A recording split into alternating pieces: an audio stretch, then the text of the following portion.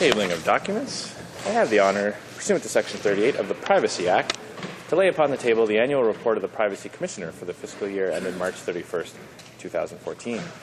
Conformément à l'article 100. Pursuant to Standing Order 38, this document is deemed to be referred permanently to the Standing Committee on Privacy. Thank you, Mr. Speaker. Mr. Speaker, pursuant to Standing Order 36.8, I have the honour to table in both official languages the government's responses to 12 petitions. Introduction of government bills. Statements by ministers. Reports from inter-parliamentary delegations. Presenting reports from committees. The Honourable Member for West Nova. Thank you, Mr. Speaker. I have the honour to present in both official languages the fourth report of the Standing Committee on Veterans Affairs in relation to Bill C-27, an act to amend the Public Service Employment Act, enhancing hiring opportunities for certain serving and former members of the Canadian Forces. The committee has studied the bill and has decided to report the bill back to the House with amendments.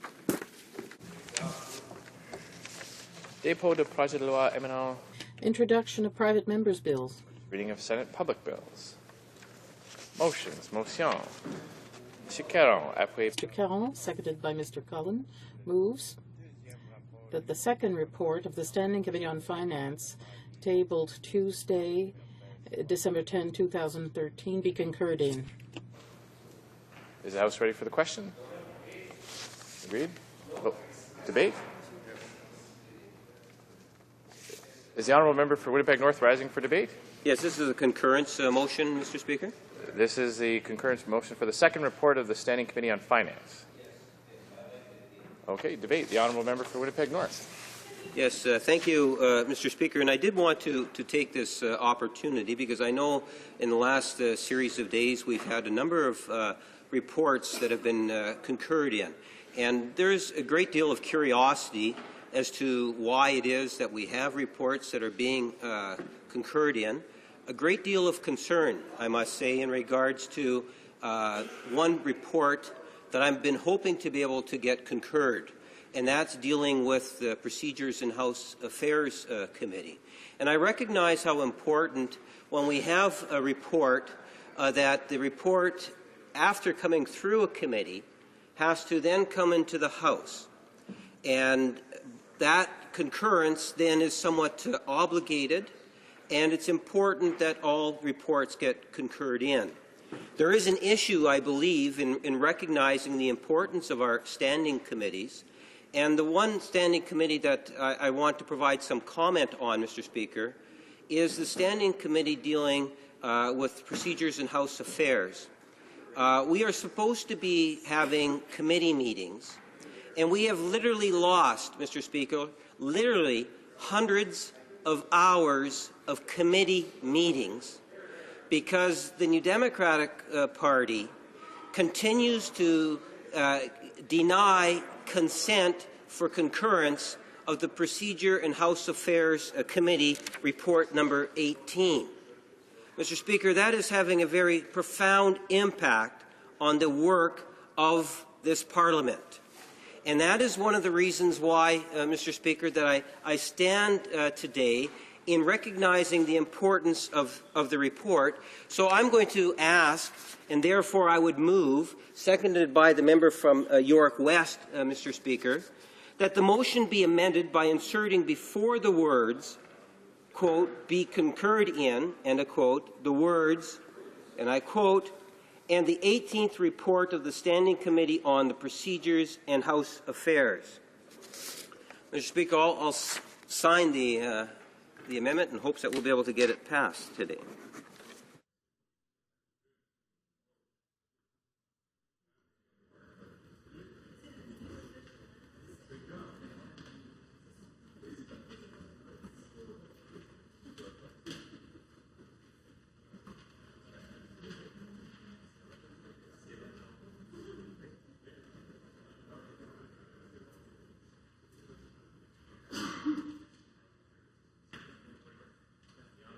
Opposition House Leader is rising on a point of order. Thank you very much, Mr. Speaker. Not only did the member not speak to the report that was before this House, but also what he's doing is trying to add additional reports. What he's doing is combining a motion, of course, from one concurrence report with a motion from the other. And as you know, Mr. Speaker, that is not something that is practiced in this House.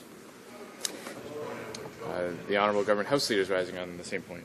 Mr. Speaker, while there may be a legitimate question of relevancy in terms of the amendment, it certainly would be an order-worthy amendment to go by unanimous consent.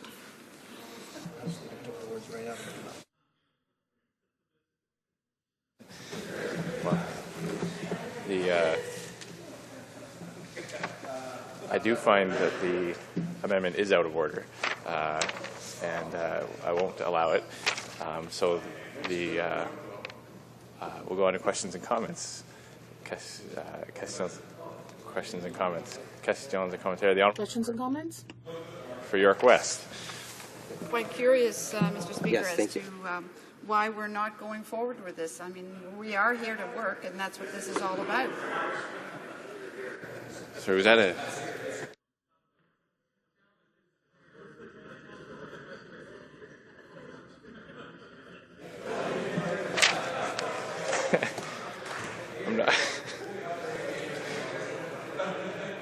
I'm not sure if the honourable member for Winnipeg North, since he's the one that tried to move the amendment, would be capable of answering the question.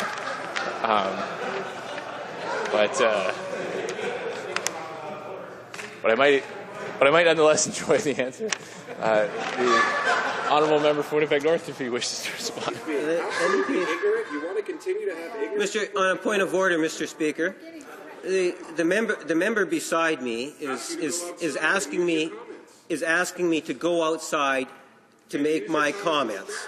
Mr. Speaker, the member from York West has asked the question, and obviously my colleague has been very offended by the question. The answer to the question is very simple, and I think this is why he maybe got a little upset, and that is the fact that the NDP appear to be very lazy.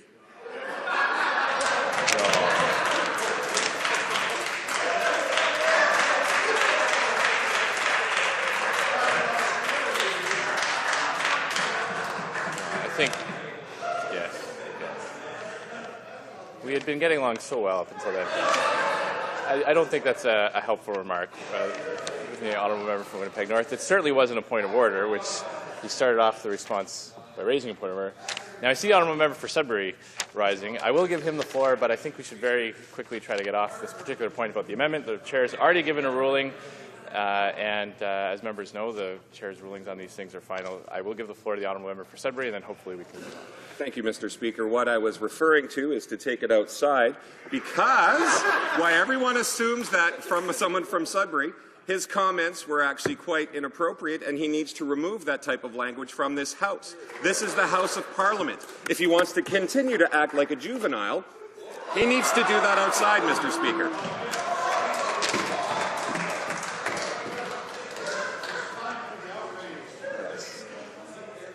I think the best thing for the House right now is if we moved on. Resuming debate. Please, le débat. Is the House ready for the question?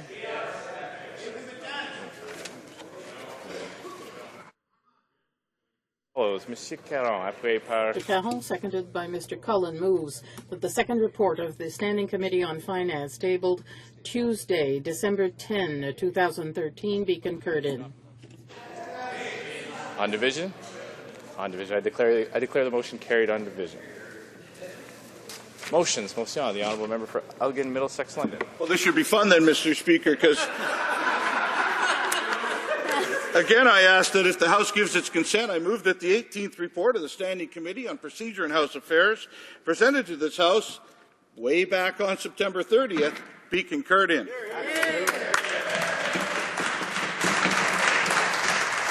Does the honourable member have the unanimous consent of the House to oppose the motion? There doesn't seem to be consent. Presenting petitions. Présentation des... Presenting petitions. For Saanich Gulf Island. Thank you, Mr. Speaker. It's my honor to rise to present two petitions today. One is from primarily residents of Saanich Gulf Islands and Vancouver Island, calling for a permanent ban on crude oil tankers on the west coast of British Columbia, particularly poignant and important given the drifting Russian cargo ship that nearly went aground on beautiful Haida Gwaii. Second petition, Mr. Speaker, calls for the discontinuance of the purchase of bottled water for personal use in federal institutions. This primarily comes from residents of Nanaimo as well as Saanich Gulf Islands. Thank you, Mr. Speaker. Petitions, pétitions. The honourable member for Etobicoke North. Such as anorexia and bulimia are serious mental illnesses which incapacitate more than 600,000 Canadians and can be fatal. Petitioners call upon the government to work with the provinces, territories and stakeholders to develop a comprehensive pan-Canadian strategy for eating disorders, including better prevention, diagnosis, treatment and support. Yes, for sure. Petitions. The honourable member for Mississauga East Cooksville. Thank you very much, Mr. Speaker. I'm honored to rise in the House to present a petition on behalf of many Canadians that are asking members of Parliament to condemn discrimination against girls occurring through sex-selective pregnancy termination. Thank you, Mr. Speaker. Petitions, pétitions. The honourable member for Scarborough Rouge River. Thank you, Mr. Speaker. I stand today to submit petitions on behalf of residents from all throughout the Greater Toronto areas who have signed a petition with respect to the Rouge National Urban Park. They're requesting that the Government of Canada protect the irreplaceable 100 square kilometres of public land assembly within a healthy and sustainable Rouge National Park. Since it is the home to it's an ancestral home of the Mississauga, Huron-Wendat, and Seneca First Nations and their sacred burial grounds and village sites. People would like to see the cultural aspect and historical aspect of these lands protected, as well as ensuring that there is a enjoyable nature experience and agricultural experience for people who live within the Greater Toronto area. Thank you, Mr. Speaker. Questions and comments? I'm sorry, petitions. A pétition. I was so taken by the attempt, I think. But anyway, any more petitions and pétitions? Oh, you do. Honourable member. Thank you, Mr. Speaker. I have a petition from citizens of London and St. Thomas and the rest of the riding looking for a ban on dog and cat fur imported from China. Petitions, pétitions. Questions on the order paper. Question inscrite au feuilleton. Questions on the order paper. Mr. Secretary to the Leader of the Government in the House of Commons. Thank you, Mr. Speaker. Mr. Speaker, question number 668 will be answered today. Furthermore, Mr. Speaker, if question number 678 could be made in order for return, this return would be tabled immediately. Is it the pleasure of the House that question number 678 be made order for return and that they be tabled immediately? It be tabled immediately. Agreed? So ordered. The Honourable Parliamentary Secretary. Thank you once again, Mr. Speaker. Lastly, I ask that the remaining questions be allowed to stand. Agreed? Agreed. Orders of the day? Orders of the day? Oh, sorry. The Honourable Government House Leader. Thank you very much, Mr. Speaker. I move, seconded by the Minister of State for Finance, that in relation to Bill C-43, a second act to implement certain provisions of the budget tabled in Parliament on February 11, 2014, and other measures, not more than 3 further sitting days shall be allotted to the consideration at second reading stage of the bill, and that 15 minutes before the expiry of the time provided for government orders on the third day allotted to the consideration at second reading stage of the said bill, any proceedings before the House shall be interrupted, if required, for the purpose of this order, and in turn, every question necessary for the disposal of the said stage of the bill shall be put forthwith and successively without further debate or amendment. And of course, Mr. Speaker, this motion will result in there being 4 days of debate here at second reading.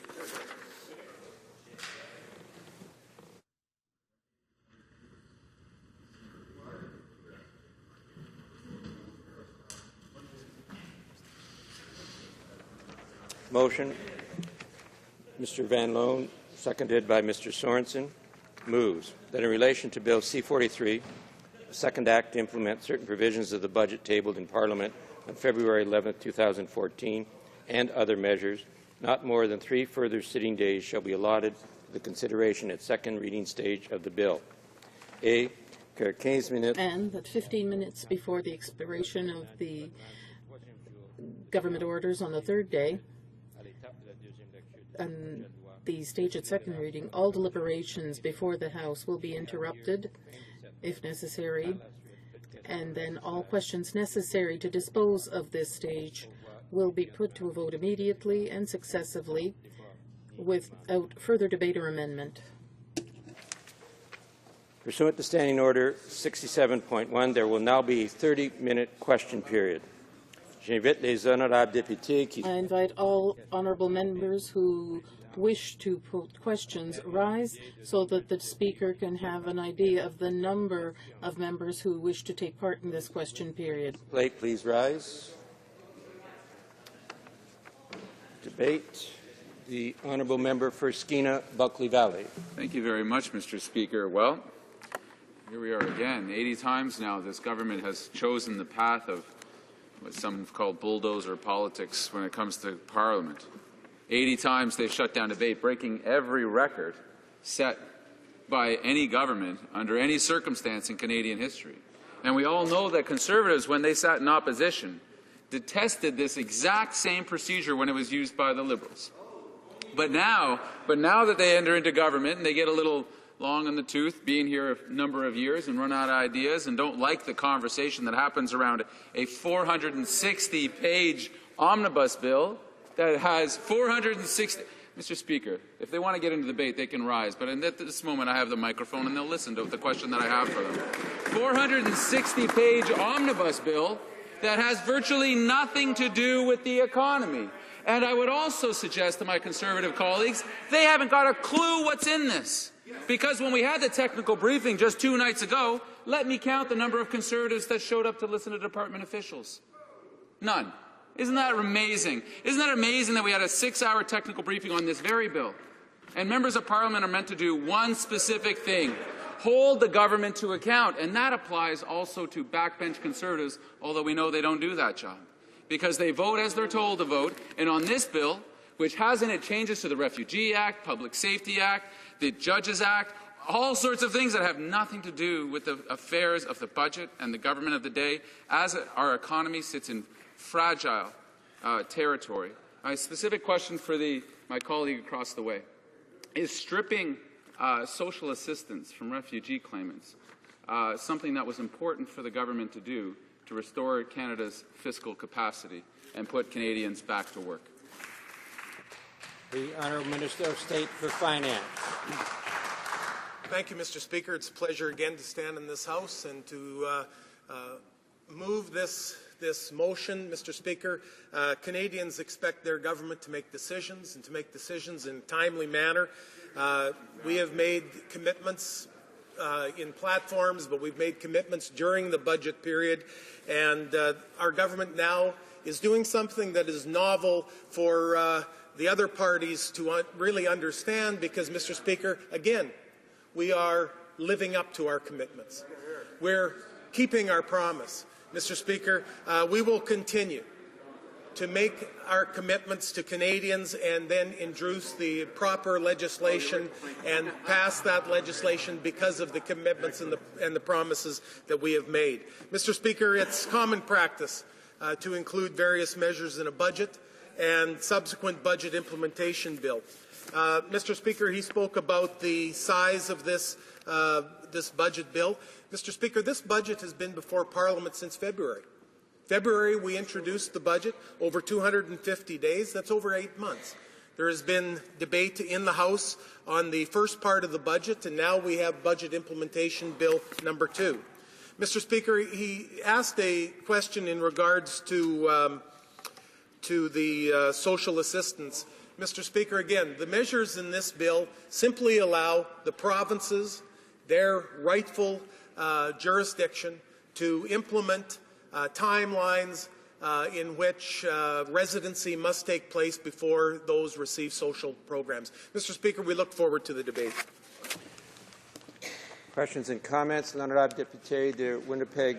The honourable member for Winnipeg North. You know, there is a genuine lack of respect for parliamentary procedure, and this is now the second time. You know, on the one hand, we have parliamentary committees that should in fact be meeting, where we've lost hundreds of hours of opportunity to hold the government accountable on Aboriginal affairs, to foreign affairs, to you name it, Mr. Speaker, because of a bunch of lazy New Democrats. Then we have the government, Mr. Speaker, now bringing in time allocation, and the time allocation... Order! The honourable member for Skinner-Buckley Valley is rising on a point of order. Cloud. Enough. The honourable member for Skinner-Buckley Valley is rising on a point of order. It's regrettable, Mr. Speaker, but you've just come into the chair. The Speaker of the House of Commons just minutes ago asked this member to use language other than the language he just used. Now, the debate that's in front of us is about time allocation being used by the government on the Budget Implementation Act 2. If the member from the Liberal Party would like to have some other debate or use personal invectives against members in this House, he knows exactly what he can do. He can do that elsewhere. But the rules that govern us here seek some level of civility, and he knows that the personal has to stay out of the conversation that we have. Otherwise, civility is lost and decorum is lost in this place. So if he could return to the topic, if he could, I would suggest, retract the comments that he just made about the New Democrats and actually speak to the motion at hand. That would encourage the debate that we need to have in this place in the limited time that we have to use it. The honourable member for Winnipeg North on the same point. Yes, thank you, Mr. Speaker. Mr. Speaker, I'm not new to this. This is something in which I have listened to many New Democrats speak inside the House of Commons and inside the Manitoba Legislature, and I can assure the Speaker, through Mr. Speaker, I can assure you that I have seen great many exaggerations and offensive words that have come from NDP benches. That everything that I said in my comments in posing the question in regards to time allocation is completely relevant. What I was talking about, Mr. Speaker, was our wonderful institution in terms of how important it is that we have certain privileges. The privilege to be able to hold government accountable. Time allocation is, in essence, preventing members of Parliament from being able to stand up and speak in their place. The same principle applies in parliamentary committees. In parliamentary committees, we are supposed to be meeting and allowing MPs the opportunity to question the government. They are relevant, Mr. Speaker. Point of order was on the use of what the President of the Chamber has already indicated was uncivil language. The member for Winnipeg North, I was in the Chamber when the Speaker ruled that way. I would ask the member from Winnipeg North to cease using that language and to finish his question. And I would point out that these questions are supposed to be no longer than 1 minute, and we've now been on this for 6. So would the member for Winnipeg North ask the question that he wishes to ask of the government, and we can get on with the debate.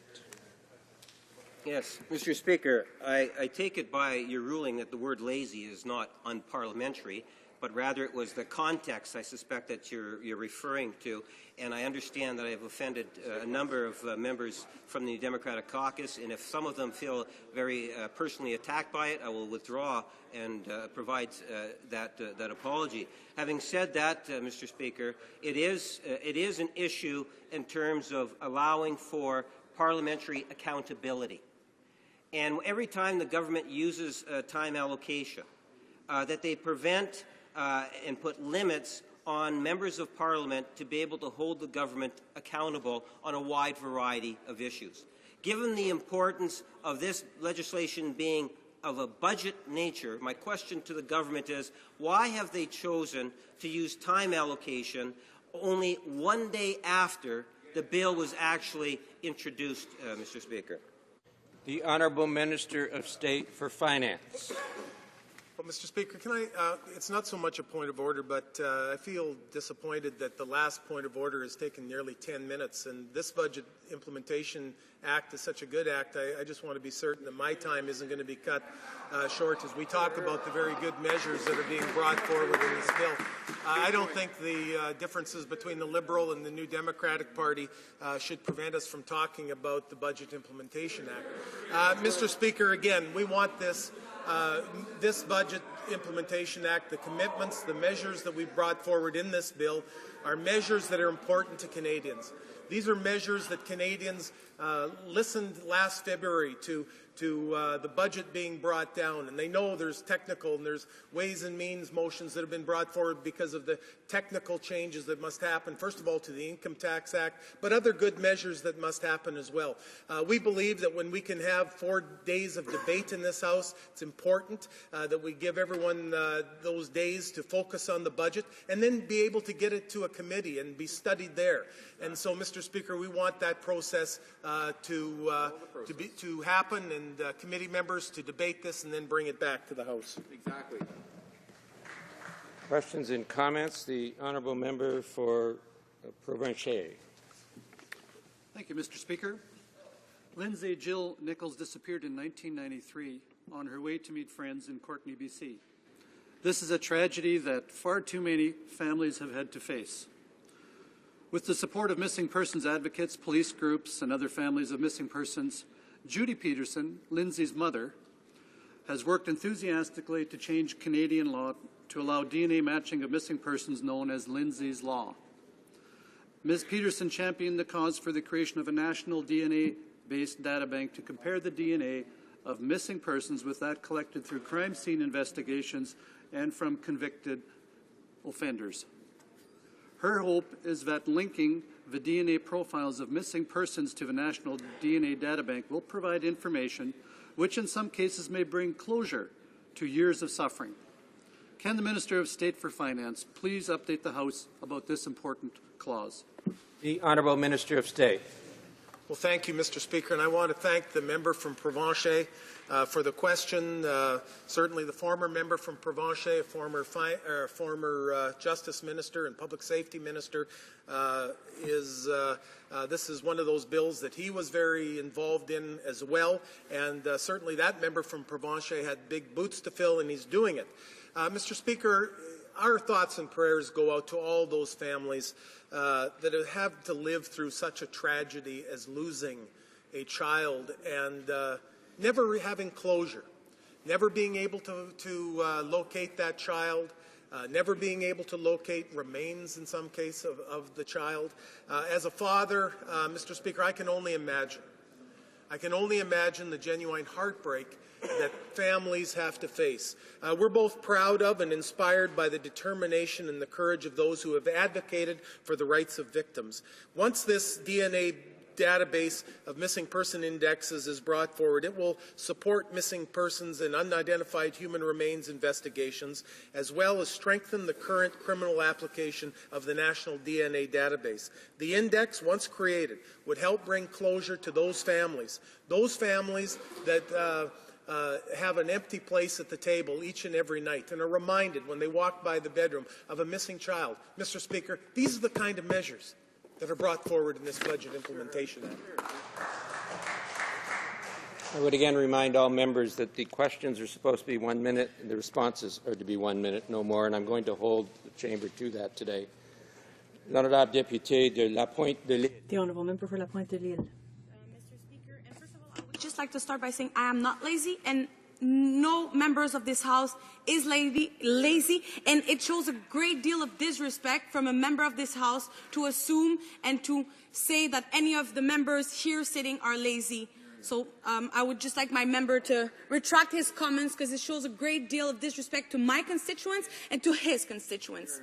As that so, I might be or might not be able to talk about this budget because the government says that we only need a couple of days, not even, to discuss this. So I would like the parliamentary secretary to tell my constituents why I can't speak to this bill and I can't speak about their interests and their needs because the government thinks that we don't need to discuss about their interests and their needs. So what does he say to the people of La Pointe de l'Île? Thank you very much. Order. The minute is up. The Honourable Minister of State. Well, again, Mr. Speaker, I would encourage her to talk to her House Leader and to ask to speak to the Budget Implementation Act. Are you here tomorrow? She's saying that she isn't here tomorrow. Well, Minister of State knows to address his comments not directly to any other member, but to the chair. Order. good. So, Mr. Speaker, she says that she was available to speak tomorrow, so we would encourage her to bring her thoughts from that hard-working member, to bring her thoughts to Parliament tomorrow. 4 days of debate on this measure, Mr. Speaker. There's going to be many members who will have ample opportunity to get up, and we encourage them to do so. Questions and comments? Question et commentaire. The Honourable Member for Saanich Gulf Islands. Thank you, Mr. Speaker. I want to commend the Honourable Minister for Secretary for Finance, because I fully support Lindsay's Law. Judy Peterson is one of my constituents, and I was thrilled to see it in the budget. However, a 450-page omnibus budget bill, the second such omnibus bill this year, with yet another time allocation, bringing it to 80 time allocations in the 41st Parliament, is a breach of our privilege as individual members in this place. We cannot do our work as members of Parliament when we are forced to go through enormous bills. This involves the Canadian Polar Commission with no relationship to the budget. It involves many measures that are not budgetary, and at 450 pages on a time-allocated debate, we will never do justice to those individual measures, including to Lindsay's Law. My question of privilege remains. I hope the Speaker at some point will find time to rule on the objection to these time allocations that I made on September 15th. The Honourable Minister of State. Well, again, Mr. Speaker, in relation to the changes or to the size of the bill, it's 460 pages. Mr. Speaker, some of them are very technical measures. Technical in that it changes income tax. For example, there's one measure dealing with intellectual properties and property changes. And in that portion, so I think it's over 35 pages on that specific. What that measure does is it just brings us into international compliance with the Madrid Protocol, with Singapore Protocol, with Nice agreements and other agreements that all deal with international property rights. And Mr. Speaker, again, it puts us in compliance with international protocols. But in order to rightfully have that in the budget, because it deals with all these protocols, there's 35 pages just dealing with that. And so, Mr. Speaker, it's technical. I think everyone on that agrees that we need to be in compliance with international law. But again, these measures list the different protocols we live up to. Order. Questions and comments? Question et commentaire. The Honourable Member for Trinity Spadina. Well, being new to this chamber, it's a little odd not to have committees meeting and to have every budget circumvented. And I'm beginning to question what exactly the institution is supposed to be trying to achieve by not working. I don't think it's a question necessarily of defining people's personalities, but there is obstruction at play, and it concerns me. My question on this is that the honourable member spoke in representing this motion about how this was a budget tabled months earlier, and it's simply just housekeeping that's getting tabled today, and that we're trying to just simply be efficient. But there are measures in this process that were not tabled in the spring budget, and I'd like to know how those measures will be properly dealt with. Measures that were never announced in the budget and now are simply being slipped into this process. How are we supposed to fully debate and understand those and represent our constituents' needs when those measures were not presented or tabled earlier? The Honourable Minister of State. Thank you, Mr. Speaker. In regards to these committees, Mr. Speaker, I look at the New Democratic Party. They say that they're meeting, their committees are meeting, our committees are meeting. I used to chair a committee, and I found very important the work of committee work. I had good members to work with from all parties of this House. And is there some obstruction going on? Yes, there may be by other parties, but certainly committees are meeting. And I think all members are wanting to work and work hard for that. He talks about the implementation bringing forward different pieces of legislation. In 2005, I'll just remind the honourable member, he's new to the House, and we look forward to working with him over the next year. The previous Liberal government's last budget implementation bill amended dozens and dozens of different pieces of legislation. So it's a common practice, Mr. Speaker. It's not the size of the budget legislation that the opposition really cares about. We have had larger bills. It's that they want to stop the necessary and vital. Questions and comments? The honourable member for Surrey North. Thank you, Mr. Speaker. Mr. Speaker, the Minister of State talks about having enough time that you can come in tomorrow, that every member is able to speak in this House. The fact of the matter is, Mr. Speaker, you know, with moving this time allocation, not every member is going to have time to be able to speak to this bill. You know, budget bills are very important. This is where we work for Canadians. This is where we provide, you know, funding for pensions, we provide funding for seniors, we provide funding for all sorts of projects and stuff. So this is a very important bill, and there are a number of concerns from my constituents who would like me to present them here in the House. By moving time allocation, how does he explain to my constituents that I'm not able to speak in this House on the budget, Mr. Speaker? Yeah. State. Well, again, Mr. Speaker, I would encourage the member from Surrey to speak to his House leader. To make the request to be able to speak. I'm not certain if how the New Democratic Party brings forward the list of members who would want to speak on this, but I would encourage him to speak to his House leader. We have 4 days of being able to speak to it here. We have a committee that is going to study it. Certainly, Mr. Speaker. And he's making reference to things that were not in the budget. One of the examples is the Temporary Foreign Workers Program that was announced in June, that we knew about in April, May, the changes that were coming. That's one of the measures that are being. But another one is ending pay-to-pay practices. Day after day, the opposition stands and questions us in regards to pay-to-pay, and this measure ends pay-to-pay for the telecommunication industry. No Canadian should have to pay extra in order to get a bill from a telecommunication company. It stops that. Questions and comments? Question commentaire. The honourable member for Kelowna Lake Country.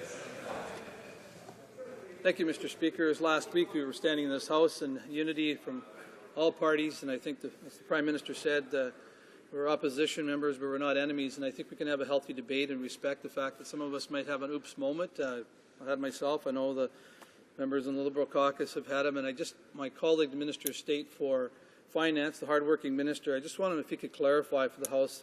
My understanding recently the member for Wascana was forced to apologize for misleading the House by misquoting support from a Laval economics professor. Then the Liberal finance critic misquoted Jack Mintz, who said the Liberal EI scheme encourages employers to fire an older worker. And then yesterday the member from King's Hants accidentally tried to cite reputable economist Jack Mintz right after Mr. Mintz had a letter published about the Liberal plan entitled Bad Policy. And then I understand last Friday there was the leader of the Liberal Party in a speech indicated that he's going to hike pension payroll taxes, which would be a concern for my constituents of Kelowna Lake Country. I would ask the Honourable Minister for State for Finance how the Budget Implementation Act will help small businesses across Canada and keep payroll taxes low. Thank you, Mr. Speaker. The Honourable Minister of State. Thank you, Mr. Speaker. And again, I would like to thank the Honourable Member from Kelowna Lake Country for his question.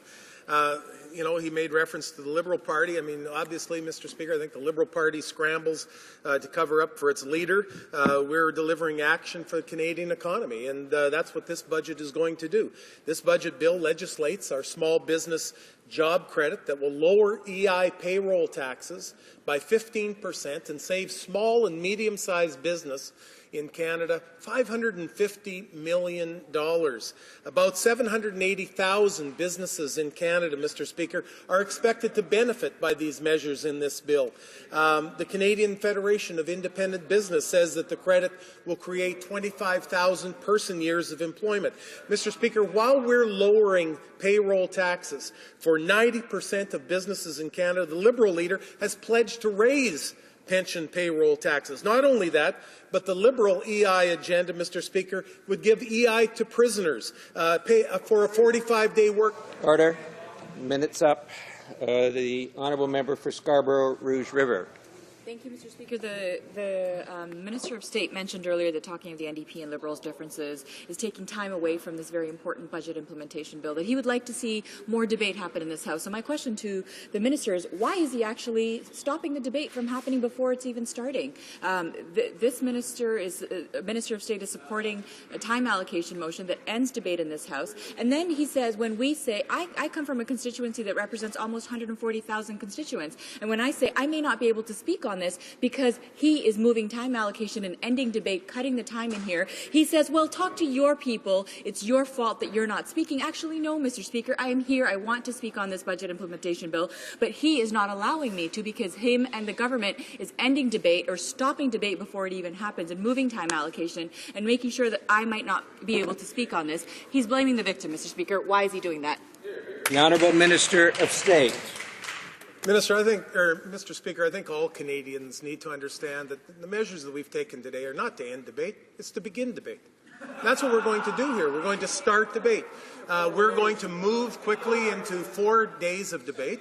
It's not that, Mr. Speaker, we are a debating club. We aren't a debating club. We're a parliament. And Canadians expect that we would introduce legislation, debate on it, move it, take it to committee, study it. That's the measures that we take in a parliament, Mr. Speaker. So contrary to what my honourable member from Scarborough says, our plan here is to move into debate on the budget. And so I would encourage them to take a look at the budget. It's a good budget implementation act, good measures in this, measures that the Canadian public are asking for. You'll have 4 days, 10-minute speeches, Mr. Speaker, with question and answers. Will give ample opportunity for all those members who want to speak to be able to speak. Let's start that debate, Mr. Speaker. Questions and comments? Question and commentaire. The honourable member for St. John's East. The Minister of State said a few moments ago that omnibus bills were common. Well, they've been common since this government started putting 600, 700, 800-page bills together and forcing them on the House through time allocation, which is also becoming common. 80 times this government has used either closure or time allocation to limit debate on measures before this House. But I do want to ask him, Canadians are not clamoring, to my mind, for rules that would allow provincial governments to cut off refugees from social assistance and welfare, even though they're not allowed to work in this country while they're refugees. Is that something that the minister thinks that people are clamoring for, that must be put into a bill that has nothing to do with the budget itself? The Honourable Minister of State.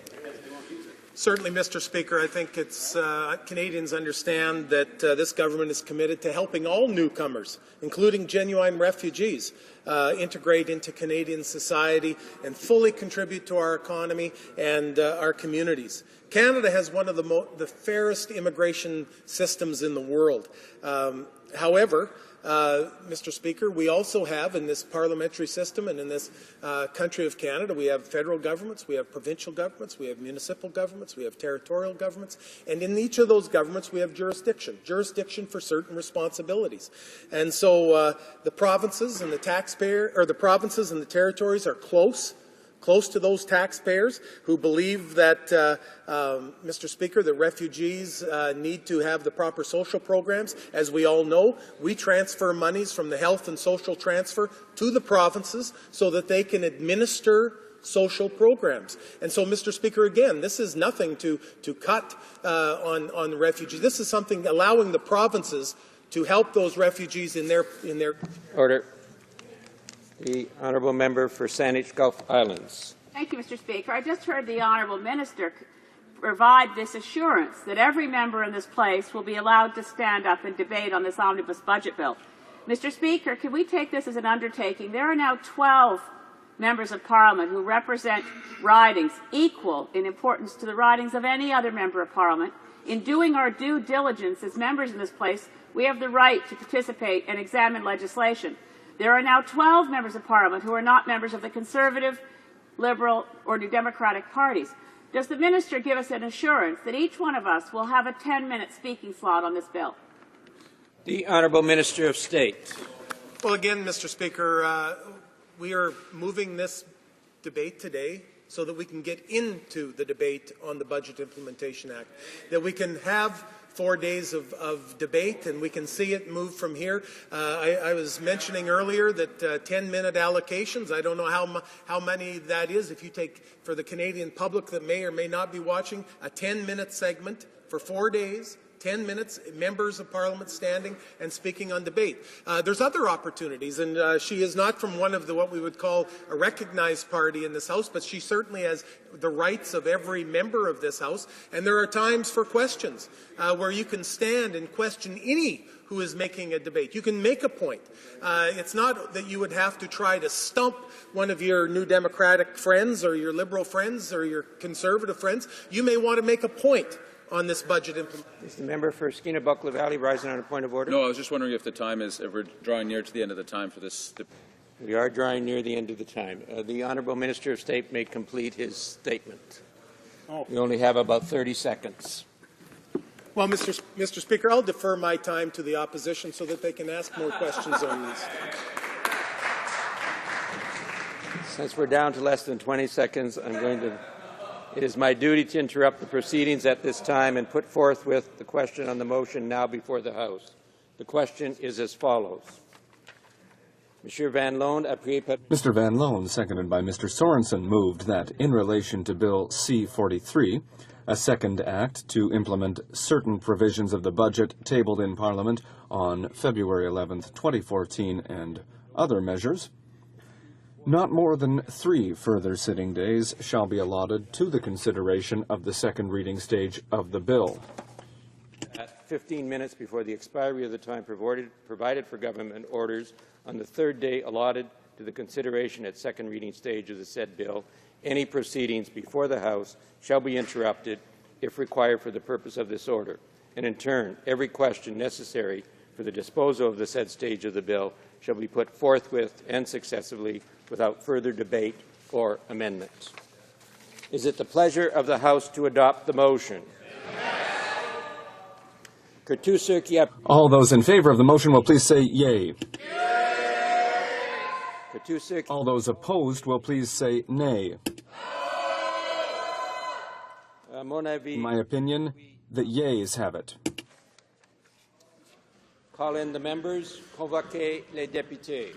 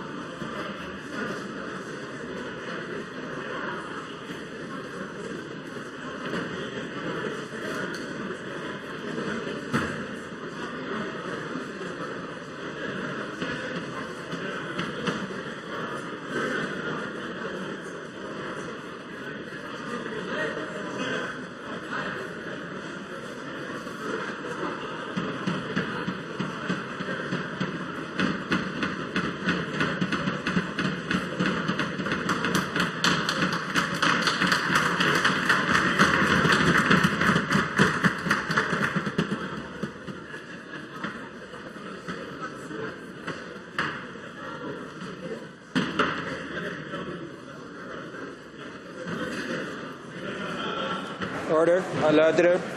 The question is the following one. La question est la suivante.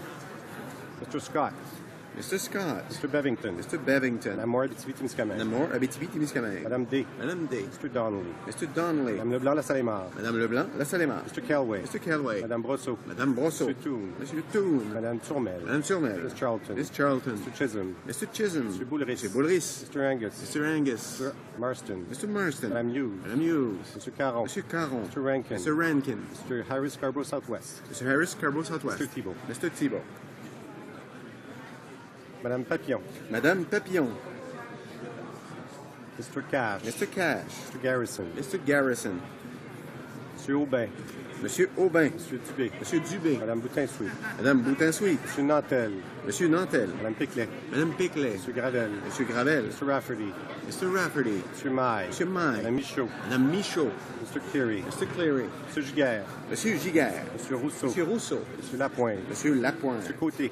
Monsieur Côté. Monsieur Dussault. Monsieur Dussault. Monsieur Choquette. Monsieur Choquette. Mr. Sandou. Mr. Sandou. Madame Sella. Madame Sella. Monsieur Dion Labelle. Monsieur Dion Labelle. Mrs. Bison. Mrs. Bison. Madame Doré-Lefebvre. Madame Doré-Lefebvre. Madame Quash. Madame Quash. Madame Borg. Madame Borg. Monsieur Nichols. Mr. Nichols. Monsieur Bramy. Monsieur Bramy. Monsieur Blanchette. Monsieur Blanchette. Mr. Sullivan. Mr. Sullivan. Madame Morin, Saint-Hyacinthe-Bagotte. Madame Morin, Saint-Hyacinthe-Bagotte. Monsieur Nunez-Mélo. Monsieur Nunez-Mélo. Monsieur Pilon. Monsieur Pilon. Mr. Stauffer. Mr. Stauffer. Monsieur Chicoine. Monsieur Chicoine. Madame Latendresse. Madame Latendresse. Madame Morin, Notre-Dame de Grâce, La Chine. Morin, Notre-Dame de Grâce, La Chine. Mr. Benskin. Mr. Benskin. Mr. Atamanenko. Mr. Atamanenko. Mr. McCauley. Mr. McCauley. Mr. Goodale. Mr. Goodale. Mr. Easter. Mr. Easter. Ms. Fry. Ms. Fry. Mr. Bélanger. Monsieur Bélanger. Mr. Valeriat. Mr. Valeriat. Ms. Foote. Ms. Foote. Mr. Lamoureux. Mr. Lamoureux. Mr. Dion. Monsieur Dion. Ms. Grove. Miss Grove. Ms. Bennett. Miss Bennett. Mr. Bryson. Mr. Bryson. Mr. McKay Scarborough Guildwood. Mr. McKay Scarborough Guildwood. Mr. Cusner. Mr. Cusner. Mr. Eiking. Mr. Eiking. Mr. McCallum. Mr. McCallum. Mr. Pichetti. Mr. Pichetti. Ms. Duncan Etobicoke North. Ms. Duncan Etobicoke North. Mr. McGinty.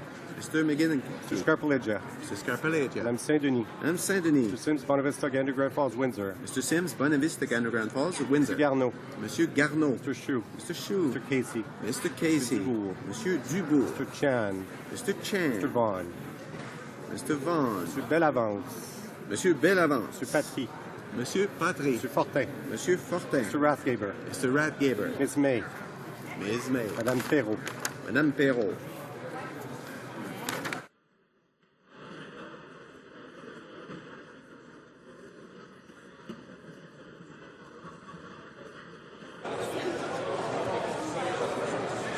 Yeas pour 143, 143. Nays contre 103, 103. I declare the motion carried.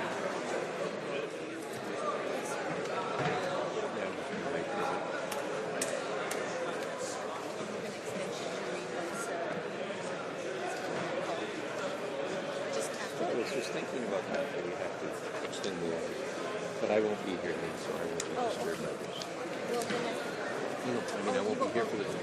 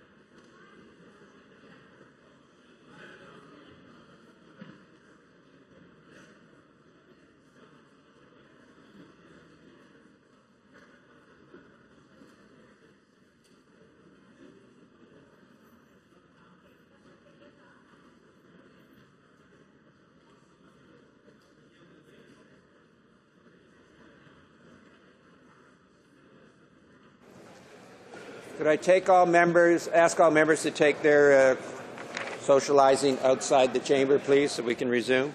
Orders of the day. Orders of the day, government orders, government bills, commons, resuming debate on the amendment of Mr. Cullen to the second reading stage of Bill C-43, Economic Action Plan 2014, Act Number 2. Order. Je désire informer la Chambre. I would like to inform the House that because of the debate on the time allocation motion, government orders will be extended by 30 minutes.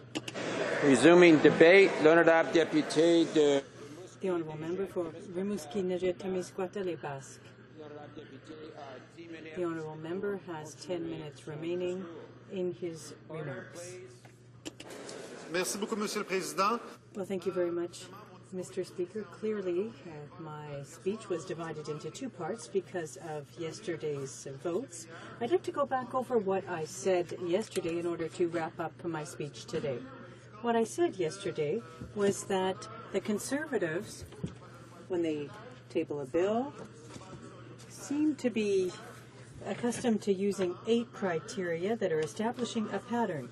And we've seen this in all of the bills so far introduced by the government since the start of this Parliament. Now, I'm going to go back over these 8 criteria again. There are some over 400 pages, 78 pages more than the last bill. With respect to the budget of 2014. It amends over 10 pieces of legislation. There must be some 40 that we have identified so far. Amended, changed, or added. It deals with a number of subjects that have nothing to do with budgetary policy, including some that are far from being budgetary in nature. There are some that may appear to be budgetary in nature but have no impact. Those specific measures should be studied by separate committees. Now, there's an example of that issue, and that is the creation of a genetic database to facilitate the search or identification of victims and disappeared people. That has nothing to do with the budget, and that should be discussed in depth. But I'll go back to that issue, Mr. Speaker. Now, these criteria are criteria that we see in each bill. Again, the power being placed in the hands of a minister, the changes to the Aeronautics Act, the extractive sector, new transparency, etc. But more discretionary power is here again. Discretionary power that belonged to Parliament to date into the hands of the Minister, Mr. Speaker. The last 3 criterion include legislative measures that limit workers' rights, the rights of immigrants, and there are law and order amendments as well. All of those are included in this budget bill. Now, I'd like to go back to the issue of law and order because here again, in the 4th section, there is a proposal to create a genetic database for DNA, and this is something that philosophically we agree with, in principle, in fact, because it's something that we had proposed in the past. However, there are a number of very serious ethical questions raised in this with respect to the creation of a database. That's why the issue should be dealt with clearly by the Justice Committee to look at the consequences. It's being buried in the 4th part of this bill. There's over 30 sections in Part 4, and it's simply one of the various measures contained in Part 4.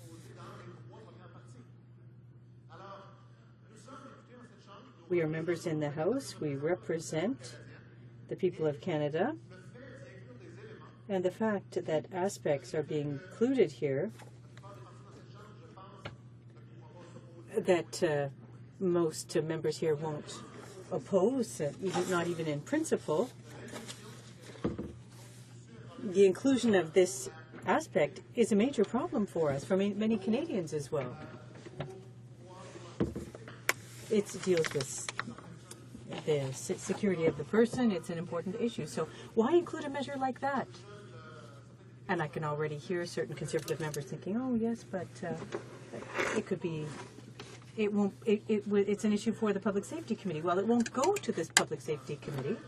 Well, perhaps they'll have one session on it, maybe at most two, to discuss it very quickly. And the time allocated for the minister will take up a lot of time at that minister, and it'll come back unamended. And without there being any opportunity for members on the Finance Committee to know what the debate even entailed at the other committee to determine whether or not it was appropriate. So the inclusion of measures like that, contrary to what I heard from the member for Vancouver South yesterday, is not without consequences. It's not a common practice either. In the past, or before the Conservative government took power, there were omnibus bills that were about 100 pages long, but on a routine basis, we're seeing omnibus bills with up to 450 pages or more. It's impossible to display good governance by adopting a bill like this, by putting forth legislation like this, a bill which is, in fact, a cornerstone for the operations of the government. And on the opposition benches, as well as for the members of the Conservative Party who aren't ministers, well, these are responsibilities we need to focus on. But they're not doing it, and all they're doing is simply repeating the lines that are provided in support of the bill, without even having read it, Mr. Speaker. I can guarantee you that on that side of the House, the members on the Conservative benches, there's some 160 members on that side of the House, there aren't more than 15 who understand the aspects included in this bill, and they won't gain a better understanding of it as a result of this bill because they're not listening, nor are they reading through the proceedings of the committee to see what the main issues that are submitted. This government sees this side of the House not as an essential part of the functioning of this House. They don't see the opposition as an element that allows for better governments. And certainly, yes, often we oppose things, but the most fundamental role that we play here in this House, and we do it with diligence, is to point out the weaknesses, the gaps in the legislation proposed by the government. For them, any proposition coming from the opposition is an obstacle, even after many warnings from... Even after we point out details and problems in legislation, turn out to be very real. And what does the government do in those cases? Well, they make changes. Apparently, well, they make changes themselves, or in the other place, or in subsequent budgets, they fix problems created by previous budgets. So we see very few positive things here. There are very few things in here linked to job creation and economic growth, despite what members opposite will tell you. The only measure that they've proposed that could be debated here is the inclusion of the tax credit for small and medium-sized businesses. Specifically businesses that to pay less than $15,000 in EI premiums. This measure is going to cost, as confirmed by the government, over $500 million in lost revenue for the federal government. And what will we get in exchange for this lost revenue? We're going to get, according to the Parliamentary Budget Officer, 800 jobs. 800 jobs. That's roughly $770,000 per job. And here the government is suggesting that the Canadian Federation of Independent Business is very much in favor of this measure. Well, certainly. They said it was going to create 25,000 jobs. Well, the PBO says it's only going to create 800 jobs.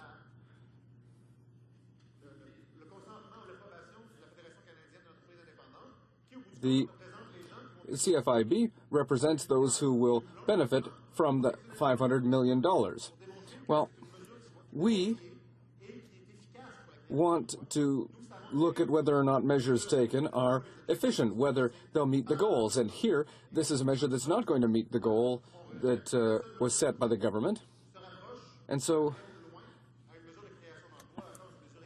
this is an economic measure to create jobs, and we're going to have to reject it because it's not going to work. And so we have no choice but to vote against this budget implementation bill at second reading. The government is a majority. It will be passed. It will be passed with the same problems. The opposition will continue to do its job with due diligence. We will continue to point out the problems with this bill, and we hope that with elections coming up, the members, particularly the members opposite, will wake up, and members of the cabinet will wake up to see that this budget implementation bill is not a good idea and that the problems should be fixed. And so on that, Mr. Speaker, I will end, and I'll be very happy to take any questions.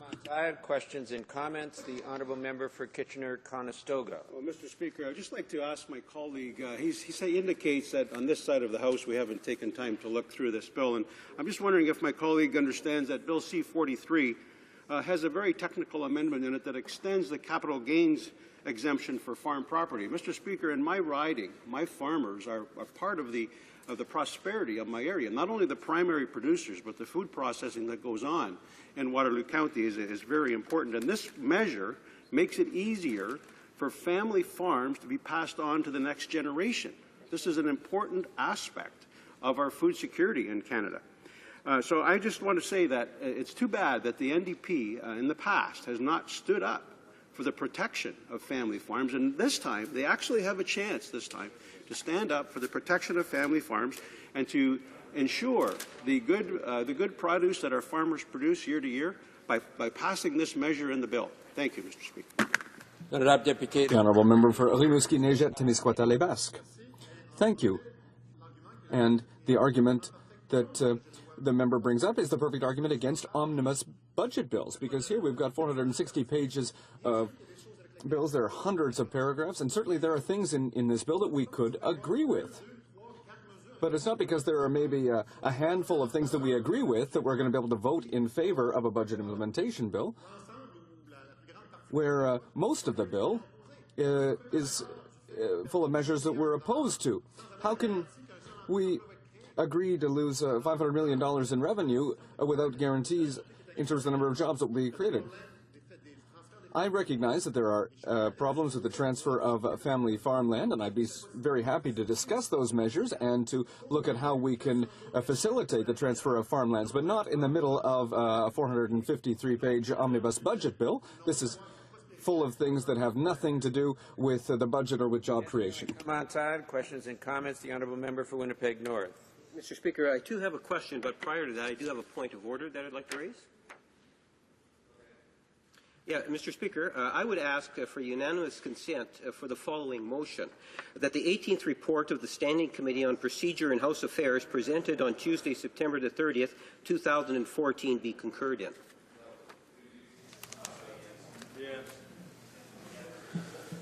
Does the member for Winnipeg North have unanimous consent to his motion? Seeing there is not unanimous consent, does the member from Winnipeg North wish to proceed with the question? Go ahead. Yes, thank you, Mr. Speaker, and it is disappointing that the unanimous consent was denied by the New Democrats. Having said that, Mr. Speaker, my question is in relation... Order. Order. The honourable member for St. John's East on a point of order. Mr. Speaker, the honourable member knows that his remarks were out of order. He was ruled out of order before when he raised this, and he insists on raising points of order. And then when he's denied, he continues to want to talk about it. And in fact, my point of order is, how does the member get to have two speaking opportunities by raising, I want to have a point of order and then I want to speak? That seemed to me to be out of order.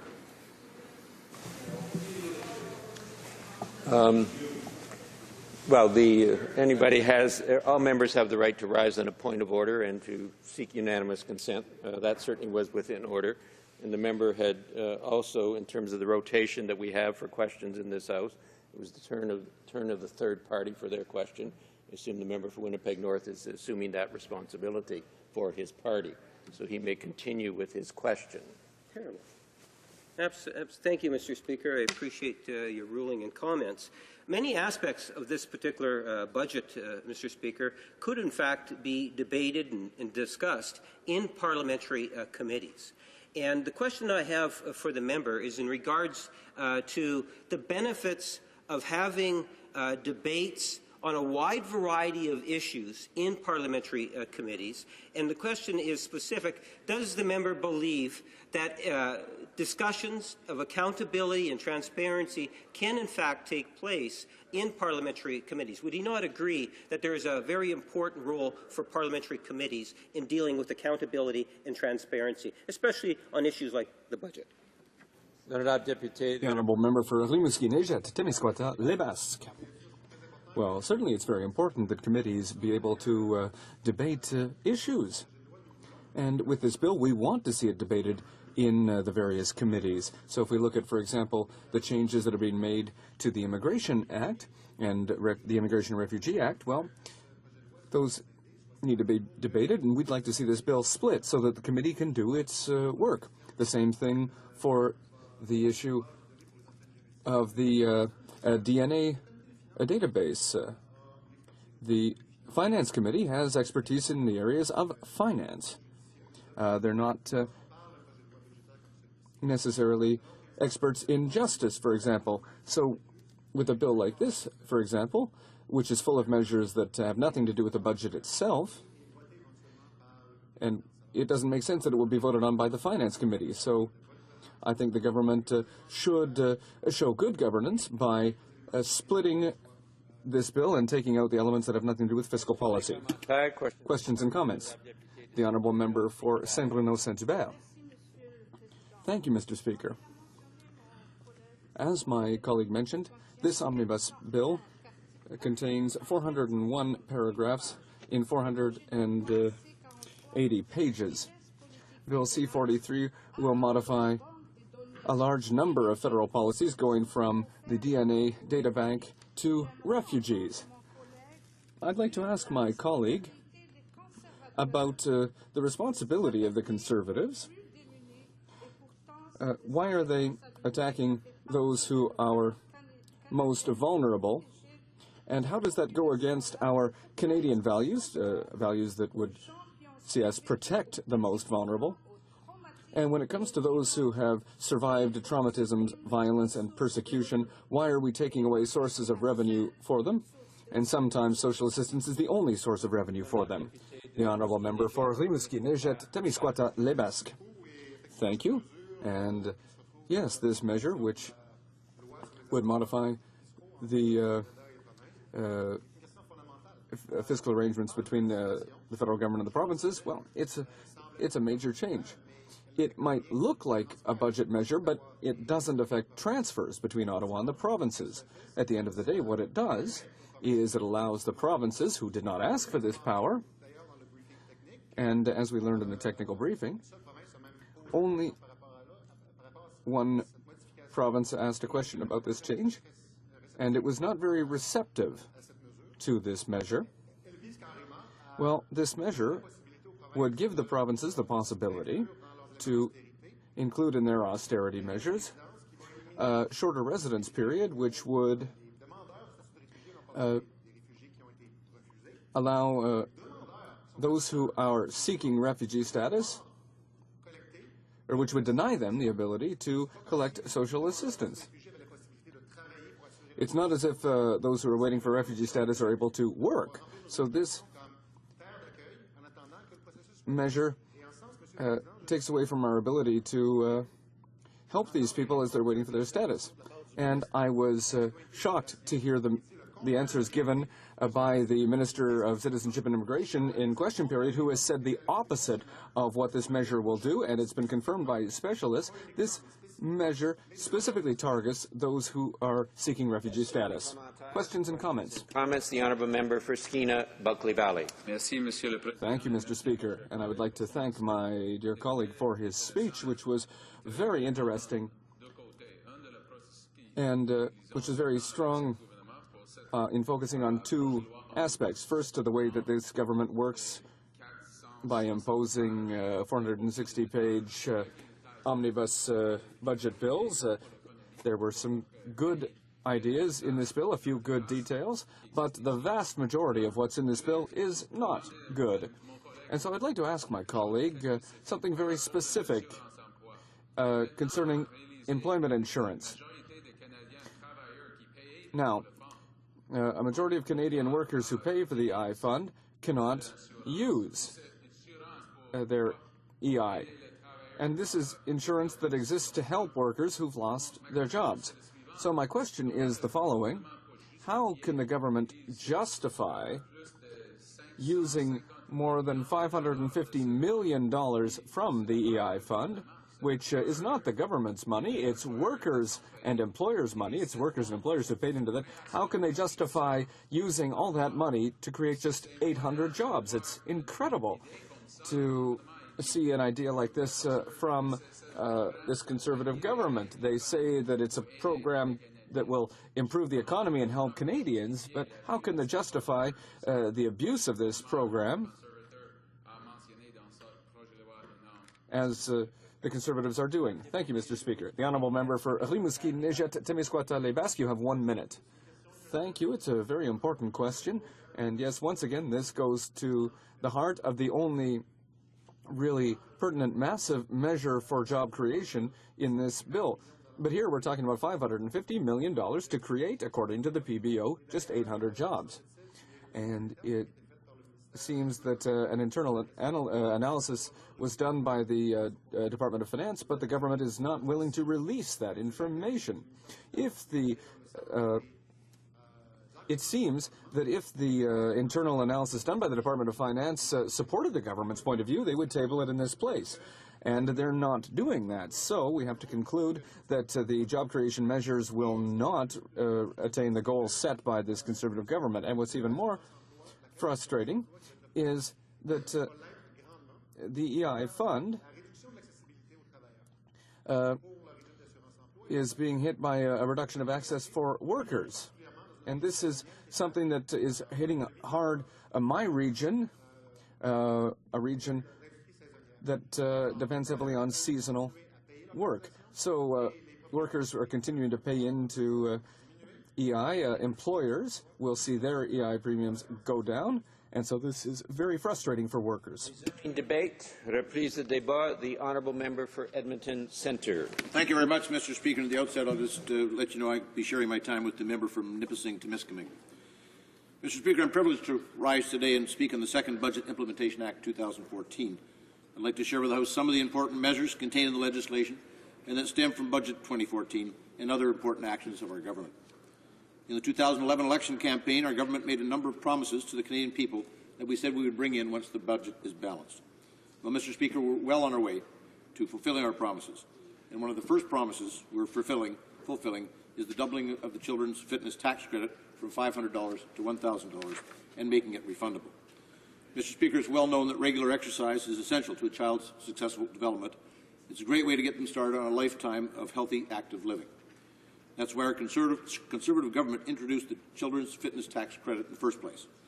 This measure makes it affordable for Canadian families to register their kids in fitness activities. This tax credit currently benefits approximately 1.4 million Canadian families by providing them with much-needed tax relief. With the doubling of this tax credit to $1,000 and making it refundable, it will become even more beneficial to low-income families. These enhancements to the Children's Fitness Tax Credit will help bring further tax relief to about 850,000 families who enroll their children in sports or other fitness activities. As a government, we have been strongly committed to making life more affordable for hard-working Canadian families. And doubling the Children's Fitness Tax Credit and making it refundable does exactly that. Our government is also committed to supporting job creation and economic growth in Canada's economy. We recognize that the most important driver of Canada's economic growth and success is the private sector and small businesses and entrepreneurs. These companies and individuals are the ones who drive our economy forward, put in long hours, and hire our friends and neighbours. Mr. Speaker, according to the Business Development Bank, small and medium-sized enterprises make up 99.8% of all Canadian companies. It is because small businesses are so important that our government has introduced the Small Business Job Credit. The aim of this measure is to help small businesses save money and therefore have more resources to hire more workers. The Small Business Job Credit will apply to employment insurance premiums paid by small businesses in 2015 and 2016. The credit will be calculated as the difference between the premiums paid at the legislated rate of $1.88 per $100 of insurable earnings in each of those years. And since employers pay 1.4 times the legislative rate, This reduction in the legislated rate is equivalent to a reduction of about 39 cents per $100 insurable earnings. And that's in EI premiums paid by small employers. The 39-cent premium reduction will apply in addition to the premium reduction related to the Quebec Parental Insurance Plan. Any firm that pays employee EI premiums equal to or less than $15,000 in 2015 or 2016 will be eligible for the credit in those years. As an example, a small business employing 14 employees, each earning $40,000, would ordinarily pay about $14,740 in EI premiums in 2015. However, since the total EI premiums paid by the employer are less than $15,000, it would be eligible under the small business job credit for a refund of about $2,200. That's the difference between the employer premiums paid at the legislated rate versus the premiums calculated under the reduced small business rate. Businesses will not have to apply. The small business job credit will be automatically administered by the Canada Revenue Agency, which will determine eligibility and calculate the amount of credit. Once calculated, the credit will be applied against any outstanding debt, and the remaining amount, if any, will be refunded to the small business. We expect this measure to save small employers more than $550 million in 2015-2016. Mr. Speaker, this is just another way that our government is helping foster the conditions for private sector jobs and growth in the Canadian economy, which is the foundation of our long-term prosperity. Mr. Speaker, the Budget Implementation Act also takes action to help amateur athletes and students, and I want to highlight those measures briefly as well. First, for amateur athletes, the Budget Implementation Act permits income contributed to an amateur athlete trust to qualify as income earned for RRSP contribution limits. This is another important way we can help and encourage and fund our young athletes on their journeys in their respective sports. The Budget Implementation Act also extends the tax credit for interest paid on government-sponsored student loans to interest paid on a Canada Apprentice loan. This is also vital in encouraging young Canadians to consider the trades as they prepare to enter the workforce or prepare for their post-secondary education. It's well known that there is a shortage of skilled tradespeople in the country, and this is another important step in encouraging young Canadians to consider a career in that field. Now, Mr. Speaker, I'd like to turn to a subject that is close to my heart. Anyone who has spent time with me knows my passion for caring for our men and women in uniform and for continuing that care once these individuals are out of uniform and become part of Canada's veteran community. With so many young veterans now, Mr. Speaker, our care for them must change, it has changed, and it is continuing to change and improve. One of the primary goals of the government and the Department of Veterans Affairs is care for our veterans, helping them transition to a new career and establish a new life with as much independence as possible. This includes helping the seriously ill and injured veterans have their house renovated to accommodate diverse needs such as wheelchair access and things like that, as well as providing up to $75,800 in career retraining funding for either the injured forces member or their spouse. The aim of that particular fund, Mr. Speaker, is to get veterans of the Canadian Armed Forces working again in meaningful and gainful employment. We want them to use their trade, leadership, and people management skills in the public or private sector where they can be put to good use. For our part, Mr. Speaker, our government is taking action to ensure that veterans are welcomed and hired into the public service in a way that recognizes the service they have already given to the country. Each year, approximately 7,600 Canadian Armed Forces personnel leave the service, including about 1,000 individuals who leave for medical reasons beyond their control. Finding meaningful employment for them is a very important factor in them making the successful transition to civilian life. In recognition of their service to Canada, Budget 2014 promised to enhance employment opportunities in the federal public service for medically released Canadian Armed Forces personnel by creating a statutory hiring priority in the Public Service Employment Act for forces members who are medically released for service-related reasons, and by extending the duration of priority entitlements from 2 to 5 years for all medically released Canadian Armed Forces personnel. Our government also proposed in Budget 2014 to amend the Public Service Employment Act to give preference to eligible veterans in external public service job competitions, and to allow Canadian Armed Forces personnel with at least 3 years of military service to participate in internal public service job competitions. To that end, our government has tabled Bill C-27, the Veterans Hiring Act. That bill builds on our previous commitments and previous legislation, giving honorably released forces members better access to job openings in the federal public sector. This is all part of our efforts to ensure that there are more opportunities for Canada's veterans to build meaningful second careers as they transition from military to civilian life. As part of this effort, veterans and Canadian Armed Forces personnel with a minimum of 3 years service will be allowed to participate in advertised internal hiring processes for a period expiring 5 years after the release date. This measure is in addition to a previous announcement by our government that eligible veterans whose military service is cut short by a career-ending illness or injury suffered in the line of duty will be given statutory priority access to job opportunities in the federal public service. The duration of priority access for all medically released personnel is also being extended from 2 years to 5 years. Mr. Speaker, these are clearly all initiatives designed to help our veterans achieve, quote-unquote, re-establishment in civil life. Mr. Speaker, that short quote comes from the list of responsibilities that the Minister of Veterans Affairs and therefore the Government of Canada is charged with in relation to Canada's veterans. These priority hiring measures are simply another way that our government is trying to help our veterans successfully re-establish themselves in civilian life. This is the key concept in the overall philosophy of service to veterans by the Department of Veterans Affairs. The aim of veterans programs is not lifelong financial dependence, unless that is the only option. The aim of the programs is to give the veteran every support possible to help those who cannot or do not wish to continue to serve in the military the tools they need to succeed in carving out a good future on their own terms. And it is a goal that I know that all members of this House and all Canadians share. Mr. Speaker, the measures from the Budget Implementation Act that I've highlighted today are ones that I believe are in the best interest of all Canadians, whether they be children, amateur athletes, working moms and dads, or veterans. Where government can help Canadians, Mr. Speaker, we want it to help and be as effective as possible. And where it is simply in the way of ordinary Canadians achieving their best possible quality of life, we want government out of the way. Mr. Speaker, this bill helps us improve that balance, and that's why I'm pleased to speak on it and support it. Thank you, Mr. Speaker. Questions and comments. The honourable member for Gaspésie, Île-de-la-Madeleine. Merci, Monsieur le Président. Thank you, Mr. Speaker. I'd like to thank my colleague opposite for his speech. Of course, I don't agree with this bill before us at all, if only because of closure, which will limit debate. But he says that he wants the government to will facilitate the government giving up some room. But we see that the government will still grab money out of the EI fund to subsidize corporations that don't need that assistance. Once again, we see that they will create 800 jobs with spending $500,000 per job. The parliamentary budget officer said so clearly. And I think that the member should comment on that because, frankly, if the Conservatives can't create a job for less than $500,000 each, not only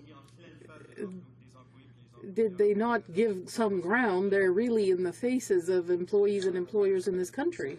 Thank you very much, Mr. Speaker, and I thank my colleague for his comments. Of course, I don't expect him to agree with the budget bill. It wouldn't be this place. But when he's talking about money spent to create jobs to help small businesses, I'll remind him that 99.8% of companies in Canada are small businesses. And you might want to go and talk to some of them and see what they think about this. And the organization that represents a lot of those folks is the is the CFIB, Canadian Federation of Independent Business. And they don't agree with the parliamentary budget officer. Not everybody agrees with the PBO on lots of things. And I certainly don't on this and a few other things as well. So, whether it's 800 according to the PBO or 25,000 according to CFIB, probably the answer is somewhere between those numbers. And those are pretty widespread numbers. So I would encourage him to talk more to the people that are actually charged with creating jobs, and that is these small business owners. Questions and comments? The honourable member for Saint-Léonard-Saint-Michel. I have a point of order. This is not urgent, but the fact that my colleague for Winnipeg North has already tried, I ask for unanimous consent of the House for the following motion, that the 18th report of the Standing Committee on Procedure in House Affairs, tabled Tuesday, September 30th, 2014, be concurred in. Yes. Allowed. Order, please. Does the honourable member for Saint-Léonard-Saint-Michel have unanimous consent to move this motion? No. There is no unanimous consent. Comments. The honourable member for Kitchener-Conestoga. Thank you, Mr. Speaker. I want to thank my colleague for his speech outlining many of the positive initiatives in this Budget Implementation Act. And he drew attention to the one that relates to the doubling of the amount that parents can claim for children's fitness tax credit. And Mr. Speaker, as a father of 3 children and 9 grandchildren, I'm very concerned that our next generation continues to stay active and involved in community sports and things like that. I wonder if my colleague could comment on the fact that not only is this being doubled, but we're also making it refundable. I think that's a point that's often lost on the part of Canadians. Thank you, Mr. Speaker. Member for Edmonton Centre. Well, thank you, Mr. Speaker, and I thank my colleague for the question. He does make an important point, and I did mention, of course, that it is refundable, and that really takes it down to the lower income families and allows them to get their children into sports activities. Right now, it benefits about 1.4 million Canadian families. This will bring it to about 850,000 more Canadian families, and many of those will be the folks who will rely on the refundable aspect of this to put their children in the activities, which we know are very healthy. Now, I only have 2 children and only 2 grandchildren, so I'm a bit jealous, but I want to see them grow up healthy and active as well. Questions and comments? Questions et commentaires? La députée de Gaspésie. Honourable Member for Gaspésie-La-Madeleine. Thank you, Mr. Speaker. I think it's important that we get the most information possible from our dear colleague. I think that the bill, especially the closure or gag, is erroneous and does not deserve the support of this House. But the member made comments about the CFIB, Canadian Federation of Independent Business. I think the Parliamentary Budget Officer is an expert in this field. He is neutral in the sense that he will always give advice according to the best evidence possible. When he conducts a study, we have to listen to him carefully. He's the one who said that 800 jobs will be created to the tune of $500,000 per job, and I think that deserves to be looked at carefully. If that is the case, if this bill is adopted in a second reading and sent to committee, I think that point's going to come up often. The government is sacking the EI fund. That is totally unacceptable.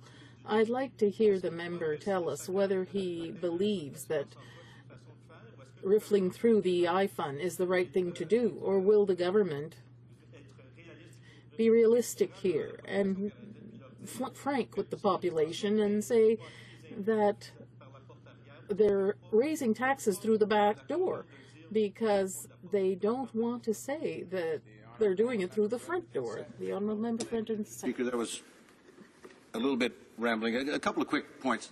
It's not closure; it's time allocation, and there is a difference, Mr. Speaker. And the other point about whether it's 800 or 25,000. You know, the PBO has a legitimate job to do, and he legitimately provides advice. The government considers that, along with other advice we get, other input that we get. You know, this is an important area of job creation, of giving small and medium-sized business as much help as we can. You know, the simple fact is we're not sacking the EI fund, Mr. Speaker. That's a ridiculous statement, and it is all about helping small businesses create jobs, and keep Canadians working. Resuming debate, the honourable member for Nipissing-Temiskaming. Thank you, Mr. Speaker. I'm very pleased to stand here in this House and speak in favor of Bill C-43, also known as Budget Implementation Act Number 2. Since 2006, our Conservative government's budgets have consistently delivered for Canadians by always putting their priorities first. Canadians have told us that they want a strong, stable economy and access to good, well-paying jobs. Each budget has done exactly that, Mr. Speaker. Since 2006, Canada has won one of the best economic performances among all G8 countries, particularly during the recession and current recovery. During this period, we have created over 1 million net new jobs, the overwhelming majority of which are full-time. We have accomplished this without introducing new taxes, in direct contrast to the policies that the opposition advocate. In fact, Canadian families pay about 10% less in personal income tax. Adding all the various tax reductions we have introduced since 2006, the average family of 4 pays $3,400 less in taxes each and every year. Our strong economic performance has come without increasing the deficit. In fact, we have progressively been reducing the deficit and the size of the cost of government. We are now in a position to balance the budget in 2015 as well as deliver a surplus. Our budgets have achieved these goals without sacrificing the quality of federal services or investments. Various federal services have been streamlined over the years to provide the same, if not better, services to Canadians for lower costs. As well, our Conservative government has been carrying out the most ambitious infrastructure investment plan in our nation's history.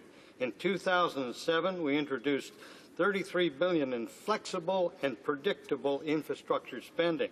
Recently, we committed another $70 million over the next decade to continue investing in world-class infrastructure. These funds have supported dozens of important projects in my riding of Nipissing-Temiskaming, particularly municipal priority projects.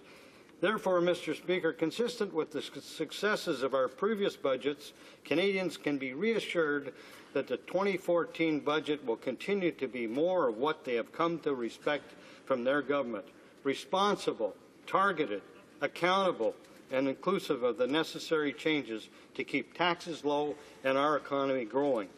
Although there are many components to the budget, I will focus in on the measures most relevant to needs of my constituents in Nipissing-Temiskaming.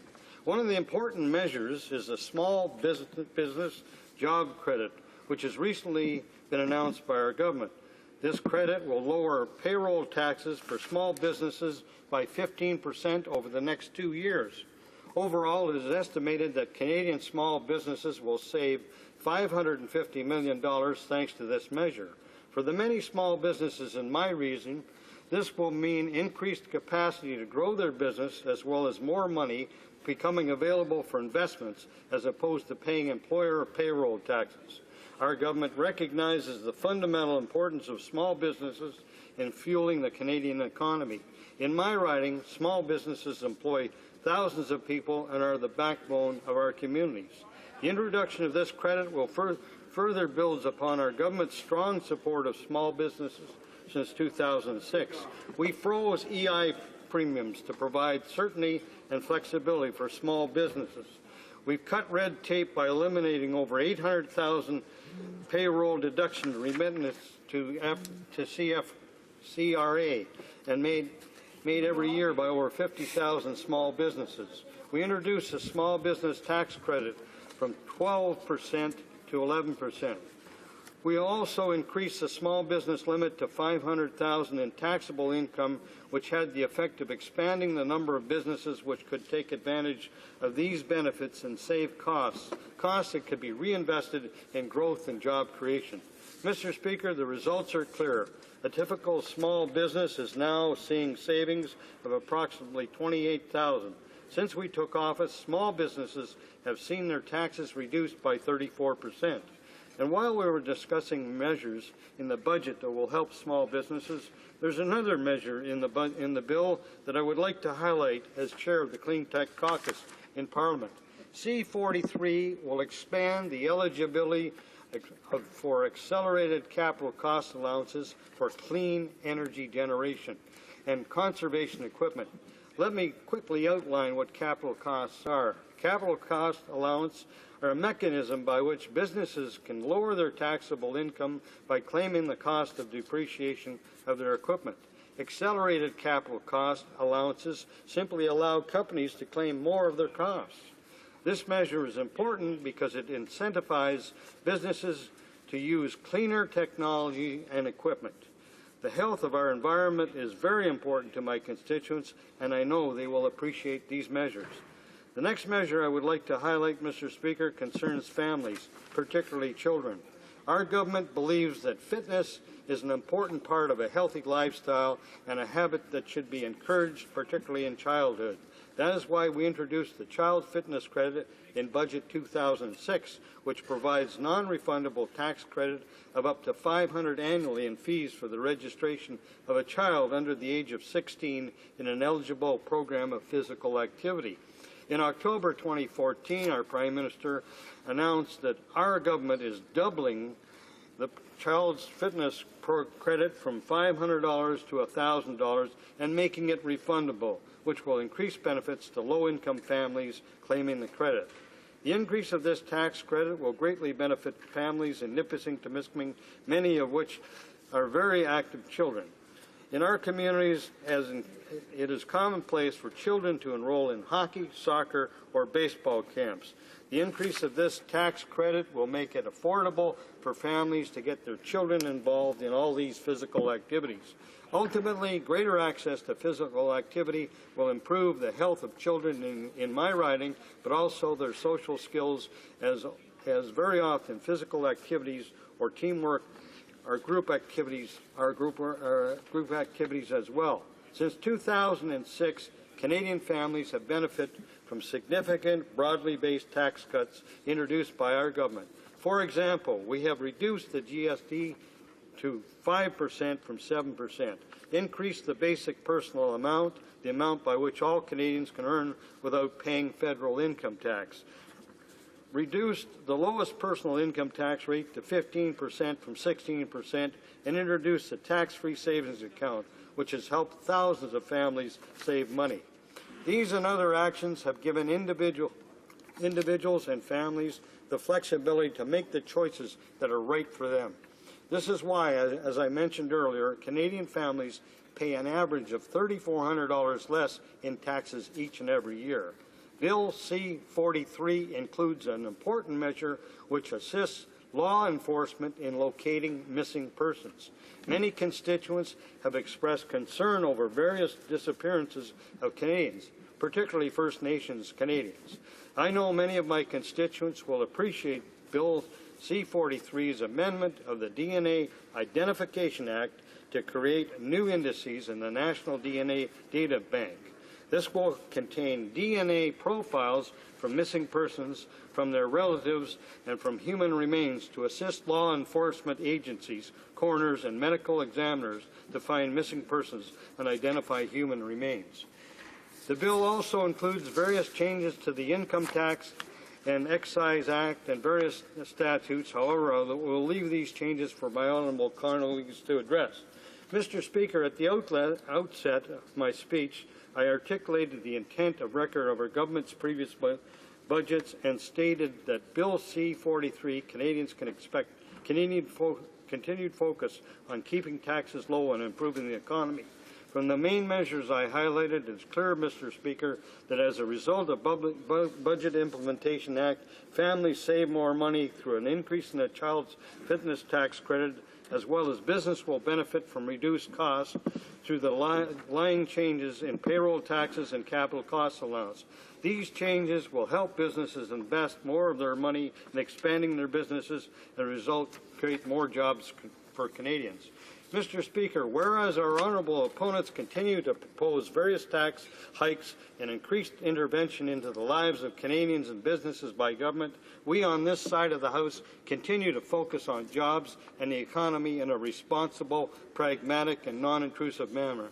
We firmly believe that Canadian families and businesses know what is best for them and their interests, and not Ottawa. We are and have been since 2006 able to help remove obstacles, regulations, and unnecessary and restrictive taxes on Canadians and business. I encourage all members of the House to support the pragmatic and necessary measures of Bill C-43 so that we may continue to grow Canada's economy for the benefit of all Canadians. Thank you, Mr. Speaker. Merci beaucoup. Questions and comments? Question, commentaire? The Honourable Member for Scarborough Rouge River.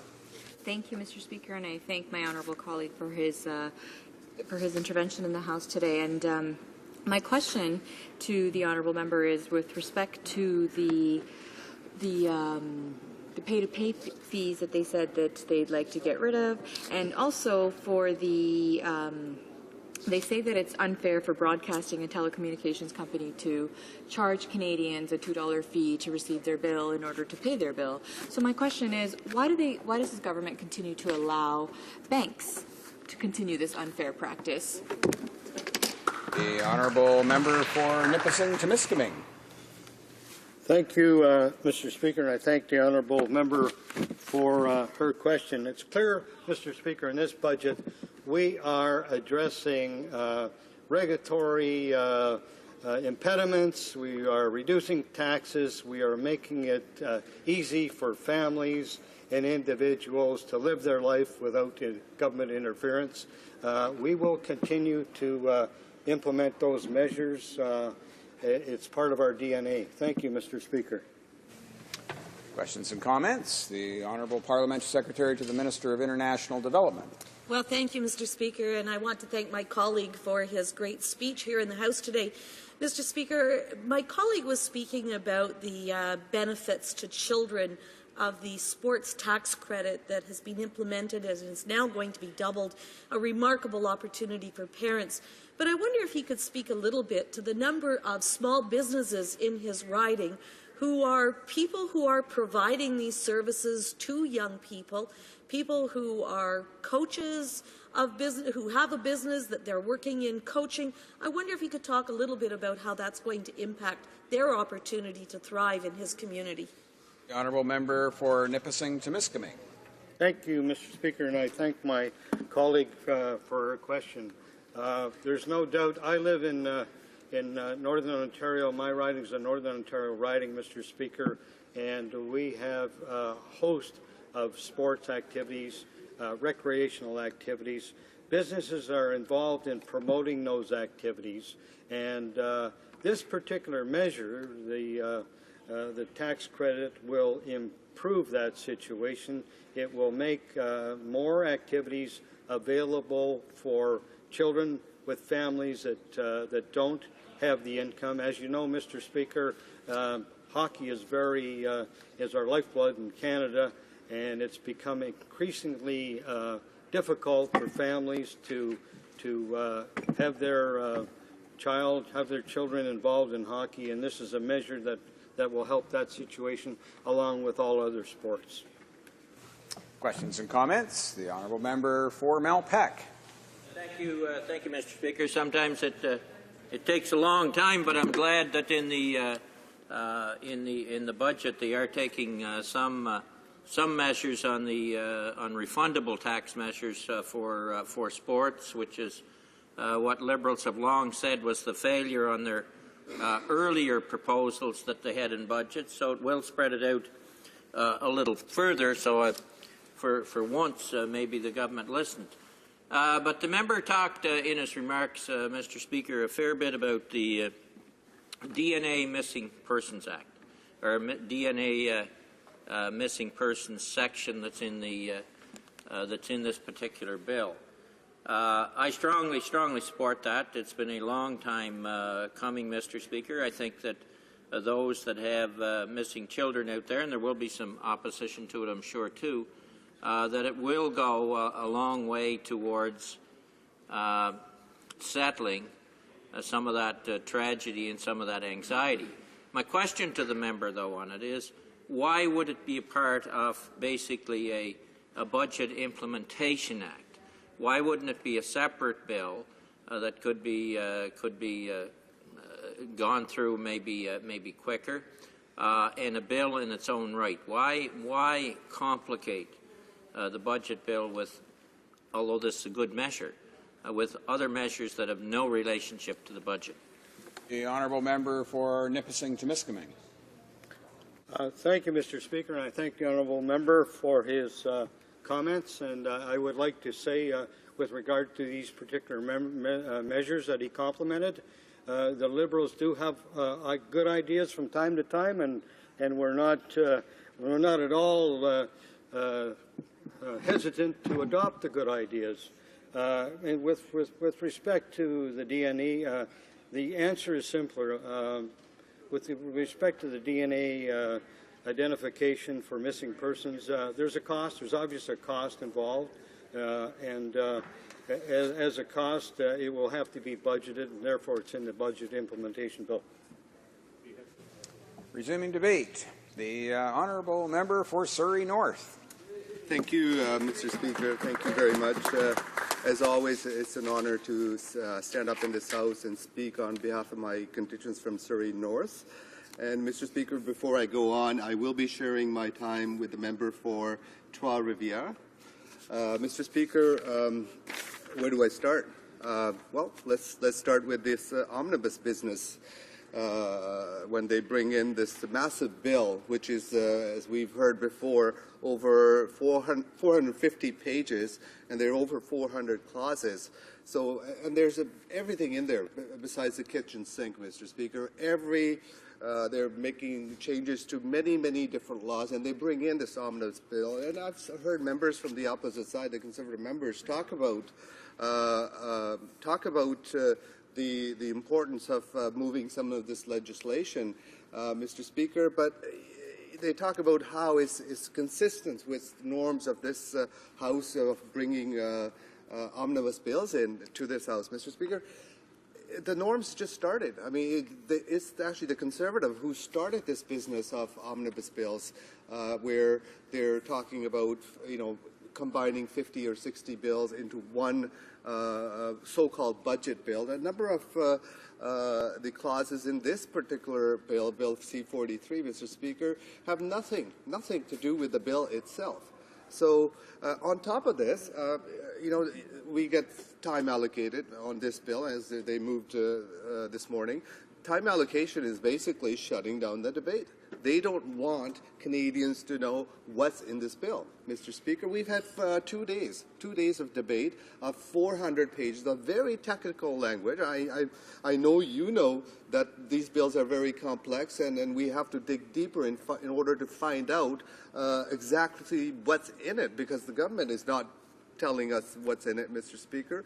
And we, as an opposition, we have an obligation to Canadians to ensure that whatever they bring in, and they've tried to rush this through again through time allocation, is to rip it apart, to look at it in very details, so Canadians know exactly what is going on. Mr. Speaker, I'm fortunate enough to have time this morning to talk about some of the provisions in this bill, but other members from this House, whether they're Conservative members, I know Conservatives actually may not want to talk about this bill, but the members on this side of the House would surely like to represent the members, people that have elected them. So, but unfortunately, Mr. Speaker, because of the time allocation, it's not going to, the members from the opposition side are going to have enough time to be able to speak to these bills, especially what their constituents say, Mr. Speaker, from their communities, Mr. Speaker. It's basically, there are many things that could have been done in this bill, and there are a number of concerns that I have, Mr. Speaker, that I can bring up in the short period of time that I have. One of the things that I would like to talk about is the small business job credit, Mr. Speaker. Bills basically it provides for $550 in tax credits to small businesses, and we've heard from the parliamentary budget officer, Mr. Speaker, and we've heard from Conservatives who claim that this would create 25,000 jobs, Mr. Speaker, and the parliamentary budget officer, who's independent, appointed by the Conservatives, he has said that at maximum this will create 800 jobs. Mr. Speaker, you spend $550 million and you create 800 jobs. That translates to, well, roughly about $700,000 per job. Mr. Speaker, I think any Canadian would understand that that's not a sufficient way to invest in creating jobs in this country. And what the Conservatives could have done in this particular bill was to look at the youth unemployment, Mr. Speaker. You look at the underemployment of our youth. There's nothing in this bill that will generate jobs, create jobs for our youth. That is where we need to make investments. Yet the Conservatives are going to hand this $550 million and maybe come up with 800 jobs. And there's some experts, Mr. Speaker, that have spoken up on this. And they actually, here I'm going to quote Mike Mofford from Ivey School of Business at University of Western Ontario. And I quote this: "The proposed small business job credit has structural flaws that in many cases give firms an incentive to fire workers and cut salaries." Mr. Speaker, not only is it going to create only 800 jobs, that would be $750,000 of taxpayers' money being spent to create 800 jobs, it may even cut some of the jobs. So this is the kind of math that this government works with, Mr. Speaker. And on top of that, there's nothing in there for youth unemployment or youth underemployment. There's nothing in there that will enhance opportunities for our young people to be able to get into the workforce, Mr. Speaker. The second point that I could bring up here, Mr. Speaker, is pay to pay. You know, we've been advocating, the official opposition have been advocating that telecom companies, bank companies do not charge Canadians for sending in the bills. For example, lately we've seen the telecom companies, the banks, and other companies, they're charging Canadians for sending them the very bill, the bill that they're going to be paying the Canadians, Mr. Speaker. And we had advocated the elimination of these pay-to-pay bills for Canadians. And the Conservatives, you know, they listened a little bit. They're going to eliminate in this particular bill for the telephone companies. But what about, Mr. Speaker, what about the banks? The Canadians will still have to pay. Banks will still be charging Canadians for the bills they're going to be receiving. On top of that, Mr. Speaker, you know, this morning I went out to the bank and I needed some money out of one of the bank machines, and I actually deal with credit union myself, but I went in there to get some money out. It charged me $2.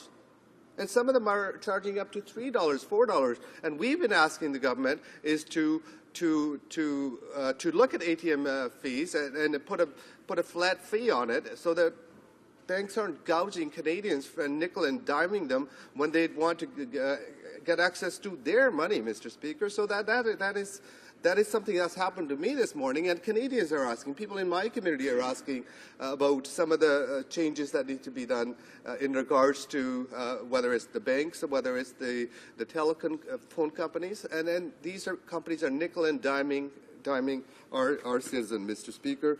Mr. Speaker, you know, Conservatives will talk about, well, you know, we want to put the money back into people's pockets.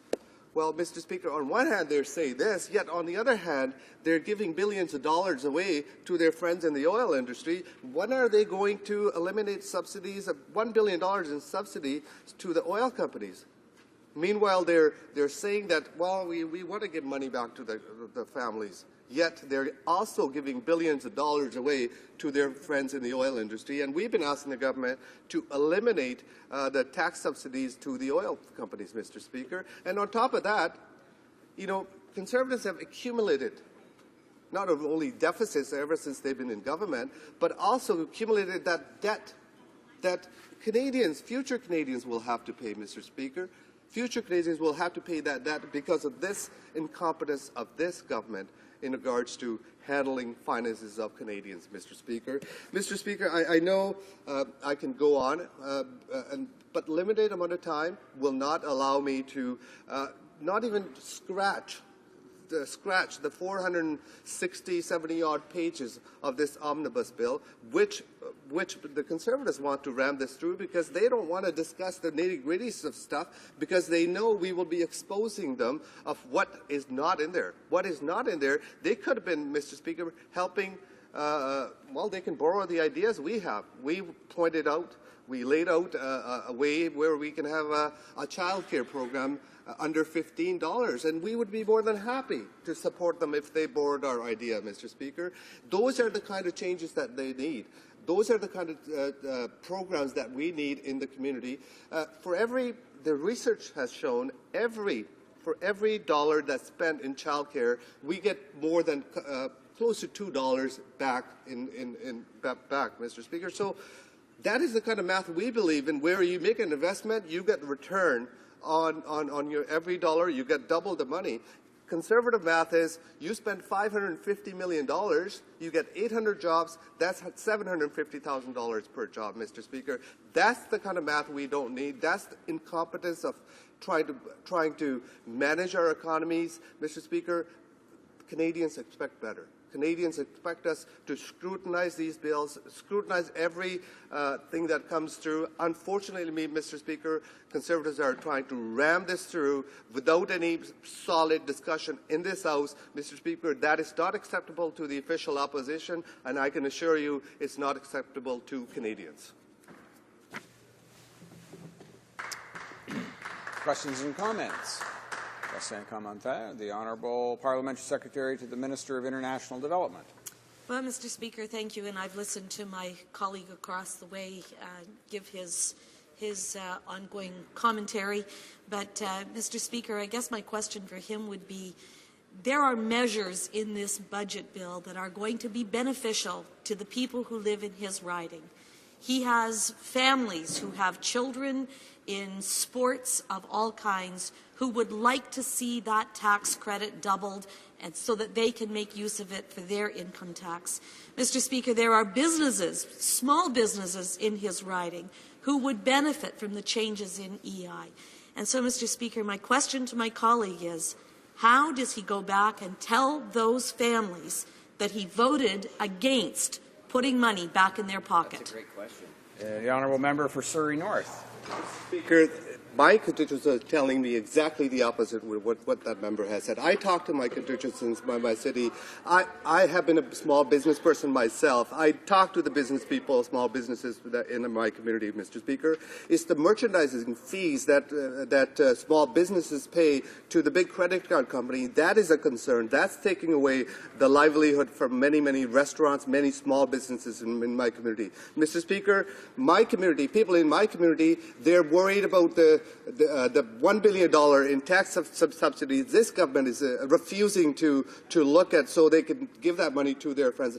That's the kind of things people in my family, families in my community want. They want child care for their children. So women, men can go back to work. Two parents can work, Mr. Speaker. Unfortunately, none of that stuff is in this bill. If they were really concerned about some of the things, they would split this bill up. There's provisions in this bill that we would actually support. So let's get them separated. Let's get our House leaders together and vote on them and get them to our families as soon as we can, rather than having this omnibus bill rammed through this House, Mr. Speaker. Questions and comments? Question and commentaire. The Honourable Member for Sherbrooke. Thank you, Mr. Speaker. And I would like to thank my colleague for his speech on the Budget Implementation Act, and as he said so well in his answer to our Conservative colleague in talking about the number of things that are in this bill, well,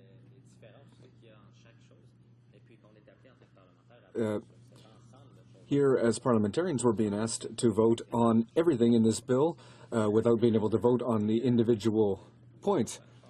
But I'd like to go back to the refugee changes in this bill. Does my colleague have any comments concerning the new provisions being put in place by this government concerning refugees who will have a harder time getting access to social assistance programs in the provinces? These are people who have who have fled their countries, who have fled threats in their countries to come to Canada, and it's unfortunate to see the government treating them with so little consideration, but I'd like to hear my colleagues' comments on this issue among the many that are in this bill. For Surrey North. Mr. Speaker, I thank the member from Sherbrooke for his excellent question. Mr. Speaker, we've seen the cuts to the refugees' health care that's been provided, that was implemented by this government, and the federal court called it cruel and unusual, Mr. Speaker. And these, the member from Sherbrooke is absolutely right. And some of these refugees are coming from war-torn countries, and they need assistance when they come here in order for them to settle. Not only that, we charge them for the airfare when they come here, which they don't have any money at all when they come here, Mr. Speaker. So to have these kinds of provisions in this budget implementation bill bill for these very vulnerable people that are supposed to be seeking refuge, I don't think they're aligned with our Canadian values, Mr. Speaker. There's a number of things this government could have done to help families, and as I pointed out in my speech, Mr. Speaker, or help our young people get into the job market, get our young people, the underemployed, and there's high unemployment with our young people. This government could have taken some steps in order to provide a pathway for these young people graduating from universities, even, Mr. Speaker, in order to help them to get into the job market. Yet they've, allocated $550 billion on a small business tax credit, which is going to create only 800 jobs. That's about $750,000 per job. That's the kind of math we don't believe in, Mr. Speaker. Resuming debate, the honourable member for Trois-Rivières. Thank you, Mr. Speaker. At this time, in rising to speak to Bill C-43, I have to say that I, first of all, would like to sincerely thank my colleague from Surrey North who agreed to share his time with me so that I could speak in this place on a bill as important as this one, which supposedly implements budget measures. At the same time, I feel frustrated, very frustrated, to see that not only will I not have enough time in the 10 minutes allotted to me to speak on behalf of my constituents to all the points in this bill, but as well, many of my colleagues will essentially be muzzled. They won't have the right to speak. And that's unfortunate because it's the 80th time we've had time allocation in this Parliament. So I think that this is really a hit to the democratic rights of all Canadians, not just the ones who sit in this House. And I hope that this message will be heard very clearly and that in 2015 we'll put in place a government that respects democracy under the leadership of the member for Outremont, who has shown his mettle in the past and who represents the values of Canadians and Quebecers and the values they wish to see represented in their democratic institutions. Now, in terms of this Budget Implementation Act, which allows the government and parliamentarians to discuss the government's budgetary policy, it's very fundamental. But if that's going to be the case, the budget bill has to exist in a form that allows for proper debate. And here what we have is a mammoth budget bill, which has only one goal, and that is to snuff out parliamentary debate on a number of issues. And here in this bill, we have once again a whole series of elements that are really this government's brand. The major issues that should be discussed for the longest amount of time, well, they're subject to time allocation. You know, we've spent more time in this House debating certain bills that are maybe 2 or 3 pages long than this bill, which is 453 pages long. I'm not saying that a small bill is less important than a large bill, but I think the math is clear here. If we have 5 pages to study and look at, well, that should take less time than 450 pages. That's logical, and I think that's pretty easy for anyone to understand, anyone who has a basic understanding of math. Now, in this bill, we have a whole panoply of bills that are affected, amended, or laws that are created, even. They're in this bill. They don't have their place in this bill. And this bill also puts in place new measures that were not announced in the budget that is being implemented. We're seeing a concentration of certain ministers' powers, and here there are a number of elements in this bill that shouldn't be studied by the Finance Committee, but rather by other committees, so that we can properly study important issues dealing with, for example, the environment, with transport, or with a number of other subjects. And with all of the measures that are in this bill, well, we're going to have just one vote, where we'll say yes or no. Now, obviously, no one is duped. Everyone understands the Conservatives' strategy, which is to put as many things as possible into a bill. So there are certain reasonable provisions in this bill that should be supported, but then there are also a whole pile of poison pills that we cannot accept. The final goal here is not to put in place the best possible law with the best possible provisions and changes. No, there's a political goal here. They want to be able to get up as many times as possible in this House and say, oh, the NDP voted against this and the NDP voted against that. You know, there's a simple way around that. Split this bill so that we can study the different provisions for what they are, and then all Canadians would see two things. Not only that the NDP is able to support certain measures when they make sense and is capable to amend bills to make them better, but it would also show Canadians that our democracy and that our system can work. However, it doesn't seem like that's the will of this government. Now, I'm already worried that I'm going to run out of time, so I'm going to skip ahead a little bit to say that as a critic for EI for the NDP, I will particularly highlight one of the aspects of this mammoth budget implementation bill.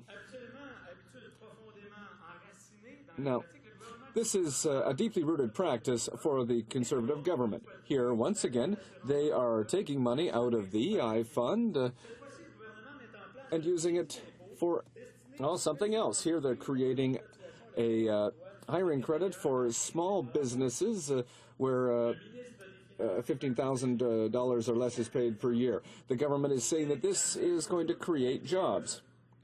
Well, this is the same measure for small businesses that was put in place earlier for big businesses when we gave them credits, and the former finance minister who begged big businesses to please take this money that's sleeping and inject it into the economy.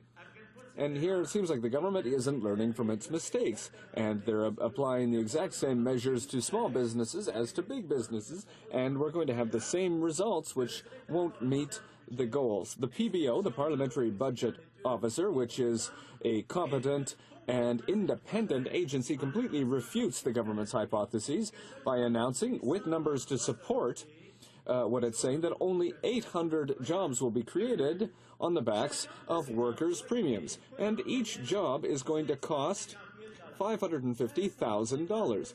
$550,000 to create just one job, Mr. Speaker.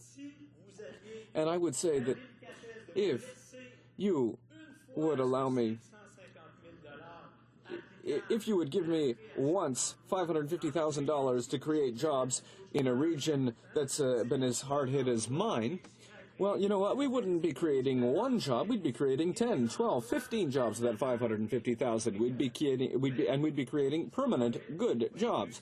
But here it seems once again that that's not the road the Conservatives want to follow. So in other words, the Conservatives are attacking employment insurance on all fronts. They have also frozen premium levels for EI. Well, that might seem logical at first glance, but what this really means is that under the current circumstances, 10,000 jobs will be lost in 2015 and 2016. And, well, that's not me that's saying that. Once again, this is something that's coming out of a report from the Parliamentary Budget Officer. So in other words, the Conservatives have artificially maintained EI premiums at a high level, and as such, revenue for the fund will be much higher than what's needed to pay out. And you might say, well, that's good. That'll be good for the fund. But no, because employees are paying higher premiums, which means they're paying more than they should, and that takes away their purchasing power. I would have much more to say, but as time is fleeting, I would also like to talk briefly about the Social Security Tribunal. Now, the bill says this money is going to, this bill is going to give money to the tribunal so that they can get caught up. But no, the problem is much more serious than that. And what we're seeing here, Mr. Speaker, is that the Social Security Tribunal has such complex things to look at that what's happening on the ground since it's been put in place is the gradual abandonment by many workers who are unfortunately unemployed. Well, they're abandoning their rights and their recourse to be heard. And as recently as this morning in the newspaper Le Devoir, there was a report released by researchers at a Quebec university who have said that means of recourse have been reduced. This is taking rights away from workers and forcing them to accept absolutely any job because they can't find any other source of revenue. And here, C-43, well, that doesn't fix, it won't fix anything. And putting in place one or two extra people, well, that's one thing, but how long is it going to take to train them? How long will it take before they can get the work done? I'm going to have to stop there, but there's so much more to say, and so I believe you've understood that I'm going to be voting against this bill, and I will now leave the floor to other colleagues, and I hope that they will all have 10 minutes to speak to this bill. Questions and comments? The Honourable Member for La Pointe-de-Lille. Thank you very much, Mr. Speaker, and I would like to congratulate my colleague for his excellent speech. I find that he always has a very direct way of speaking, and he uses the right words to explain to Canadians to what extent this bill is absolutely ridiculous. But there's something that we don't hear from very often from our Conservative colleagues, and that's social housing. The NDP has now asked several times that the Conservatives put in place affordable housing programs and that they put in place the necessary infrastructure for that. We're the only country in the OECD that doesn't have that kind of plan. And here, once again, the Conservatives have put a budget before this House that doesn't mention the importance of social housing to end homelessness. So I'd like to ask my colleague to comment on this lack of vision from the Conservatives. The Honourable Member for Trois-Rivières. Thank you, and I'd like to thank my colleague from La Pointe-de-Lille for the question. If there was one word to sum up this budget, and which refers to the missing things in this bill, well, I think that word would be abject. There is an abject lack of these kinds of measures, and that's unacceptable for a country like Canada. However, fortunately, there is an alternative, the New Democratic Party, which, in 2015, with the support of all Canadians, will have the opportunity to put in place social democratic measures that will ensure that not only we'll be able to continue generating wealth in this country, but this wealth will be more fairly shared so that no one is left behind. In fact, as recently as last week, I heard from people in my office who work in the area of social housing in my own riding and who talked about how badly things are going in terms of social housing and affordable housing. And yeah, we could have spent several minutes talking about what's not in this bill, Bill C-43. Comments? The Honourable Member for Winnipeg North. Yes, thank you, Mr. Speaker. You know, the budget implementation bill takes into consideration the expenditure of literally billions of tax dollars. And what's really important to all Canadians is that there's as much accountability and transparency when it comes to spending tax dollars.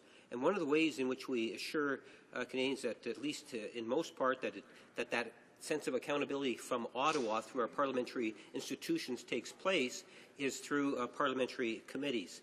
And I'm wondering if the member might want to provide comment on the important role that parliamentary committees, as a part of our institution here, is used to hold government accountable. The Honourable Member for Trois-Rivières. Thank you, Mr. Speaker, and I'd like to thank my colleague for the question. I'm not sure how to answer that question. Should I talk about the importance that our committees should have the important role they should play in our parliamentary debate? Or should I talk about the importance that this majority Conservative government has accorded to committees? Well, committees were, in the past, the place where the work done by this place was the least partisan.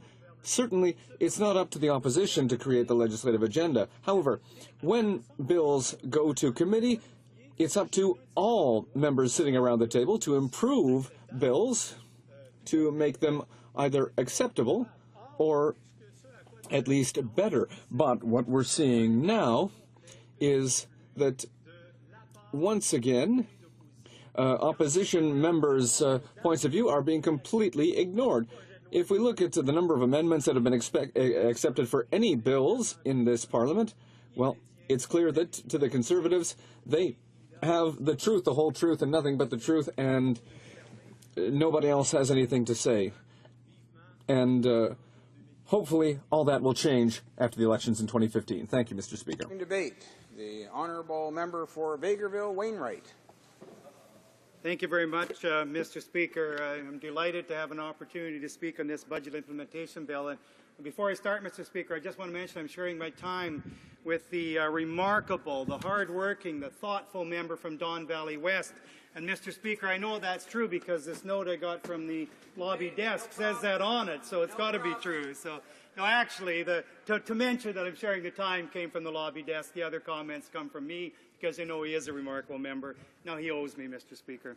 But I'm here today to talk about the budget. And before I start, though, I do want to talk a little bit about the amount of time the opposition spends on complaining about not having enough time to talk about various pieces of legislation. And if you added that up, Mr. Speaker, if you added it up, it would be hundreds and, in fact, thousands of hours of House of Commons time, precious time, that we need in this House to talk about important pieces of legislation. It's hundreds and thousands of hours that they spend complaining about not having enough time, Mr. Speaker. Now, does that make sense? It maybe does to the NDP and maybe some Liberals, but it certainly doesn't to me, Mr. Speaker. If they would just talk about the issues at hand, they have several opportunities to speak in the House about this. It goes to committee. They have all kinds of opportunity at committee to propose amendments and to talk about issues, but instead of that, they complain about not having enough time, Mr. Speaker. Well, I think the public has kind of seen through that, and they're really not going to buy into that anymore, Mr. Speaker. What I would like to talk about is, I'm just going to mention a few things about what past budgets leading up to this budget have really done for Canadians, and then I want to talk a little bit about a couple of specific changes that apply to farmers and fishermen. And these changes aren't changes that are maybe important to you know, millions of people or even hundreds of thousands of people, but they can be very important for family farms and for families involved in the fishery. But I'll talk about that at the end of my presentation, Mr. Speaker. The Conservative government, as I think Canadians know, Mr. Speaker, has focused since we took office 8 years ago on jobs and the economy. We focused on lowering taxes to families and to business, who are the job creators in this country. And we focused on making things better, or allowing families to move ahead and to actually do better, have a little more money in their pockets, have more opportunity for them and for their children and for their grandchildren, Mr. Speaker. And we've looked at protecting the incomes and opportunities for seniors as well. Making the point, Mr. Speaker, that just because you're a senior doesn't mean you can no longer contribute to society. And we've made several changes that make it a little easier for seniors to continue to contribute to society over the long term. And I think that's important too, Mr. Speaker. So we focused on these things, and we've done it in a very organized fashion, one budget building on the next, Mr. Speaker. And I take a lot of pride, in fact, in what we have accomplished. But it's not just me saying that.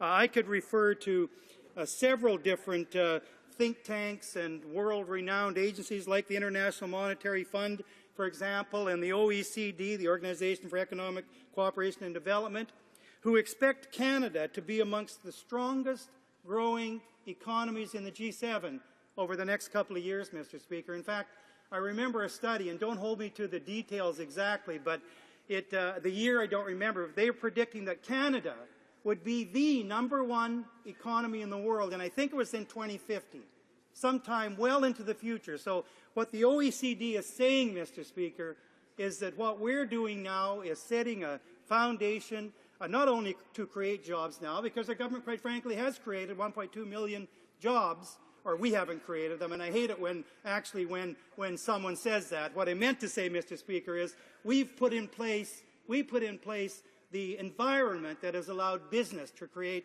1.2 million jobs, Mr. Speaker, since this recession was at its worst, and I think we should take a lot of pride in that. It's good for us, good for Canada. So the OECD, the International Monetary Fund, think tanks, they recognize that we have set this foundation that makes things better for Canada than for most countries who went through the recent recession, and, Mr. Speaker, that into the decades ahead will stand Canada in really good stead. For example, and this is interesting because the leader of the third party he had a focus for the longest time saying, what about the middle class in Canada? It's just not doing as well as it should be. And Mr. Speaker, if you want to have a look at that, here's what the New York Times analysis found out about that. It said after-tax middle-class incomes in Canada, substantially different from the way it was in 2000 when the Liberals were in government, now appear to be higher than those in the United States.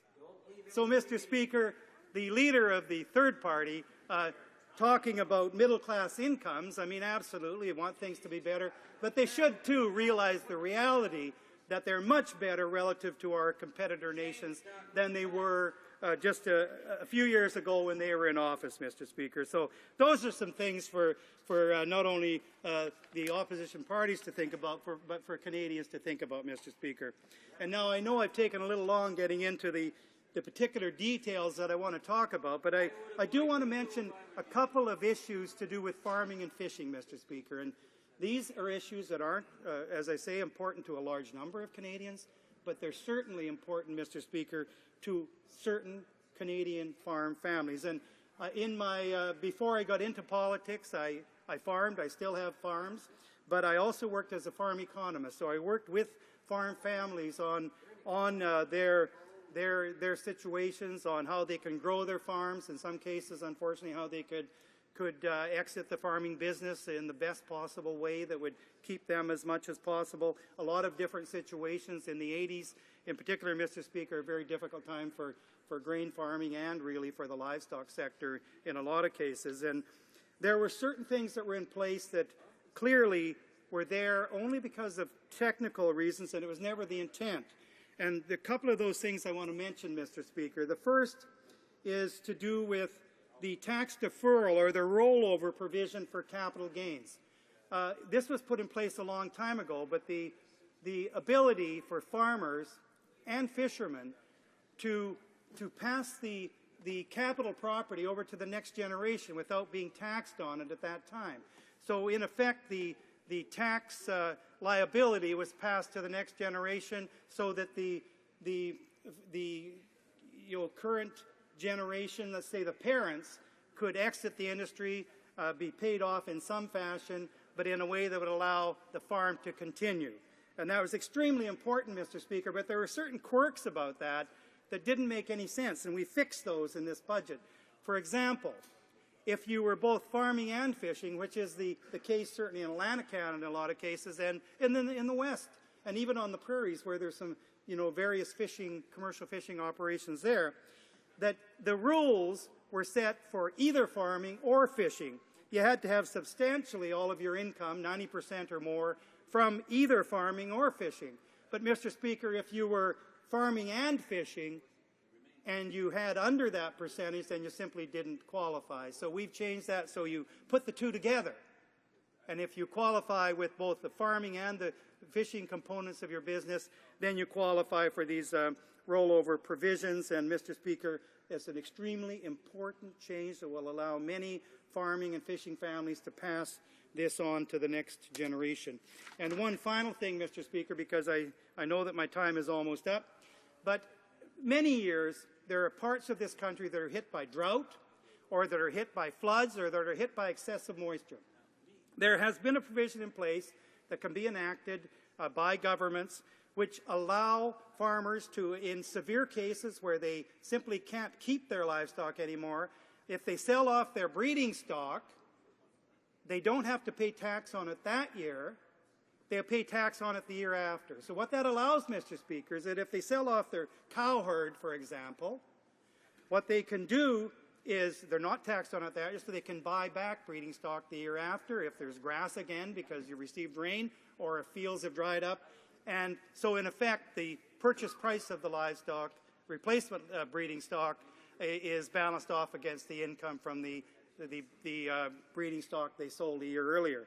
So, Mr. Speaker, what we have done, what our government's done in 2014, is we will extend this tax deferral to bees and to all types of horses, Mr. Speaker, which may not sound very important. We have a lot of horses in Alberta, and it's very much a commercial business. And this is something that horse owners have been asking for some time, and we're doing that, Mr. Speaker. These things, again, are very important to those particular farm families that are directly affected by this, and this is the kind of detail, I think, that our government actually takes care of. So I appreciate the opportunity to speak on the budget bill, and I very much look forward to questions from the members opposite. Questions and comments? Questions and commentaires? Honourable Deputy de Gaspésie. The Honourable Member for Gaspésie-Île-de-Madeleine. Thank you, Mr. Speaker. The other side for his presentation. Certainly there's things that should be looked at in a positive light in the budget, and there's certainly things that need to be looked at in a negative light. Certainly on the opposition side, we've seen a lot of reasons why this bill shouldn't be adopted at second reading, but of course we're going to hear from more conservative members who are going to give us their point of view as well. Let's talk about farmers and agriculture. There's been a disaster out west regarding the ability of grain to be shipped by rail. I don't see very much in the budget that's going to address that. I mean, it's very nice that there's going to be measures for farmers, but the major issue for farmers this year has been the fact that their grain can't make it to port. The rail industry right now is in a shambles. A lot of capacity is being displaced, especially by the petrochemical industry. What is this government going to do to come to real aid for farmers so that their product that they're so laudably trying to assist in producing can actually be sold on the open market? Thank you. Member for Vegreville-Wainwright.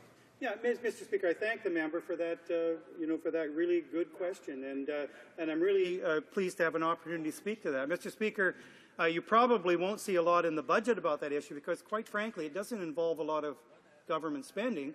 It involves commitment, and it involves improvements. Money spent by the railways themselves will provide that, Mr. Speaker. So what need is there for it to be a budget item? It's the railways, because of their monopoly positions, have a responsibility to move the commodity. And we put in place measures earlier that actually put in set requirements in terms of the amount of grain that railways had to move. And for the most part, they met those requirements, Mr. Speaker. And in fact, they have removed, I think it's a record amount of grain over this past year in spite of the terrible months they had a little earlier. So, why is there a need for that to be a budget item? It's an important issue, and we're going to have to continue to watch it. And you can be assured that we will, Mr. Speaker, because we, in fact, represent most of the farming areas in this country. Questions and comments? The Honourable Member for Trinity-Spadina. Mr. Speaker, I listened with great interest to the comments the member opposite made regarding a New York Times article and Canada's middle class. I'd like to quote a few excerpts from that article. Members of the middle class in Canada worry about whether they can afford college for their children and whether their children will find jobs afterwards. Housing costs are a major concern as everyday costs for transportation and mobile phone plans. Middle class Canadians worry about inequality. It goes on, and it doesn't describe a very happy middle class in this country, I might add. And to get a sense of how those trends are affecting people, they talk to a number of them. One person, Deborah Mustashi, said, when you have a family and you have to raise it on a middle-class salary, you're on a treadmill. It's very difficult when you have to live for today, paycheck to paycheck. It also goes on and adds one last comment about the fact that they credit labor unions for giving them a decent pay raise. Interesting comment, but if that's the information the member opposite wishes to cite as evidence that their plan is working, can they explain why the New York Times talks about so much anxiety, so much fear, so much stress, so much struggling, and why this budget addresses none of it? Honourable Member for Vegreville-Wainwright. Mr. Speaker, I'm delighted to have that question because, of course, the answer is relatively simple. The information that the member is quoting has come from a few individuals, and quite frankly, there are a lot of families in this country that are having a difficult time making ends meet, in particular when you trying to put kids through college and you have all of the commitments of hopefully kids in sports becoming more active, that kind of thing. That's expensive, Mr. Speaker. But overall, the middle class has benefited from what we've done, what our government has done over the past few years by, for an average income family of 4, by $3,400 a year. That's how much better off they are, Mr. Speaker, than they were when that party was in government before. And, Mr. Speaker, that's an awful lot of difference. That helps deal with the kinds of concerns to a great extent. And furthermore, the article went on to say, Mr. Speaker, that in fact these concerns expressed by these people, well, they're real for them, don't reflect what's happening to the middle class generally. The middle class in this country is doing better than before, Mr. Speaker, and better than most countries on the face of the earth. Resuming debate, the honourable member for Don Valley West. Thank you, Mr. Speaker. It gives me great pleasure to rise today and contribute to the debate on Bill C-43, Economic Action Plan 2014, Act Number 2. I'll be focusing my remarks today on 3 fundamental components of Economic Action Plan 2014 that will have a true and lasting impact in Canada and in my riding of Don Valley West, namely investing in skills and training, supporting entrepreneurship and innovation, and support for small businesses. Mr. Speaker, since 2006, our government's top priority has been jobs and economic growth. And while Canada has the best job growth record in the G7, too many Canadians are still looking for work or are underemployed. Indeed, an increasing number of jobs across Canada are going unfilled due to a lack of people with the right skills. That is why Economic Action Plan 2014 introduces new measures to support skills training and to connect Canadians with available jobs. This includes implementing the Canada Job Grant, which will connect Canadians looking for skills training and a job with employers looking for skilled workers.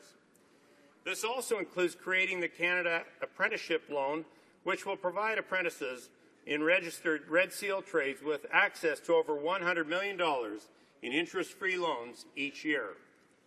Economic Action Plan 2014 will strengthen the apprenticeship system by introducing the flexibility and innovation in apprenticeship technical training pilot project to develop new approaches to expand training for apprentices. It also will ensure that Canadians are first in line for available jobs by launching an enhanced job matching service to match job seekers and employers on the basis of skills, knowledge, and experience. On this note, Mr. Speaker, the government has a strong record of support for apprentices and the employers that hire them. Through the Apprenticeship Incentive Grant, the Apprenticeship Completion Grant, the Trade Person's Tool Deduction Tax, and the Apprenticeship Job Creation Tax Credit, our government has provided tangible support for apprentices and the employers that hire them. But that's not all. Our government has also extended the fees eligible for the tuition tax credit to include those from examinations required to be certified as a tradesperson in Canada. We have made an effort to use apprentices in federal construction and maintenance contracts, and we have encouraged provinces, territories, and municipalities to support the use of apprentices in infrastructure projects that receive federal funding. Mr. Speaker, our government also is supporting Canadians with disabilities who are looking for meaningful and fulfilling work by making key investments in the Ready, Willing, and Able initiative. On the same token, our government will be creating vocational training programs for persons with autism spectrum disorders. Even more, in 2013-14, our government invested $2.7 billion to support skills and training programs.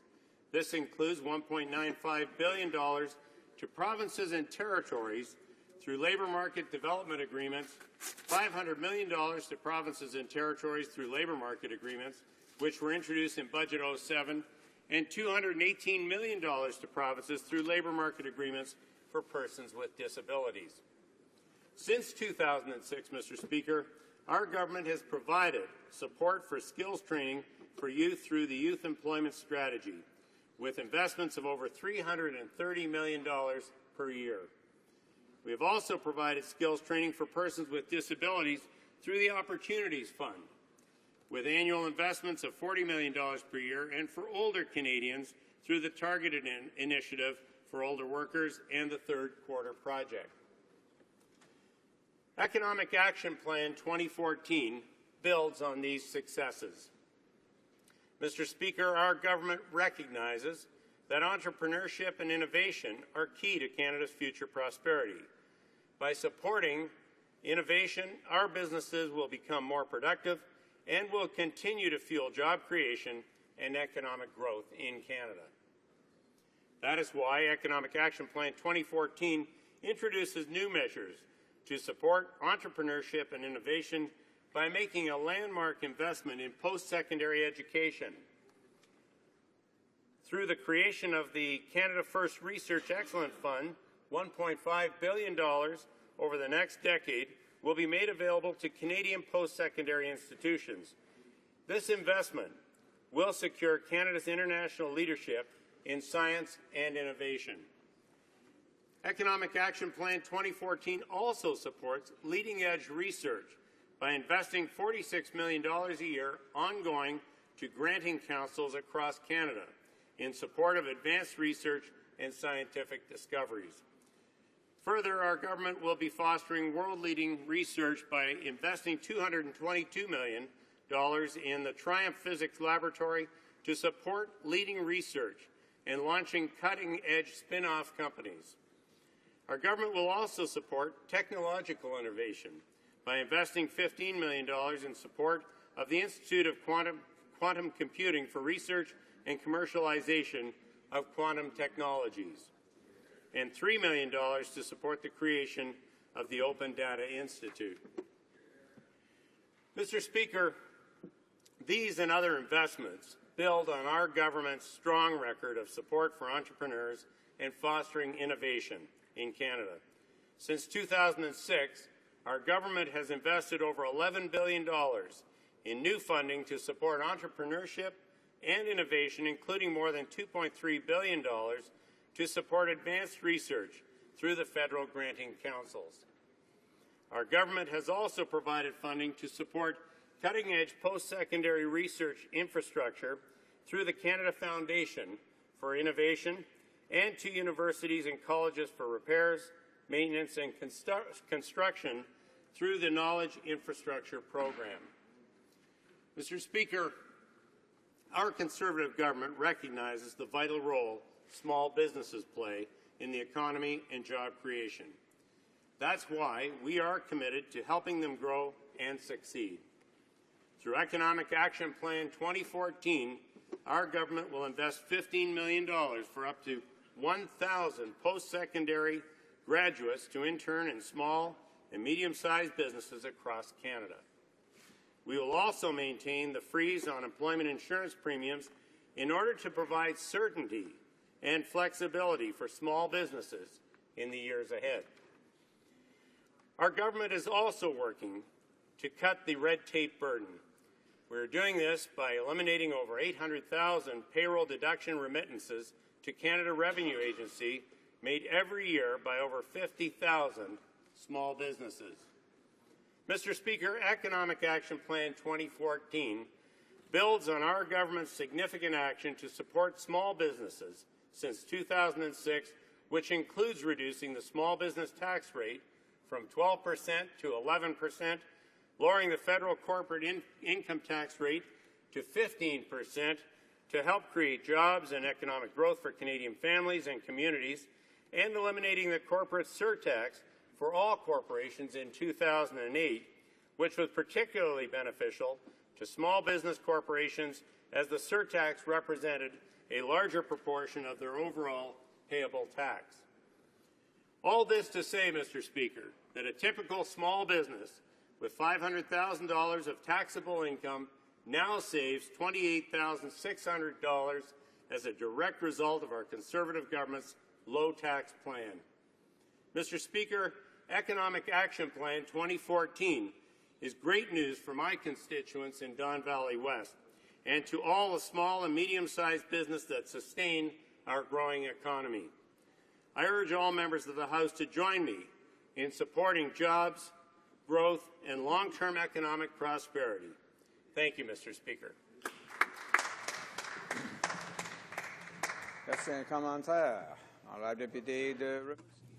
Questions and comments, the Honourable Member for Rimouski-Nejet-Témiscouata-Lebesgue. Well, thank you very much, Mr. Speaker. As has been said on several occasions, it's very broad-ranging. It touches on a number of sectors. I'd like the member opposite, or in fact, he did talk about some aspects. I'd like to know if he read through the entire bill, and I'd like to know if he could comment on the provisions with respect to the election provisions in Part 4, dealing with the Northwest Territories. I'd like him to explain the logic for those changes, the logic of those changes being implemented by the government in this bill. Well, Mr. Speaker, I'm not sure that my colleague was listening to my speech. Clearly, I spoke on 3 areas that were extremely important to me and to the community of business, especially in Canada. Investing in skills and training, supporting entrepreneurship and innovation, and support for small business. Clearly, Mr. Speaker, our government has been focused on job growth, economic growth, and prosperity for all Canadians.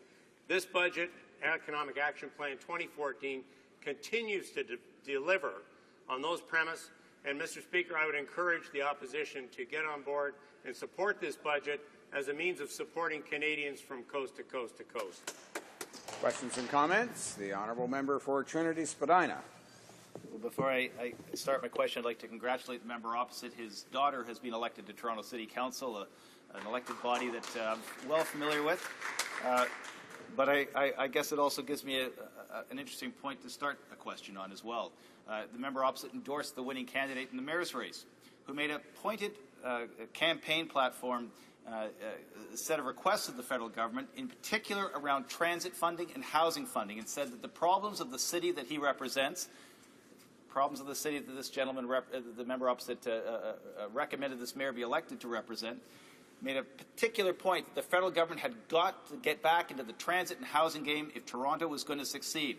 He endorsed that mayoralty candidate. He endorsed this budget, and yet there's no money for transit, no money for housing, and none of the issues that his daughter will have to deal with at Toronto City Council are addressed by the current policies in front of us today. How does he square that circle? The Honourable Member for Don Valley West. Well, thank you, Mr. Speaker, and I thank my friend opposite for his kind remarks. Truly a challenge for anybody going into City Council in Toronto these days, so as he well knows, and I appreciate his comments. Mr. Speaker, I did endorse the mayor, the newly elected mayor of Toronto, because I believe he's the person who can best, as he talks about squaring the circle, can bring a new level of dignity and respect to the city of Toronto. One of the elements of this government with regards particularly to transit is that we have been very, very clear with Canadians that we will wait for the discretion and the judgment of each city council, each regional council, to determine what their needs are before they approach us. We are not going to go to the City of Toronto and say, we want to spend X millions of dollars on a particular project that might be a favorite of my colleagues opposite. We're going to wait for them to come to us with their request, and then through the appropriate channels we'll make the decisions that are right for Canadians, particularly those, in this case, in Toronto. Thank you, Mr. Questions and comments? The Honourable Parliamentary Secretary to the Minister of the Environment. Order. Thank you, Mr. Speaker, and I wanted to thank my colleague for an excellent speech, and I wanted to see if he could comment on the importance of returning to a balanced budget. We see in this House every day, for example, the opposition, and we could look at the NDP, who have $56 billion worth of unfunded promises. So let's put that into perspective first, Mr. Speaker. With 17 million Canadians working, that comes out to about $3,300 more in taxes per person under the NDP that Canadians would have to pay, and business would have to pay for that. My colleagues over here at the Liberal Party, we've seen in Ontario, Mr. Speaker, a horrible record of balancing budgets. It's so bad, Mr. Speaker, in Ontario that their deficit this year, if you add all the deficits of everyone else in Canada, including the federal government, their deficit is going to be even further. The killing policies, the green energy policy, for example, that is killing new business. Could he comment on the importance of returning to that balanced budget and what it means to Ontario and creating new jobs? Member for Don Valley West. Thank you, Mr. Speaker, and what a great question, because that's what the budget is all about. That's what we as Canadians representing the government should be focused on day in, day out. Mr. Speaker, as a business person, I know that when I ran my business and I was saddled with debt, it stopped me from being productive. It curtailed any creativity. It didn't allow me to do the things that I would have liked to do with my business. Clearly, the same applies to the government from the perspective that the more debt, the more burden on Canadians, the less likely we are as a government to be able to be creative, create innovation, do all the things that this budget so clearly outlines. Mr. Speaker, we committed to delivering a balanced budget, and we are going to do just that this year. That, Mr. Speaker, is a commitment of the Conservative government that clearly is getting the job done, creating jobs, creating growth and prosperity for future generations of Canadians. Thank you, Mr. Speaker. Reprise de débat. La députée de la Salle-et-Marne. Resuming debate, the honourable member for La Salle-et-Marne. I'd like to start by saying that I will be sharing my time with the member for St. John's South, Mount Pearl. It's Halloween, Mr. Speaker. The monsters have just appeared, the budgetary monsters. And I rise today to participate in this debate to speak against Bill C-42, which is the second Act, Economic Action Plan 2014 Act number 2, which also implements other bills, and it's an undemocratic process that the government has used, that this Prime Minister has used to push through amendments to some 30 acts. As a member for the Salle-et-Marne and opposition critic for cooperatives, I would like to express my deep concern with this outrageous practice of forcing through hundreds of modifications and amendments without members of this House and concerned stakeholders having time to consider them. I'm particularly concerned with the amendments included in Section 22, which will have an impact on credit cooperatives. But before I go into detail on Section 22 of Bill C-43, I would like to remind members of this House, and namely members of the government, just how important credit cooperatives are in Canada. There are 317 credit unions in Canada, excluding Quebec, that have 1,740 branches and more than 5 million members. They hold assets exceeding $165 billion and are in all provinces of the country. The Mouvement Desjardins has 360 credit unions in Quebec, 6 million members, and more than $212 billion in total assets.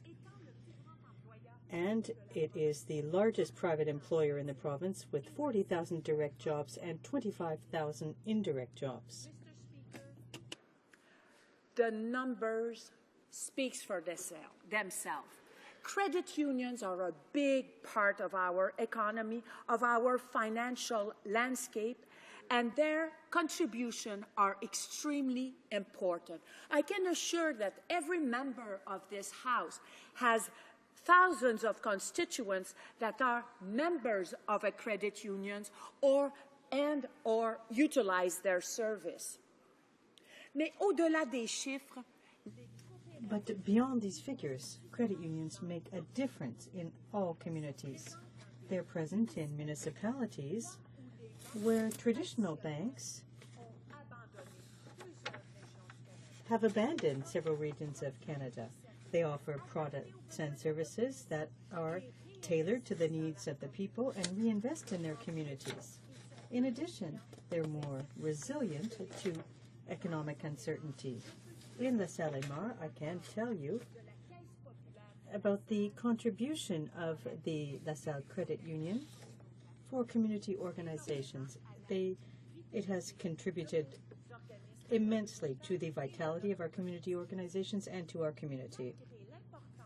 Despite the significant growth in credit unions and credit cooperatives and their astonishing financial performance, the Conservative government has once again tabled legislation that doesn't take into account their needs and the differences that exist between them and banks. Mr. Speaker, this isn't the first time that I've mentioned the fact that the current government, this government, is not in a position to put on glasses and look at the difference and understand the difference for credit unions. They're doing the same thing with small and medium-sized businesses, Mr. Speaker. They're unable to take into account, in the bills that they introduce, the inherent differences between large corporations and SMEs. And the same is true with the cooperative movement. And here is proof.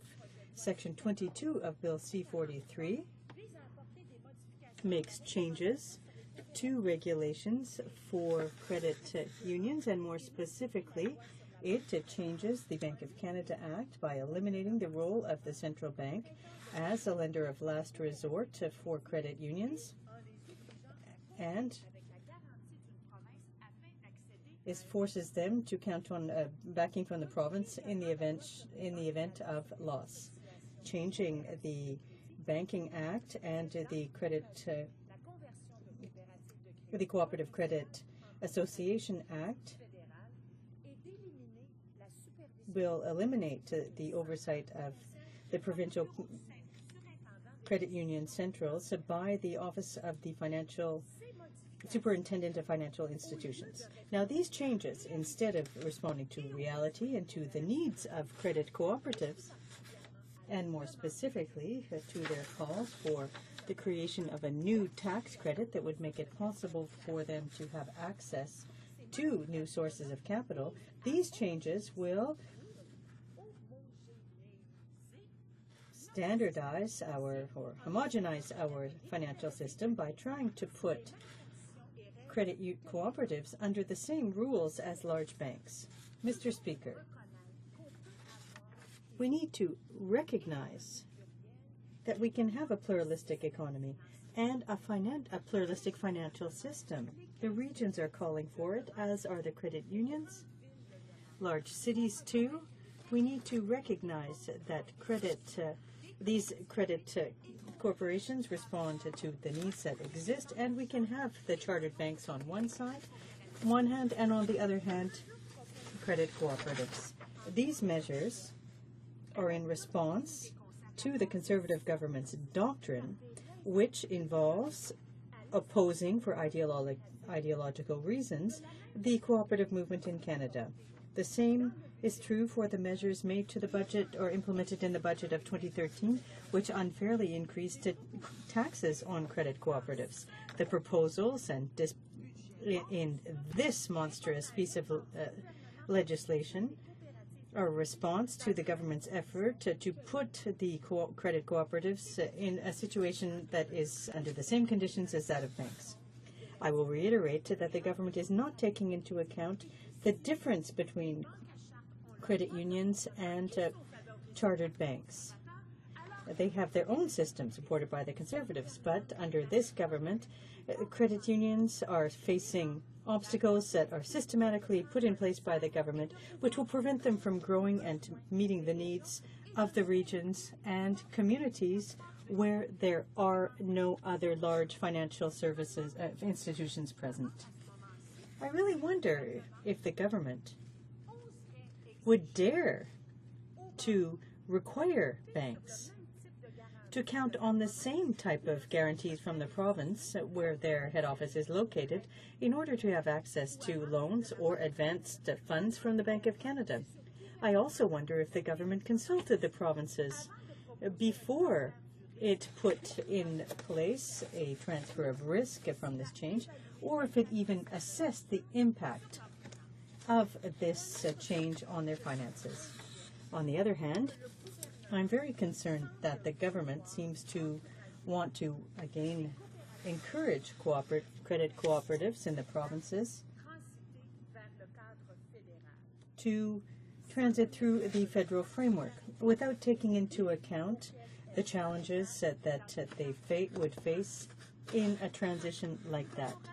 We must remind the government of the importance of working in conjunction with the credit cooperatives in looking for solutions to help them flourish. The government can no longer ignore the demands of this sector that is so important in our economy. Once again, we've got 460 pages before us, Mr. Speaker, and the government didn't even include provisions that would contribute to the capitalization of credit corporations and to give them the means to help the small and medium-sized businesses. Measures such as a tax credit on growth. The government did not take into account changes to the legal framework that would have enabled these cooperatives to compete with large banks without losing their cooperative nature and their mandate to serve their members. Mr. Speaker, once again, we've got over 450 pages that don't take into account credit cooperatives that contribute to our economy, a sustainable economy, a democratic economy, a Canadian economy. Mr. Speaker, I regret this bitterly. I will have to oppose this big bill that doesn't take into account the needs of Canadians, the interests of cooperatives, especially credit cooperatives. Thank you, Mr. Speaker. Questions and comments? Question et commentaire. The honourable member for Nickel Belt. Merci, Monsieur le Président. Puis, j'aimerais... Thank you, Mr. Speaker, and I'd like to congratulate my colleague, the member for La Salle-et-Mar, for her excellent remarks.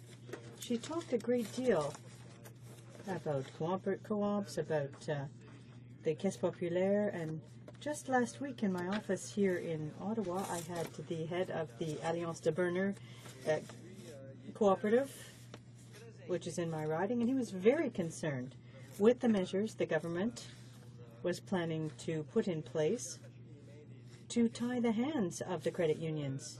Can my colleague elaborate on what the government is doing to prevent credit unions from continuing to work as credit unions? The honourable member for La Salle-et-Mar.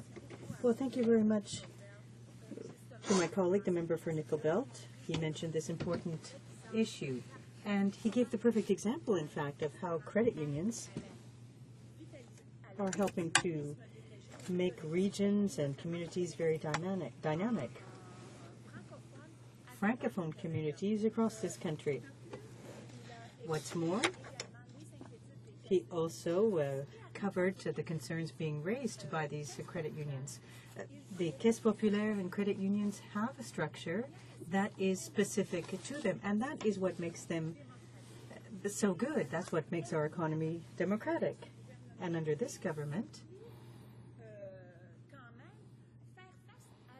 they are being required to face more and more regulations.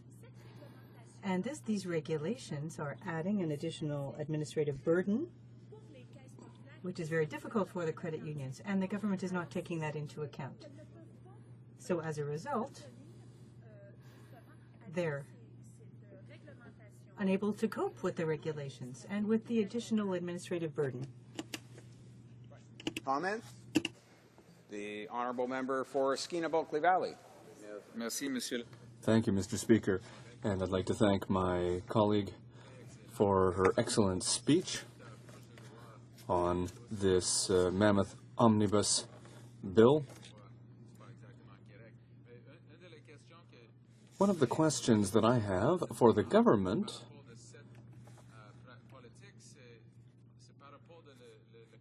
is concerning specifically that, credit unions and Caisse Populaire, which are very different from banks. certainly. But there are many Conservative members who believe that they're the same thing. So they're making changes that hurt credit unions who work very closely with small and medium-sized businesses across Canada to help them create jobs that our regions need. Mr. Speaker, as if Conservative MPs in particular, which have said that in committee and other places they don't see any difference between a charter bank and a credit union, exposes a grave concern for me, because the government inadvertently last year, I think maybe by accident, we don't know, heaped millions of dollars of extra taxes on top of credit unions through one change, and now we're coming in with something else that will deny credit unions access to funds. And it should be noted here, Mr. Speaker, that credit unions, much more so than banks, the charter banks, move money to small and medium businesses, particularly in smaller communities, many of which have lost their charter bank representatives entirely.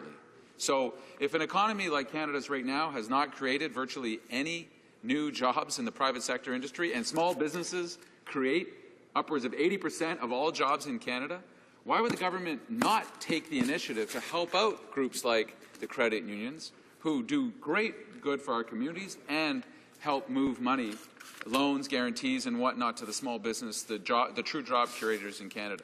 Thank you. The honourable member for La Salle-Marne. My colleague, our finance critic, for his comments and also for his question, because I think he recognized, as I do, and as should a lot of members on the Conservative side, how a simple capital growth tax credit would have a multiplier effect on the regional economy, on regional revitalization, which would have an effect of boosting small, medium-sized businesses, enterprise, contributing to their growth and success, contributing in creating jobs, which we all want here. So why not have something like a capital growth tax credit for credit union to make sure that these contributors, the credit unions that are great contributors to our economy, can do again their job? Resuming debate, the honourable member for St. John's South Mount Pearl. Thank you, Mr. Speaker. This is my first opportunity to speak in this House since the events of last week. I am proud of how this House conducted itself in the wake of such terror, such atrocity, such shocking tragedy. It was good for Canada that we resumed sitting the very next morning, Mr. Speaker. Good for Canada that we stood strong. Good for Canada, good for our Canada that our leaders addressed Canadians and that our leaders embraced. Good for the nation, Mr. Speaker, to embrace. It's been 3 years, Mr. Speaker, and last week was the first time as a member of Parliament that I felt partisan lines dissolve, momentarily at least, Mr. Speaker. I felt that somewhat after Jack Layton died and after the passing of Jim Flaherty, but not to the degree that I felt a week ago here today. This House, Mr. Speaker, came together as one. It's not every day I stand up and applaud the Conservative Prime Minister. It's not every day the Prime Minister stands up and applauds the Leader of Her Majesty's Opposition, the New Democratic Party of Canada, or the third-party Liberals. It's not every day I personally compliment the Prime Minister. In fact, Mr. Speaker, it never happened until last week. The Prime Minister made a statement in this House last Thursday that I've since repeated a number of times because it struck a chord, because I agreed with the statement, Mr. Speaker. The Prime Minister said, quote, that in our system, in our country, we are opponents, but we are never enemies, end quote. Mr. Speaker, we are united in this House by the desire to better our country. As opponents, we disagree on how to get there, but we all strive for a better Canada, for this country to be the best country that it can be. We are opponents, but we are never enemies. That's why, Mr. Speaker, it's so infuriating to see this government introduce, yet again, an absolutely massive anti-democratic omnibus bill, a bill that amounts to an affront to the principles and spirit that this precious institution was built on. The Prime Minister said we are opponents, but we are never enemies. I say, Mr. Speaker, we are Canadians, but we are never fools. We are members of Parliament, but we are never puppets. Or we should at least we should never be puppets, Mr. Speaker. We are elected to serve. We are elected to stand on guard for the Canadian way, to stand on guard for democracy, to stand on guard for our communities and our constituents. But omnibus bills such as this are an attack on Parliament. Omnibus bills undermine Parliament, Mr. Speaker. In the words of former Auditor General Sheila Fraser, quote, Parliament has become so undermined it is almost unable to do the job that people expect of it, end quote. Mr. Speaker, this bill, Bill C-43, is a budget bill, but it is so much more than that, Mr. Speaker. It's an omnibus bill, meaning it's a proposed law that covers a number of diverse or unrelated topics. A number, in this case, Mr. Speaker, is a truckload. A number, in this case, Mr. Speaker, could fill a boat to the gunnels. This bill is 400 pages long. This bill has more than 400 clauses. This bill amends dozens of acts. This bill contains a host of measures that weren't even mentioned in the original budget, Mr. Speaker. Mr. Speaker, this is the Conservatives' sixth straight omnibus bill. This is too much for one bill, Mr. Speaker. There are some things in this bill we like ending pay-to-pay billing so that Canadians are not forced to pay for a paper copy of their bill. We like that, Mr. Speaker. Although even that doesn't go far enough. This bill only bans pay-to-pay billing for telecom and broadcast companies. What about banks, Mr. Speaker? Why should banks still be allowed to gouge Canadians? Because that's what they're doing, Mr. Speaker. By charging Canadians for their paper bills, they're gouging Canadians, and the Conservatives are letting them away with that. So there are some things also that we outright disagree with, Mr. Speaker, in this omnibus bill, like denying access to social assistance for refugee claimants. What else do they live on if it's not social assistance in so many cases, Mr. Speaker? This attack on the most vulnerable comes on the heels of Conservative cuts to refugee health care, a move that the federal court called, quote, cruel and unusual. Mr. Speaker, denying access to social assistance for refugee claimants was a backbench private member's bill that was rammed into this omnibus bill after the media and anti-poverty and labor groups tore it apart. So, Mr. Speaker, there are parts of this omnibus bill that we like. There are more parts of this omnibus bill that we don't like, and there are more parts of this bill that I won't even get to, Mr. Speaker. It is not possible.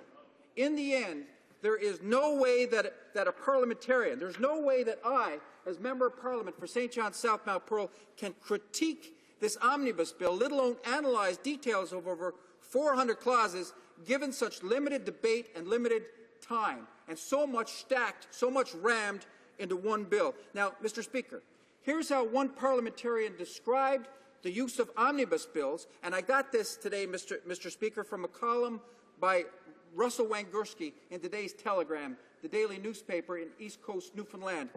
Here's a quote from a parliamentarian. In the interest of democracy, I ask, how can members represent their constituents on these various areas when they are forced to vote in a block on such legislation and such concerns? I would argue that the subject matter of the bill is so diverse that a single vote on the content would put members in conflict with their own principles. Now, who was the parliamentarian who was so outraged at the Liberal blockbuster omnibus bill? Who was that parliamentarian, Mr. Speaker? None other than the Prime Minister of Canada himself when he was in opposition in 1994. Mr. Speaker, when this Conservative government and the Liberal governments before it ram so much legislation in an omnibus bill, it leads, Mr. Speaker, it leads to mistakes. And who pays for those mistakes, Mr. Speaker?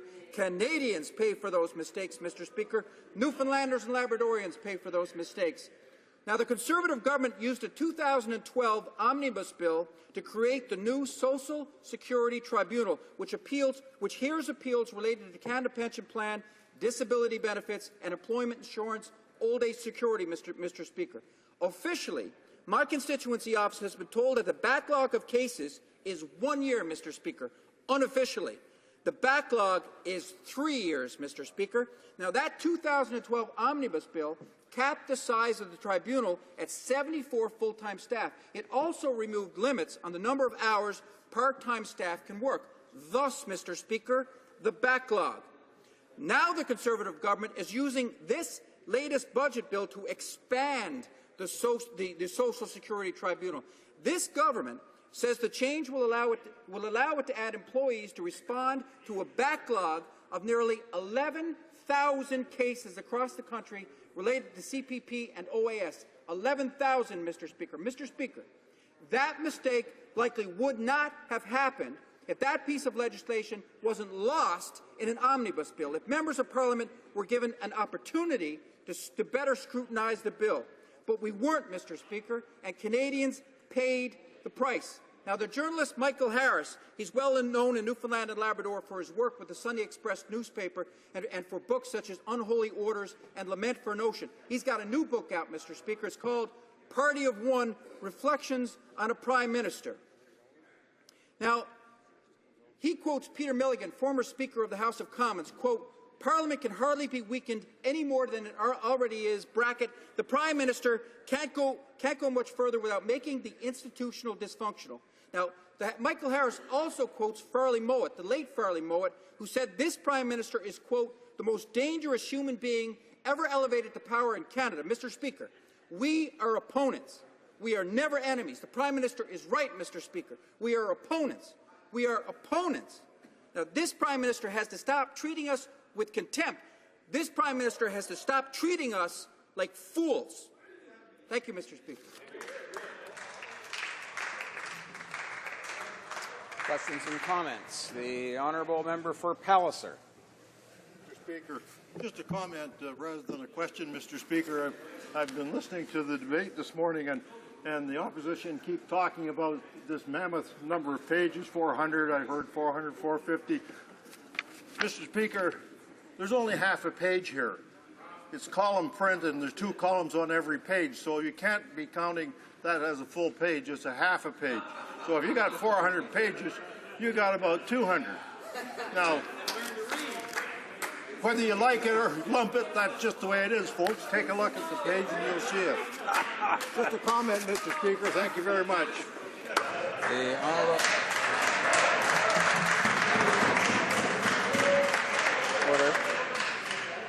Order. Order. The honourable member for St. John's South Mount Pearl. Thank you, Mr. Speaker. Half a page, half width. What I'd say to that, Mr. Speaker, is we're talking about 400 clauses. We're talking about amendments to dozens and dozens of acts. We're talking about a host of measures that weren't even mentioned in the original budget, Mr. Speaker. Hundreds of clauses, dozens of amendments to dozens of acts. Don't let that Conservative member fool you, Mr. Speaker. Questions and comments. The honourable member for Sackville, Eastern Shore. Thank you very much, Mr. Speaker. I thank my honourable colleague from the great province of Newfoundland and Labrador for his speech, but I just wanted to let him know the the Standing Committee of Veterans Affairs just did a unanimous report with recommendations for the government in order to improve the new Veterans Charter. Now they just said we have to study it more, which means more delays. Now they bring forward an omnibus bill, Mr. Speaker, which includes everything but the kitchen sink. Unfortunately, I asked the honourable member if he's read through the entire thing or realized the word veteran is not anywhere in that bill whatsoever. So how can the government cram everything into the legislation and completely ignore our veteran community of Canada? Absolutely. The honourable member for St. John's South Mount Pearl. Mr. Speaker, it's not only veterans that aren't mentioned in this omnibus bill. Housing is not mentioned at all. And housing is a problem from coast to coast to coast, from one end of this country to the other. What I would say about veterans, Mr. Speaker, and I'm glad the critic for Veterans Affairs, and he's such a fantastic critic for Veterans Affairs, he'll be visiting my riding of St. John South Mount Pearl next month, Mr. Speaker. But there's a quote that resonates. There's a quote that resonates with the people of my riding, Mr. Speaker, and the quote is that if you can't look after your veterans, don't send your people to war. If you can't look after your veterans, don't send your people to war. We're not looking after our veterans, Mr. Speaker. This Conservative government is not looking after our veterans, and they're going to war. Questions and comments. Question et commentaire. The honourable member for Skeena-Bulkley Valley. Thank you, Mr. Speaker. This is nominally and allegedly something to do with the budget, but as has been described by my friend from Newfoundland, that in these 460 pages, dozens of laws changed, hundreds of clauses, so little to do with the economy, and yet the one piece that the government's hanging on to is to take more than $500 million from the EI scheme, which the Conservatives even admit is money that doesn't belong to the government. It belongs to the people who paid into it, the employers and the employees, and that to create, according to the Parliamentary Budget Officer, 800 jobs. This is the great solution the Conservatives have to a fragile and flat economy that exists in Canada right now. Almost zero private sector jobs created in the last 18 months. And the Conservatives' answer to this is according to Stats Can, by the way. Conservatives can yell not true as much as they want, but the truth is what Canadians are also experiencing, that the private sector is not growing, that their one so-called solution is to rip off the EI fund more than $500 million to create 800 jobs, which the PBO says costs about $550,000 per job. So I asked my friend, with just a little over a third of Canadians even be able to get employment insurance when they need it, is this a proper use of something like that fund to create 800 jobs at a cost that more than $500,000 per job? Member for St. John's South Mount Pearl. Thank you, Mr. Speaker, and I thank the honourable member for the question. The Conservative government has been lauded in the media in some quarters, Mr. Speaker, for what they've done with the economy, for leading us through some turbulent economic times, better than other countries around the world, Mr. Speaker. But the math, Mr. Speaker, the Conservative math is absolutely out of whack, is absolutely out of lunch. As the honourable member just mentioned, Mr. Speaker, $500 million to create that's stolen from the EI fund to create 800 jobs, Mr. Speaker. $500 million for 800 jobs. That is a joke, Mr. Speaker. Statements by members. Déclaration de député. L'honorable de Haute-Gaspésie. The honourable member for Haute-Gaspésie. Tomorrow I will have the privilege of launching the debate on motion M535 that seeks to give citizens members of Parliament who are free to defend their rights and their interests in this House. While we are elected to represent the people in our respective ridings, the power is increasingly concentrated in the establishment of political parties and a clique around their leaders. They impose their will on everyone and even deprive members who are not in their good graces of precious time that should be reserved for defending the rights of those who elected us. It's not normal that the ability of a member of a party to do his or her job rests entirely on the goodwill of the leaders and their entourage. I urge all parliamentarians who care about democracy to participate in this debate. Together we can fight against the cynicism that affects all politicians and give citizens members of Parliament who truly serve them. Member for Kelowna Lake Country. Well, thank you, Mr. Speaker. Tomorrow, as we approach Remembrance Day, our Kelowna Lake Country community will come together to join Royal Canadian Legion Branch 26 in Kelowna and Branch 189 in Oyama for this year's annual Poppy Kickoff campaign. Under the dedicated leadership of John Broughton, 94-year young Sid Pratt, and their tireless team of volunteers, the Poppy campaign will once again raise funds to support veterans and their families. Mr. Speaker, last year the Kelowna Legion broke a record collecting $165,000, a record it hopes to break again this year. Mr. Speaker, the red poppy is an enduring symbol of collective remembrance, which Canadians wear with great pride. In the days leading up to Remembrance Day, I encourage all my constituents and all Canadians to help our Legion succeed in reaching their Poppy Drive goals. Let us show our support to our veterans and the dedicated uniformed men and women who serve Canada. Mr. Speaker, as we have learned so acutely in recent days, freedom comes at a price, and it is our sacred duty to remember them. We will remember them, Mr. Speaker. Thank you. The Honourable Member for La Salle-Mar. Mr. Speaker, on October 8th, over 120 people gathered at André Laurando Cégep in La Salle for a forum I organized entitled The Future of Our River, Our Rapids, and Our Canal. They all agreed on the importance of better protecting our ecological, historical, and cultural heritage. Rich and inspiring discussions allowed participants to come to the notion of creating a national urban park. Second national urban park in Canada, located in the second largest urban center in Canada. Je m'engage. I'm committed to working with them on this project that would be a major part of Canada's heritage, both for the 150th anniversary of Confederation and the 375th anniversary of the founding of Montreal. Thank you. Member for Don Valley West. Mr. Speaker, every day first responders put their lives on the line to serve and protect Canadian society. Police, firefighters, paramedics, and members of the armed forces. These brave men and women embody the true essence of what it means to serve and protect. Recent events in Ottawa and Quebec have shone a light onto the remarkable work these Canadians do to serve our nation abroad and to keep our streets and communities safe here at home. It is no easy task and often comes with little recognition. Mr. Speaker, on behalf of my constituents in Don Valley West, and indeed all Canadians, I offer my heartfelt thanks to all who put their lives on the line and put their lives before themselves and keep us safe every single day. Thank you, Mr. Speaker. The Honourable Member for Trinity Spadina.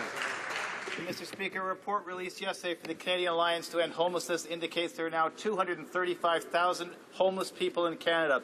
But as that number grows, the government's response is to cut funds for housing. Shame. In Toronto, half of the people who go to sleep in a shelter every night are children. It's bad enough that this government has cut daycare. Now they seem not to care about night care for this city's most vulnerable. What's worse is that this very same report shows that despite a budget surplus on the horizon, even more cuts for housing are in the forecast. Instead of reducing funds for housing, this government should increase funding for provinces and for municipalities, and they should solve this crisis now. And if the only way this government thinks it can solve a problem is to cut taxes, why won't it cut the taxes on private sector developers who are trying to deliver rental housing? Why is that tax not addressed in the omnibus bill? This country has an affordable housing crisis. It also has a housing affordability crisis, in particular out west. This government is silent. I remind the ministers opposite. The honourable member for Fleetwood Port Kells. Mr. Speaker, our Conservative government is focused on what matters to Canadians: jobs and a healthy and growing economy. Employment has grown over by 10%, and over 1.1 million net new jobs have been created since the global recession. That's almost 20% more jobs per capita than our closest G7 competitor. Meanwhile, we have cut taxes over 140 times, saving the average family over $3,400 per year. Our government is on track to balance the budget in 2015, promising even further possible tax cuts on the horizon.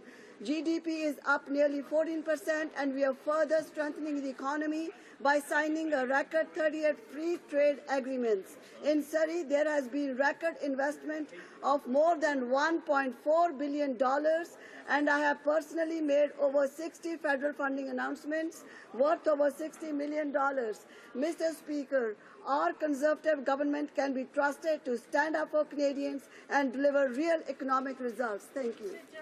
The honourable member for Beaches East York. Mr. Speaker, we are a vast country made up of many landscapes, many ways of life, but for 80% of us, the life we lead is urban, from downtowns to suburbs and the places in between. Successive federal governments have ignored our urban reality, but we know, Mr. Speaker, that the success of our cities is vital to our national interest, that there can be no national agenda that is not also an urban agenda. Such an urban agenda must finally put into place a modern, innovative economy, the means of mitigating global warming, and a prosperity more equally shared. An NDP government, Mr. Speaker, will be a reliable friend and partner to provinces and cities. We will play our part in building into Canada's cities the infrastructure that will ensure that Canada's cities are prosperous, fair, and sustainable places to live. And we will provide to all who live in them the opportunity to realize all that's possible. That's the NDP way, Mr. Speaker. The honourable member for Mississauga East Cooksville. Mr. Speaker, the strength and resolve of Canadians was tested by despicable attacks in Saint-Jean-sur-Richelieu, on Parliament Hill, and at the National War Memorial in Ottawa. These brutal attacks sadly took lives of 2 members of our armed forces, Warrant Officer Patrice Vincent and Corporal Nathan Cirillo. Thanks to the bravery of our House of Common Security Services, the attacker was stopped before he could do any further harm. On behalf of the parliamentary assistants, it is a privilege to express to this House how deeply appreciative they are for those who kept them safe in the face of danger. Mr. Speaker, I've been asked to present to you a special thank you certificate signed by assistants from all parties and respectfully request that you give this to your dedicated security team. These cowardly attacks were an attack against our values and our way of life, but where the terrorists sought to tear us apart, we became stronger. Canada will not be intimidated. Thank you, Mr. Speaker. Full member for Etobicoke Centre. Mr. Speaker, today is Ukraine Day on the Hill. Canada and Ukraine have a rich history, one that has continued to grow since Canada became the first Western nation to recognize Ukraine's independence in 1991. Canada stands with the people of Ukraine and last week assisted in election monitoring. With parliamentary colleagues from both sides of this House, we deployed across Ukraine. With a member for Selkirk-Interlake, I observed the election in Odessa. I am honoured to inform this House that Ukraine elected an overwhelming Eurocentric parliament. This was a critical election with remarkable results in the face of continuing Russian aggression. Ukraine ran a democratic election in defiance of attempts to undermine Ukraine's independence and sovereignty. This is also the first time since the Bolshevik Revolution that Ukraine's parliament is absent of any communist representation. Mr. Speaker, I am proud of Ukraine's move toward reform and stronger and more resilient democracy. It was an honor to contribute to it, and so, in recognition of Ukraine and today's celebration of Ukraine Day on the Hill, I offer on behalf of us all, Slava Ukraini! The honourable member for Northwest Territories. Mr. Speaker, sometimes the actions of this government are so single-minded that people resort to writing books like Party of One. When it comes to Northern policy, this really applies. Last winter, the government wanted to devolve authority over lands and environment to the Northwest Territories and make it simpler for developers by doing away with the regional board structures that were negotiated with land claims, against the voices of 90% of Northerners, particularly First Nations. Now 2 First Nations governments have taken to the court over the change, just as they said they would. Where is the certainty for development with this kind of action? And now they want to do the same thing in the Yukon through Bill F6. The Council of Yukon First Nations has already said if this bill passes, they're going to court. What is wrong with this government? What is it that makes them so single-minded that they create these conflicts? Could it be the Prime Minister, the Party of One, in all his glory, listens to only one voice, his own? The honourable member for Selkirk Mr. Speaker, today the Royal Canadian Navy destroyer HMCS Athabaskan returned to her home port of Halifax after a successful deployment on Operation Carib. Operation Carib is Canada's contribution to a multinational campaign against illicit trafficking by organized crime in the Caribbean and Eastern Pacific Ocean. I'd like to welcome her crew home after a job well done.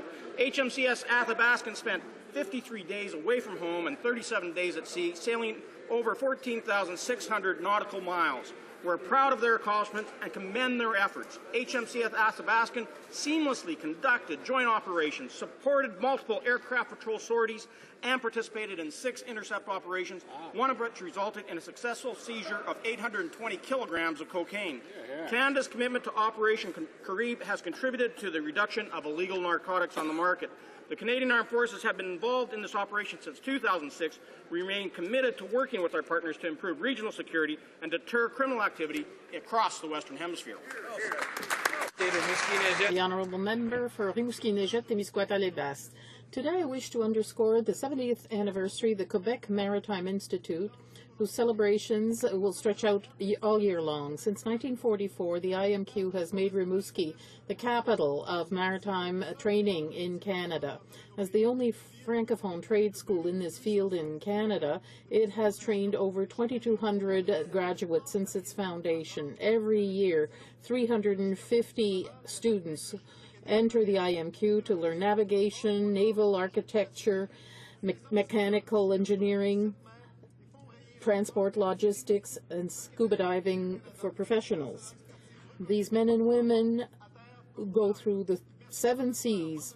I wish to thank the teachers and staff at the IMQ, and I hope that professionals in our oceans who pilot or guide our ships, or those who repair and build ships in their diving gear, who are prepared to navigate the globe, can continue to learn their trade in Rimouski. Long live the Quebec Maritime Institute. Center. Mr. Speaker, our government is committed to a safe and effective border, where legitimate travel and trade is expedited, but drug smugglers are stopped in their tracks. Yesterday, a shipment that originated in Argentina was intercepted by the Canada Border Services Agency. Upon inspection, officers identified several large black duffel bags filled with bricks of cocaine. Nearly 500 kilograms of cocaine was seized, with a street value of approximately $57.5 million. Mr. Speaker, on behalf of all Canadians, I would like to thank the Canada Border Services Agency officers for keeping these dangerous drugs off of our streets and for keeping our communities safe. The Honourable Member for Westmount Ville Marie. Mr. Speaker, in 3 days we will celebrate the 100th anniversary of the Royal Montreal Regiment. This regiment, authorized on November 2, 1914, served in numerous campaigns, earning many battle honours, including at Ypres, Vimy Ridge, and the Somme in the First World War, and at Leopold Canal in the Second World War. It also saw service with the United Nations during the Korean War, as well as peacekeeping missions in places as far afield as Cyprus, Egypt, the Congo, Bosnia, the Sudan, and more recently, 49 soldiers of this regiment were in Afghanistan. Designated a bilingual regiment since 1968, the Royal Montreal Regiment enjoys the freedom of the city of not only Westmount, where it is based, but also of the municipalities of Hampstead, Pointe-Claire, and the City of Montreal. Very proud to have the Royal Montreal Regiment based in my riding, and I know that it will continue its distinguished service as it begins its 2nd century. Thank you, Mr. Speaker. The Honourable Member for Brampton Springdale. Thank you, Mr. Speaker. Mr. Speaker, our National War Memorial looks a little different today. Yes, it has that remarkable statue of Canada's First World War veterans, and the tomb of unknown soldier remains stronger than ever, Mr. Speaker. Today, the tomb of unknown soldier is blanketed by hundreds of poppies of remembrance, each left by one Canadian or another who has come to the memorial to pay their respect. More touching is that wall of flowers, flags, and letters Canadians have set beside the members of our armed forces who resumed their sentry post late last week. But, colleagues, the most remarkable difference at National War Memorial is the hundreds of Canadians who are still out there showing their bravery, solidarity, and respect. Yet again, Canada's proud tradition have been strengthened by the sacrifice of our veterans. This is something we shall never forget. Thank you, Mr. Speaker.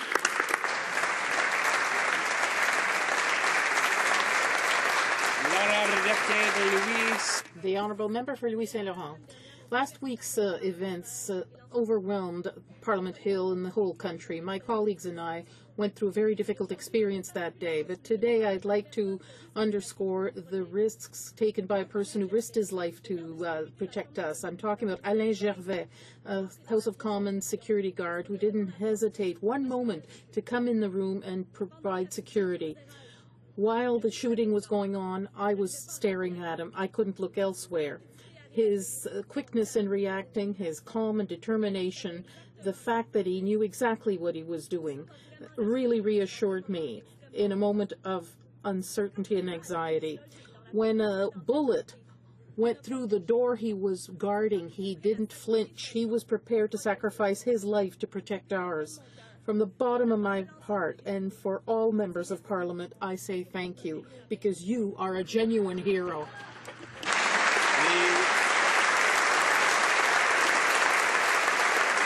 Honourable Member for Pickering Scarborough East. Mr. Speaker,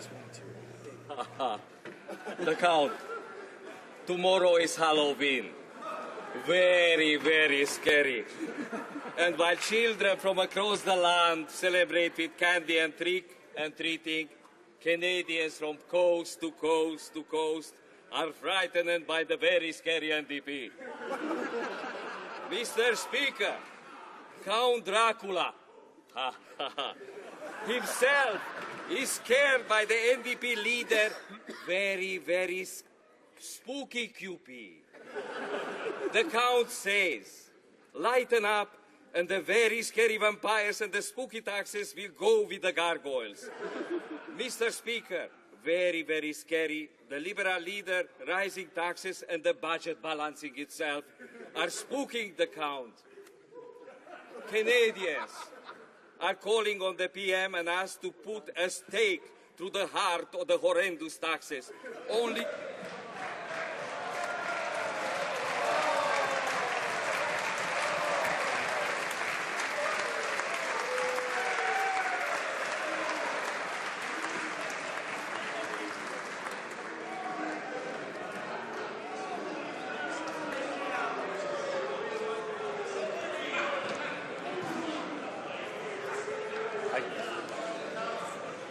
I couldn't tell exactly what the honourable member was wearing from where I'm sitting, but I do hope that members don't get inspired to do anything funny tomorrow. We want to keep our usual attire and our business dress. Oral questions. Questions orales. The Honourable Leader of the Opposition.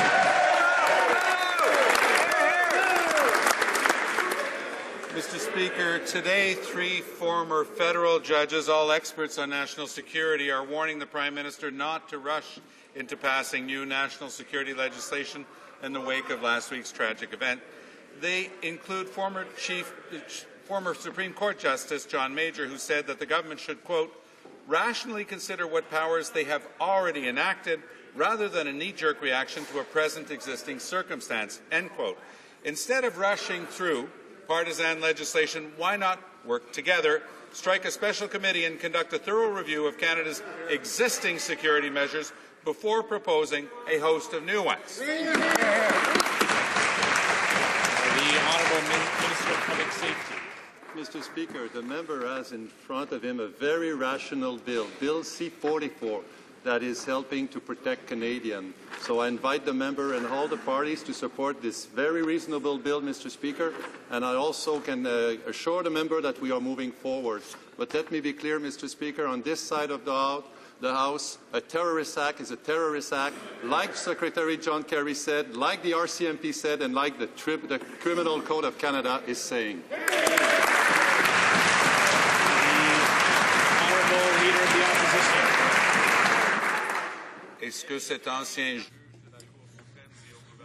What the former Chief Justice is saying to stop, to try to maximize things, look at what's happening, and if they're not partisan, they should agree to work with everyone.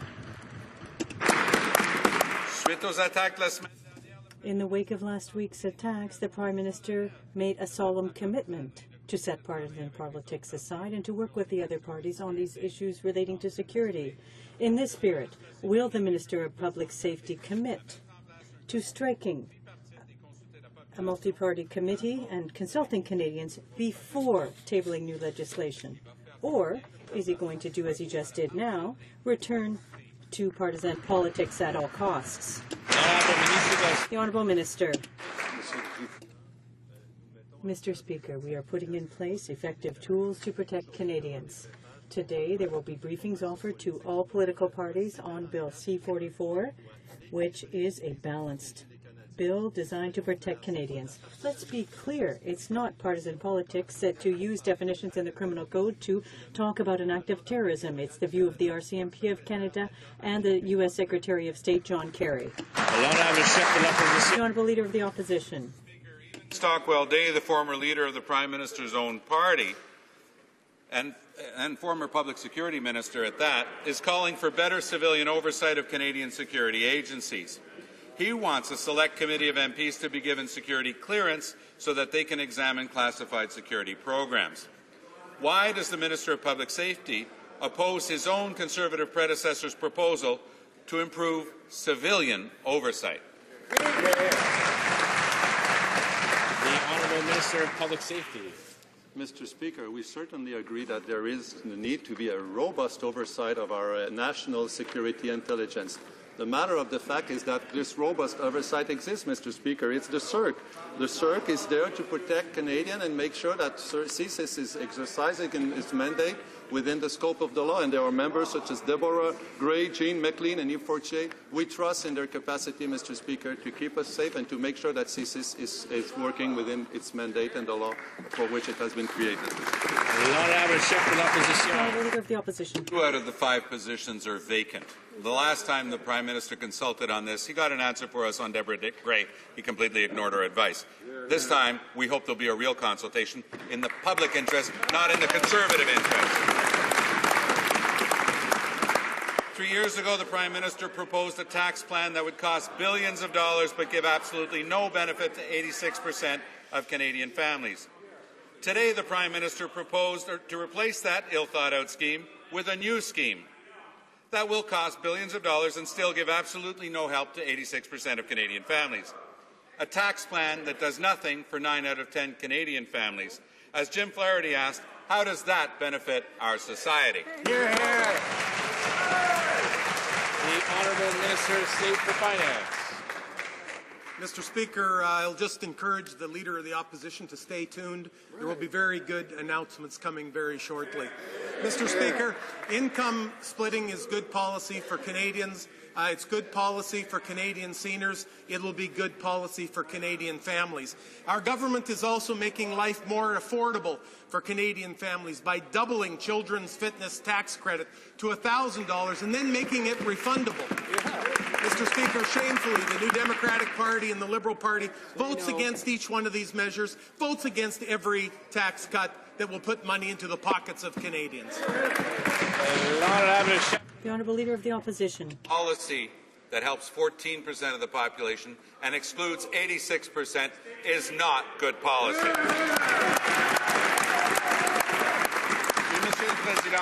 But, Mr. Speaker, it's not just the middle class that's going to be paying unduly, unfairly for income splitting. The provinces will as well. They will be footing the bill. The Conservatives' gimmick won't give 86% of families a cent, but it will cost billions to the federal government and the provinces. Why do the Conservatives want to increase the fiscal imbalance with a measure that will only help the richest 14%? The Honourable Minister of State. Mr. Speaker, seniors across this country are saving thousands of dollars each year because of pension income splitting. And now the Leader of the New Democratic Party says that he would take it away from them. Mr. Speaker, income splitting is good policy for Canadian seniors. It will be good policy for Canadian families. Mr. Speaker, the party has never seen a tax That party has never seen a tax that they didn't like, and, Mr. Speaker, they've never seen a tax they wouldn't hike. Every tax measure that we bring forward to put money in the pockets of Canadians, they vote against. The honourable member for Kings Hands. Mr. Speaker, the late Jim Flaherty said, and I quote, "I think income splitting needs a long, hard, analytical look because I'm not sure that overall it benefits our society." He was right. The Conservatives may have tinkered with their scheme, but it still does nothing to help 86% of Canadian families. It won't help the 1.5 million single parents who are struggling, but it will cost billions of federal and provincial dollars. Will the Conservatives listen to the late Jim Flaherty and experts across Canada, and will they scrap this tax scheme? The Honourable Minister of State for Finance. Mr. Speaker, Canadians know that they're better off with this Conservative government. Let me simply quote one of the many individuals who has supported income splitting. And I quote, "We should change the tax system to treat single income or dual income identically under the tax system in order to stop penalizing Canadian single income families." Do you know who said that, Mr. Speaker? The Liberal member from Kings Hands. That's who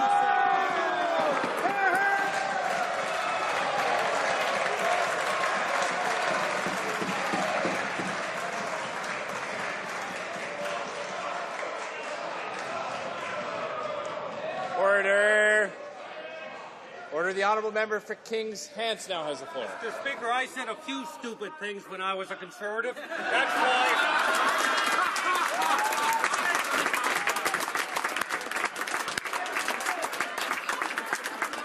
why I joined the Liberals, so I would no longer have to say stupid things. Mr. Speaker, income splitting does nothing to create growth or strengthen the economy.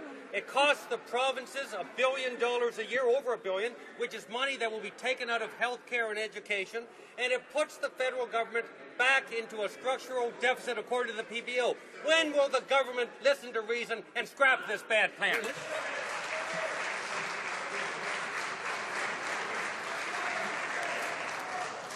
Order. The Honourable Minister of State for Finance. Mr. Speaker, the member's record still continues on. It doesn't end just when he left the Conservative Party. He still says many things that are stupid.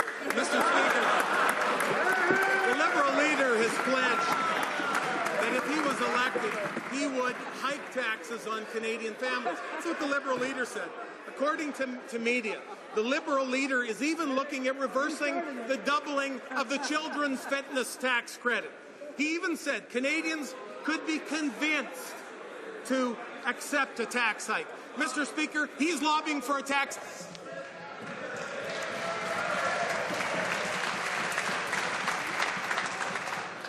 The honourable member for Bourassa. Merci, Monsieur le Président. Thank you, Mr. Speaker. I think we need to respect the level of language here in this House. I'd like to say that many independent think tanks, like the former Conservative Minister of Finance, the late Jim Flaherty, have denounced income splitting and have said that it will benefit the richest people only, despite the fact that the initial plan has reviewed and revised, the measure remains regressive. Does the Conservative government, or is the Conservative government rather, honest enough to tell Canadians that income splitting will do nothing for 86% of them? The Honourable Minister of State. Well, again, Mr. Speaker, our government stands with Canadian families. We stand with Canadian seniors, and we continue, measure after measure, to put money back into the pockets of Canadian families. Mr. Speaker, again, seniors across Canada are saving thousands of dollars every year thanks to pension income splitting. Mr. Speaker, what is good for seniors will be very good for families. The honourable member for Stormont, Mr. Speaker, as this government rushes to respond to the events of last week with more legislation, one thing remains clear. Canadians expect that any new legislation should improve public safety and protect civil liberties. Inadequate oversight of our intelligence agencies continues to be a major concern. It's been 8 years since the Arar inquiry recommended improvements. Why have the Conservatives persistently refused to boost intelligence oversight despite these recommendations? The Honourable Minister of Public Safety. Well, Mr. Speaker, the first responsibility of a government is to protect its citizens. We are promoting reasonable policies such as Bill C-44. We are seeking support from the opposition. And in the meantime, there's a robust oversight, Mr. Speaker. HoC is doing a remarkable job, and I want to congratulate the member Deborah Gray, Jean McLean, and Yves Fortier for keeping an eye at CSIS that are there to keep us safe. Thank you. The Honourable Member for Alfred Bellon. As parliamentarians, it's our duty to ensure that Canadians are safe while at the same time protecting their rights and freedoms. And this duty is something that the Minister of Justice seems to have forgotten when he talks about legislative measures to control content on the web. Even others have expressed reservations on that. Can the Minister ask us what a crime of opinion is and what the penalties associated with that will be? Ce qu'on a devant nous, Monsieur. What we are looking at, Mr. Speaker, which was tabled Monday, is legislation to clarify the authority and powers of CSIS. This will facilitate the job for HoC because everything will be clearer. Clarity is what we are providing, Mr. Speaker. We have an oversight body. We will ensure that recommendations flowing from that committee will be put in place so that CSIS will continue to protect Canadians. Beaches, East York. Mr. Speaker, on May 7th, 2014, the Minister of Transport told this House that her department was, quote, not aware of an ignition switch issue prior to receiving its first notice from GM Canada. But CBC has revealed internal documents that prove that that absolutely was not true. Transport Canada was aware of the issue 8 months before the GM recall. Mr. Speaker, did the Minister knowingly mislead this House? The Honourable Minister of Transport. Mr. Speaker, obviously with respect to this incident, our thoughts and our prayers are always going to be with the victim of the accident. That being said, Mr. Speaker, I found out about the notice of defect in February of 2014, as I've told the House, and I was informed by my officials that they knew about the notice of defect as well, at that time just prior to the recall by GM Canada. Honourable Member for Brossard-la-Prairie. Transport Canada knew that there was a problem with the ignition switch on the Chev Cobalt 8 months before the security recall. If people had been notified, lives could have been saved. GM has admitted its guilt for 29 deaths linked to faulty switches, and they're facing claims for 150 other deaths. This was 8 months before the recall. How can the Minister affirm to this House that she knew nothing about it?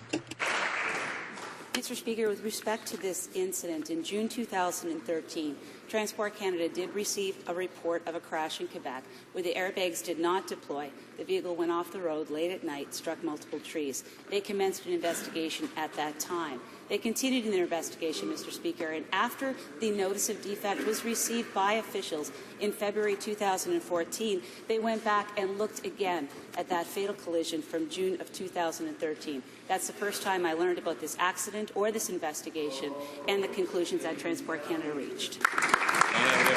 Honourable Member for Brossard-la-Prairie. The Minister's commitments, Minister of Transport's commitments to railway safety are disappointing. The Mayor of Lac-Mégantic would have liked the Minister to go much farther. She's calling for stricter regulations and stricter oversight.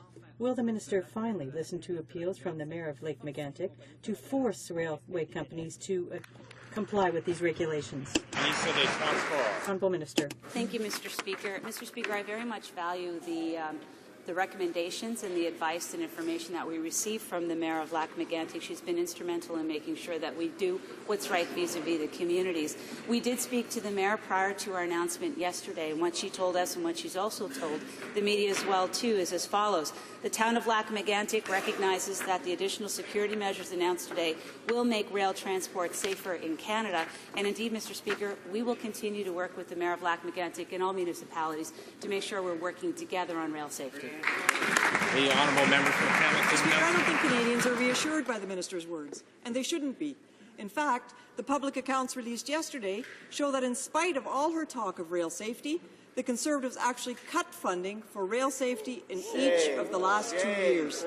And last year, they failed to spend nearly $4 million of the budget that was left. Why do the Conservatives say one thing and do the other when it comes to ensuring rail safety?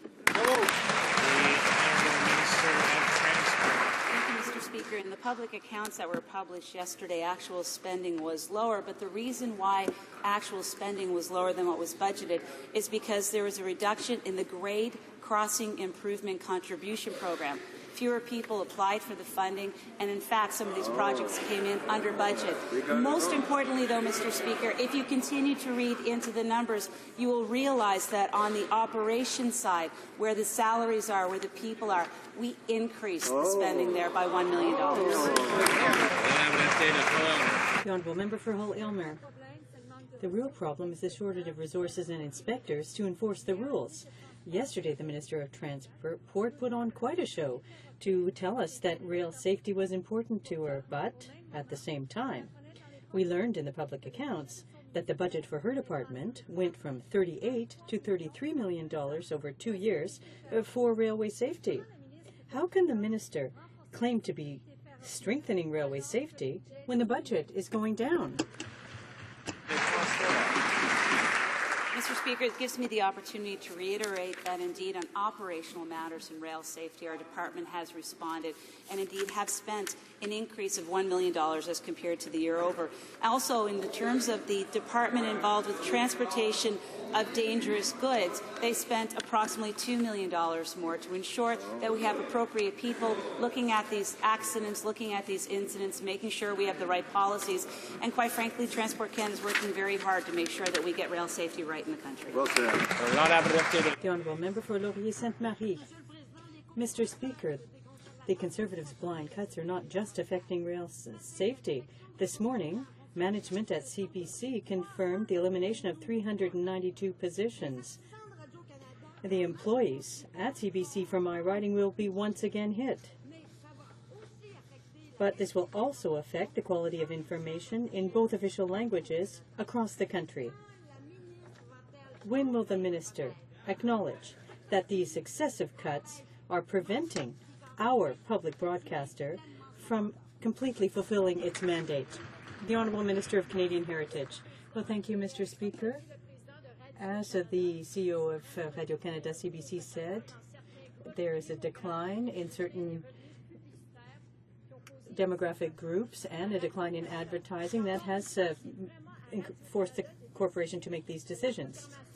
They've also made changes to focus on programming that Canadians want in English and French. They have enough taxpayers' money in order to fulfill their mandate under legislation with respect to official languages. Thank you, Mr. Speaker. The public accounts show the Conservatives lapsed more than $7 billion in approved funding last year. That's a whole lot of mismanagement. They also show the Canada Revenue Agency failing to collect millions of dollars from tax cheats, Mr. Speaker. Of $220 million reported missing, the CRA collected just 1% and appears to have no plans to collect the rest, to say nothing of the billions stashed by Canadians in offshore tax havens. Why does this minister keep coming up empty-handed when it comes to going after tax cheats? Minister of National... The amounts the member refers to are in active collection. These are the facts. The amount reported is for cases that are still before the courts, which means that these amounts are verifiable and recoverable. Collection action is a process, Mr. Speaker. Once these cases move through the courts, further collection tools available to the CRA will be pursued. Last year alone, we resolved over $46 billion in outstanding tax debt. Mr. Speaker, we continue to aggressively pursue tax cheats. Honourable Member for Vancouver Quadra. Mr. Speaker, a National Security Committee of parliamentarians from all parties is about making sure that our intelligence and security agencies have the tools and the funds they need to protect Canadians and to protect Canadians' rights. So we are the only country amongst our major intelligence partners that does not have such a committee. Why is this Conservative government unwilling to give Canadians the confidence in their security agencies that all our major allies already enjoy? The Honourable Minister of Public Safety. Well, Mr. Speaker, the Security Intelligence Review Committee was established in 1984 as an independent external review body which reports to the Parliament of Canada on the performance of the Canadian Security Intelligence Service, CSIS. Mr. Speaker, I have full confidence in CERC and their honourable member. Thank you. Honourable member for Charlottetown. Mr. Speaker, in a moment of seemingly unscripted candor, the Justice Minister indicated yesterday that our security services and police already have significant and robust legislative tools in the criminal code to combat terrorism.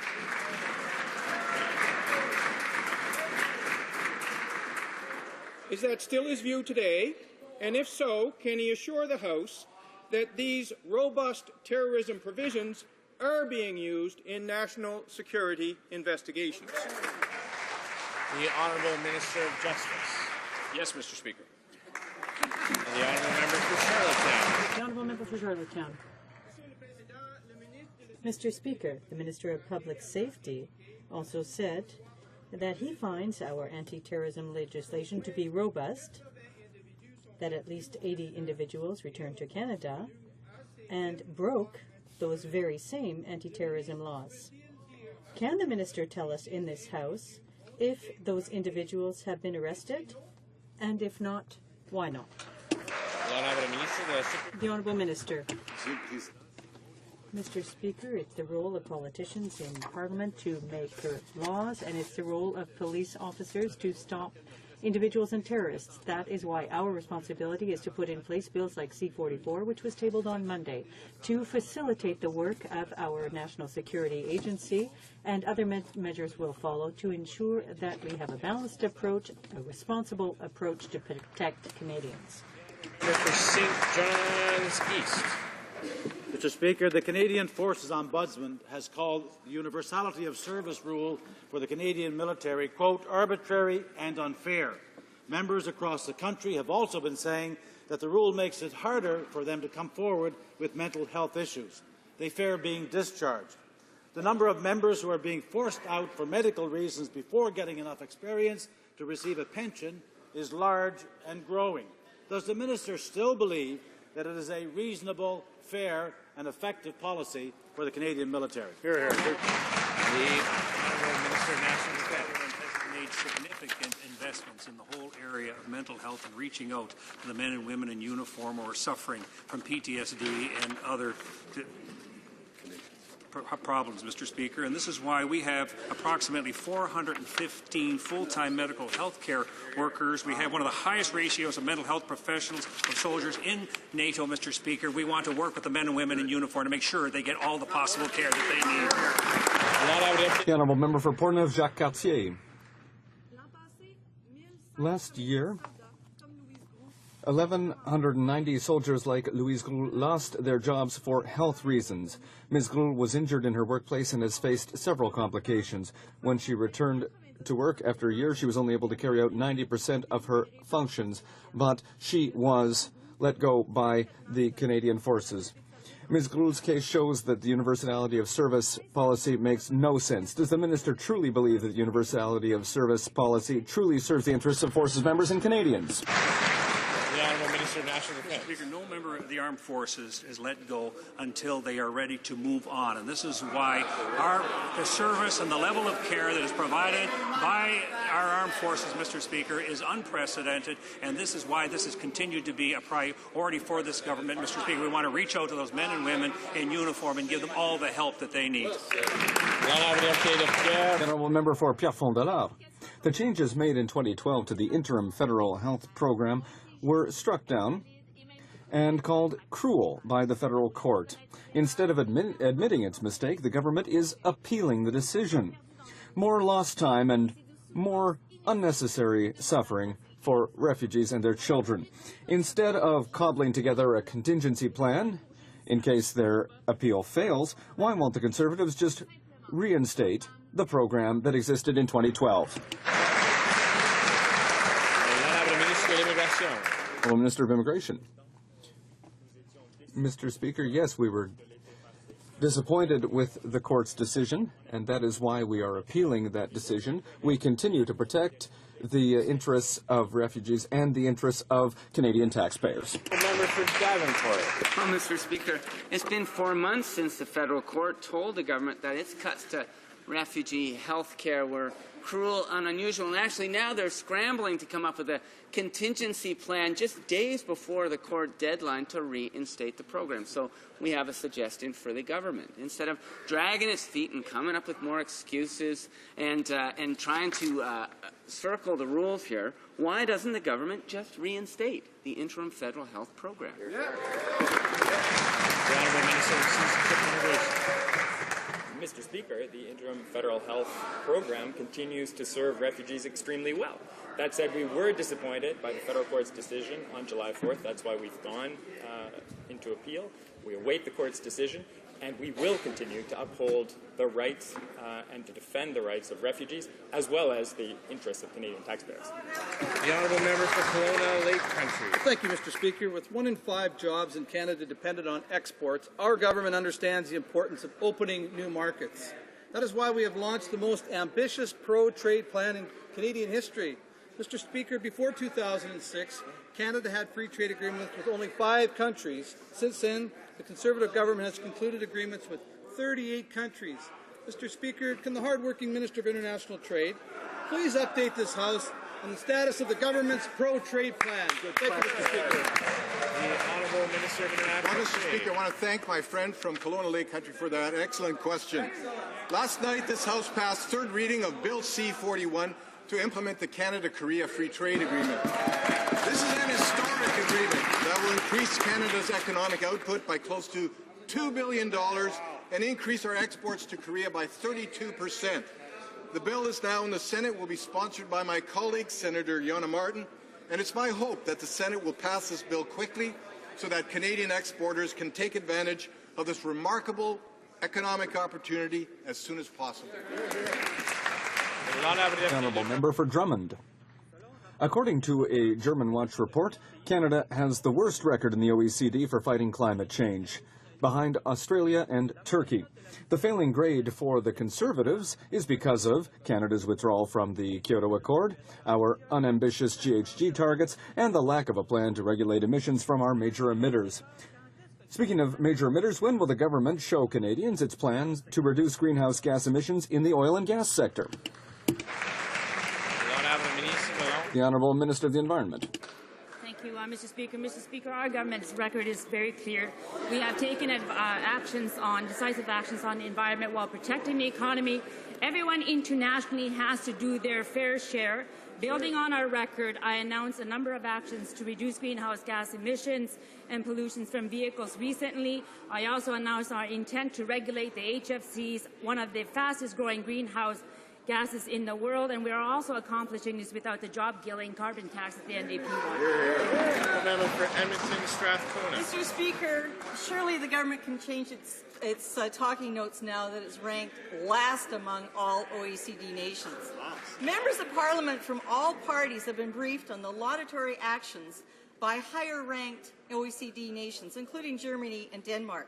Many of those initiatives and investments made to transition to cleaner energy sources are readily available to Canada. What our country needs is a government with the will to act.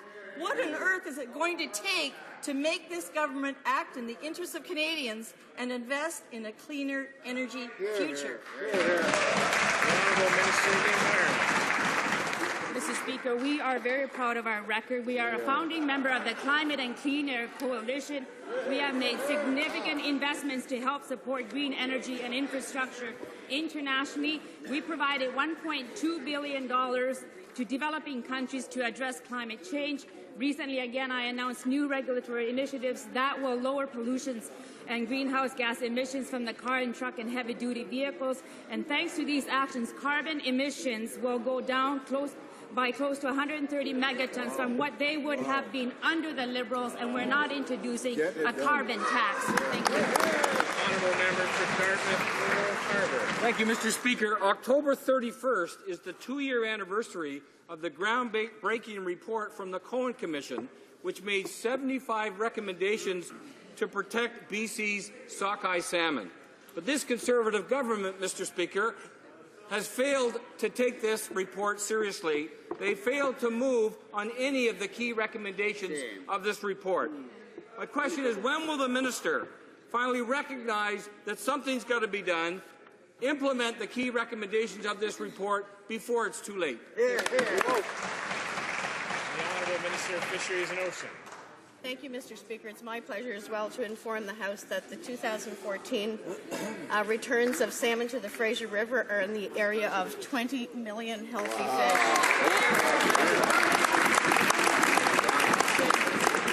Mr. Speaker, this government has introduced several measures that are consistent with the recommendations from the Cohen Commission, which include a moratorium on aquaculture development in the Discovery Islands, investing $25 million in recreational fisheries conservation partnership, and, Mr. Speaker, all revenues from the Pacific Salmon Conservation Stamp is provided now directly to the Pacific Salmon Foundation to be invested in the salmon industry. The Honourable Member for New Westminster Coquitlam.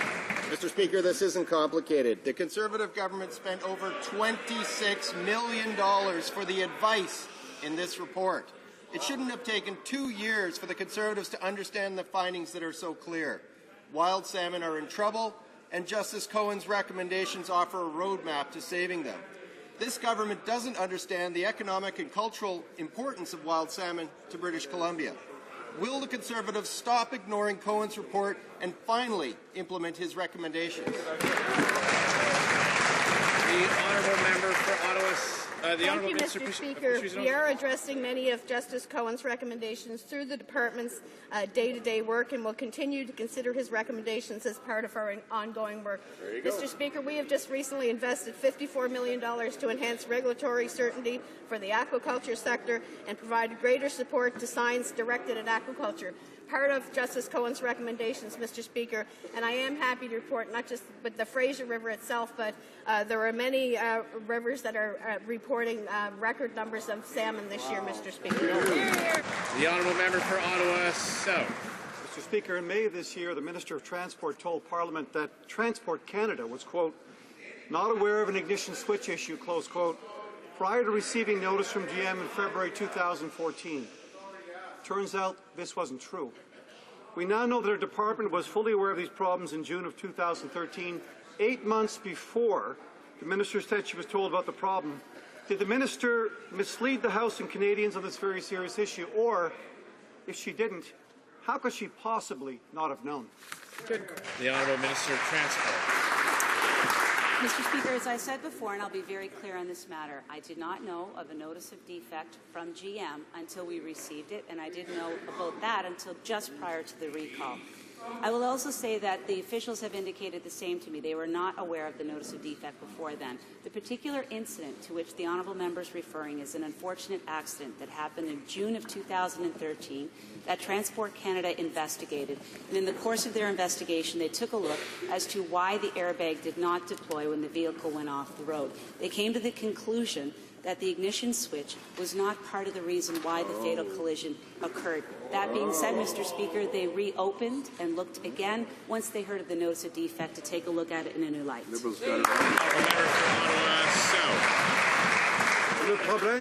The problem, Mr. Speaker, is that the facts don't add up for the minister. The timeline is clear. Documents show that Transport Canada was fully aware of these problems with GM ignition switches in June 2013. That was 8 months before the date the minister provided when she was asked when Transport Canada was aware of this issue. In light of these facts, once again, Mr. Speaker, will the minister explain why she misled deliberately this House? The Honourable Minister of Transport. Mr. Speaker, I knew of the defect from GM when we received the notice of defect in February 2004. I said that last year, and I say that today as well, too. My officials told me the same thing. They knew of the notice of the defect in this fleet at that point in time. Transport Canada inspectors were investigating an accident in June of 2013. Through their investigation, they determined that there was a problem with the ignition switch. After the notice of defect and the recall, they went back and looked at the accident again in a new light. The honourable member for Northwest Territory. Mr. Speaker, the deadline for the Indian Residential School personal credit for educational programs and services is tomorrow. Yet out of around 80,000 former survivors who are eligible, only 10,000 have applied. This is pushing leaders like Denny National Chief Bill Erasmus to ask the government for an extension to the deadline. Will the minister heed this call? Will he work with other signatories to the agreement and get the deadline extended so more survivors can access compensation for these large sums of money that is due for the First Nations? The Honourable Minister of Aboriginal Affairs. Mr. Speaker, although reminder notices were mailed to close to 75,000 of those recipients, although there has been an email and social media campaign to inform them, yes, indeed, we are going to work with the partners in the agreement and try to get an extension. The Honourable Member for Abitibi Bay James Nunavik, EU. Mr. Speaker, the apology offered by the federal government in 2008 should have been the beginning of a reconciliation process. But for that to happen, survivors need to be able to access the programs and credits available to them so that they continue to learn and continue their healing process.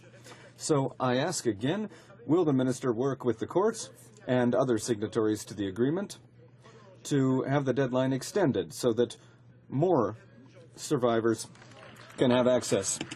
The Honourable Minister. Yes or no for an answer. Mr. Speaker, I just stated that indeed we are presently in negotiation talking with our partners in order to give this extension so that the victims of the residential school who are eligible for this education credit may get it. The Honourable Member for Calgary Centre. Mr. Speaker, today there's joy in Halifax. The Royal Canadian Navy destroyer HMCS Athabasca is back in her home port after a successful mission Operation Carib. This was an international campaign to target illicit trafficking by organized crime in the Caribbean and in the Eastern Pacific, and I'd like to congratulate and welcome home her crew after a job well done. Can the Minister of National Defence please update us on this HMCS Athabasca's activities? Thank you. The Honourable Minister of National Defence. Speaker, I join the Honourable Member in welcoming home the crew of the HMCS Athabasca, and I'm proud of their accomplishments and commend them for their efforts. HMCS Athabasca seamlessly conducted joint operations, supported multiple aircraft patrol sorties, and participated in 6 intercept operations, one of which resulted in the successful disruption of 820 kilograms of cocaine. Canada's commitment to Operation Carib has contributed to the interception of a significant quantity of illegal narcotics. The Canadian Armed Forces has been involved in this operation since 2006, and we remain committed to working with our partners to improve regional security and deter criminal activity in the Western Hemisphere. Thank you, Mr. Speaker. Honourable Member for Winnipeg North. Yes, thank you, Mr. Speaker. My question is actually for the Chair of Proc Committee regarding the agenda of the committee itself. The 18th report of the committee, which reconstitutes the House of Commons committees, was presented in the House on September the 30th, Mr. Speaker. It has not yet been concurred in. Committee travel has also stopped. Hundreds of hours of committee time has been lost, Mr. Speaker. Could the Chair tell the House if the committee will meet to consider any further action it can take to get the committees back to work, Mr. Speaker? The Honourable Member for Elgin Middlesex London. Well, Mr. Speaker, as you know, the committee continues to work on ways to improve committee work in this House. Daily, I try to stand here and move concurrence on the report. It's had a great aerobic effect, but not much else. Apparently, the official opposition wants to deny members voice of their constituents at committees, and we hope they get back to work soon.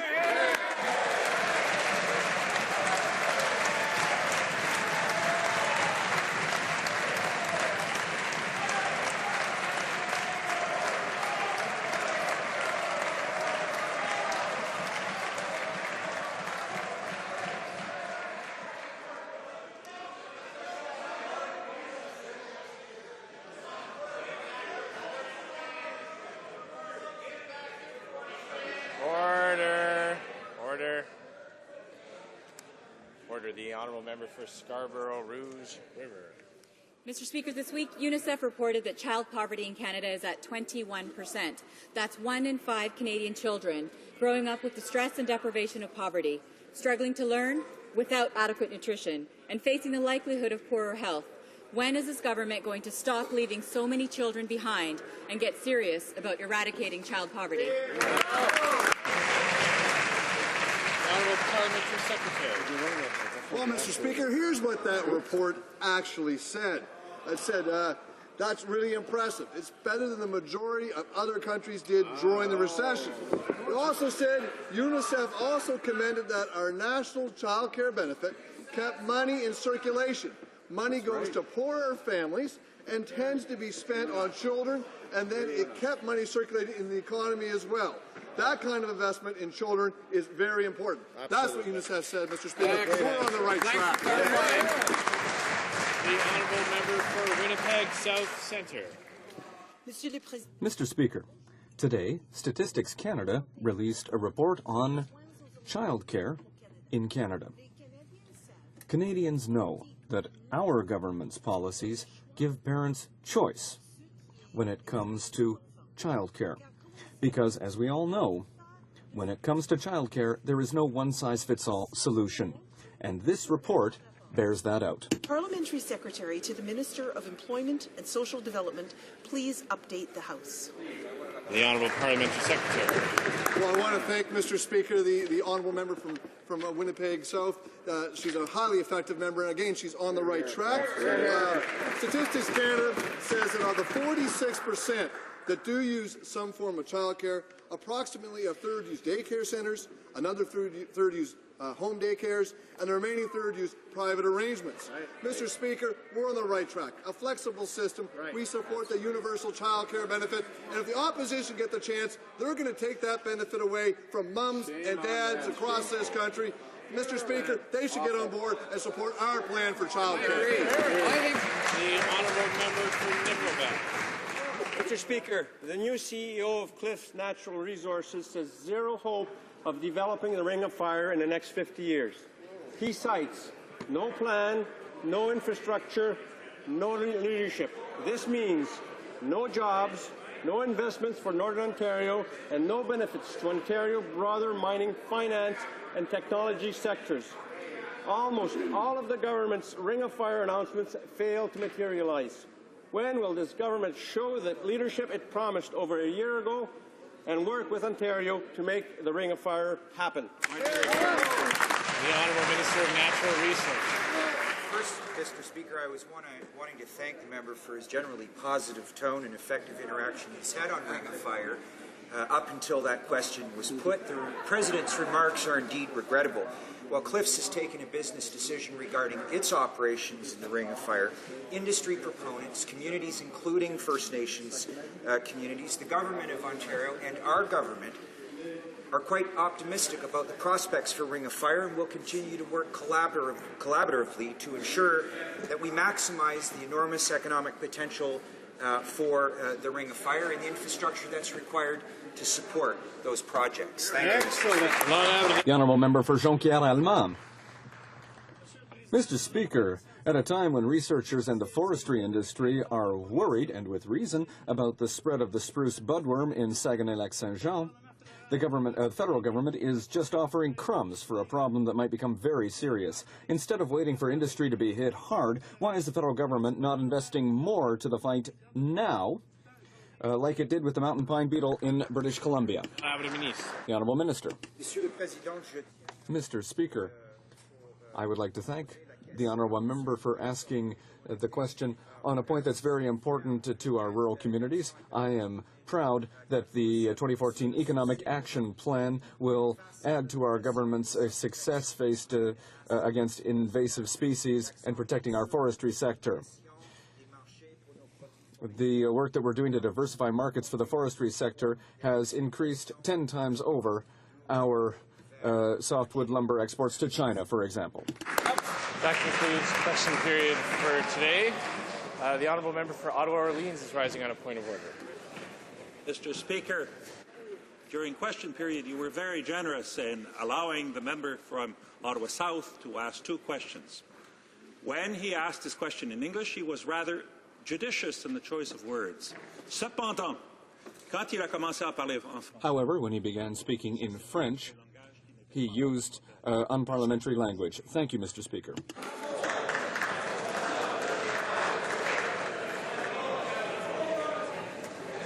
I appreciate the honourable member for Ottawa Orleans raise his point. I don't know if the honourable...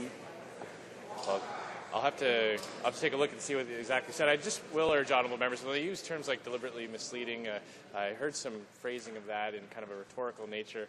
I don't think it's helpful. I think it gets far too close to the line. And ask members, instead of trying to get as close to the line as they can, to stand a few paces back. And I think members will appreciate that. The Honourable Minister of Transport. A point of order as well, too. In my last answer to the honourable member from Ottawa South, I said the year 2004. Of course, I meant the year 2014. Appreciate that. I believe now the Honourable Opposition House Leader would like to ask the traditional Thursday question. Thank you very much, Mr. Speaker. Thank you. Following last week's events yesterday, in the new Democratic Caucus, we had an opportunity to thank our security services, including Alain Gervais, who showed so much courage last week. These are events that we all remember well. We, of course, continued with our work. And as the leader of the official opposition said, we continue to want to collaborate, work with the government, and we'll be looking at everything we possibly can, and we're always willing to offer our cooperation. What the government is scheduling for its agenda. I'd particularly like to know, in terms of opposition days, what the government foresees for the 2 opposition days that remain in this cycle. Thank you very much, Mr. Speaker. The Honourable Government House Leader. Thank you very much, Mr. Speaker. This afternoon, we will continue to debate Bill C-43, the Economic Action Plan 2014 Act Number 2 at second reading. That, of course, is a bill that focuses on job creation, economic development, growth and prosperity for all Canadians, and is certainly something that is welcomed in this time of continuing global economic uncertainty, and something that focuses on the priorities of Canadians. That debate will continue tomorrow and then will conclude on Monday. Soulignant aussi, Monsieur le Président. Of course, Mr. Speaker, on Monday, the President of France, François Hollande, will address both houses of our Parliament that morning. On Tuesday and Wednesday, we will consider Bill C-44, the Protection of Canada from Terrorist Act, at second reading. Ideally, we will conclude this debate on Wednesday so that a committee can get on with the important work of studying the details of this legislation. And it will be an opportunity for all parties to look at this bill in detail, including the important measures that it contains. On Thursday, we could wrap up the second reading debate on each of Bill S5, the National Park Reserve Act, and Bill C-21, the Red Tape Reduction Act. Finally, Mr. Speaker, next Friday, November 7th, will be dedicated to finishing the third reading debate on Bill C-22, the Energy Safety and Security Act. There was a specific question with regard to the remaining 2 allotted days. As you know, I believe we have 4 weeks available to us after the opportunity in the ridings to observe Remembrance Day with our constituents, and I anticipate, of course, that those 2 allotted days will be designated for dates in that last 4-week period. Thank you. The Honourable Minister of State for Finance is rising on a point of order. Mr. Speaker, thank you. Pursuant to Standing Order Number 83-1, I wish to table a notice of Ways and Means motion to amend the Income Tax Act. Pursuant to Standing Order 83-2, I ask that an order of the day be designated for consideration of the motion.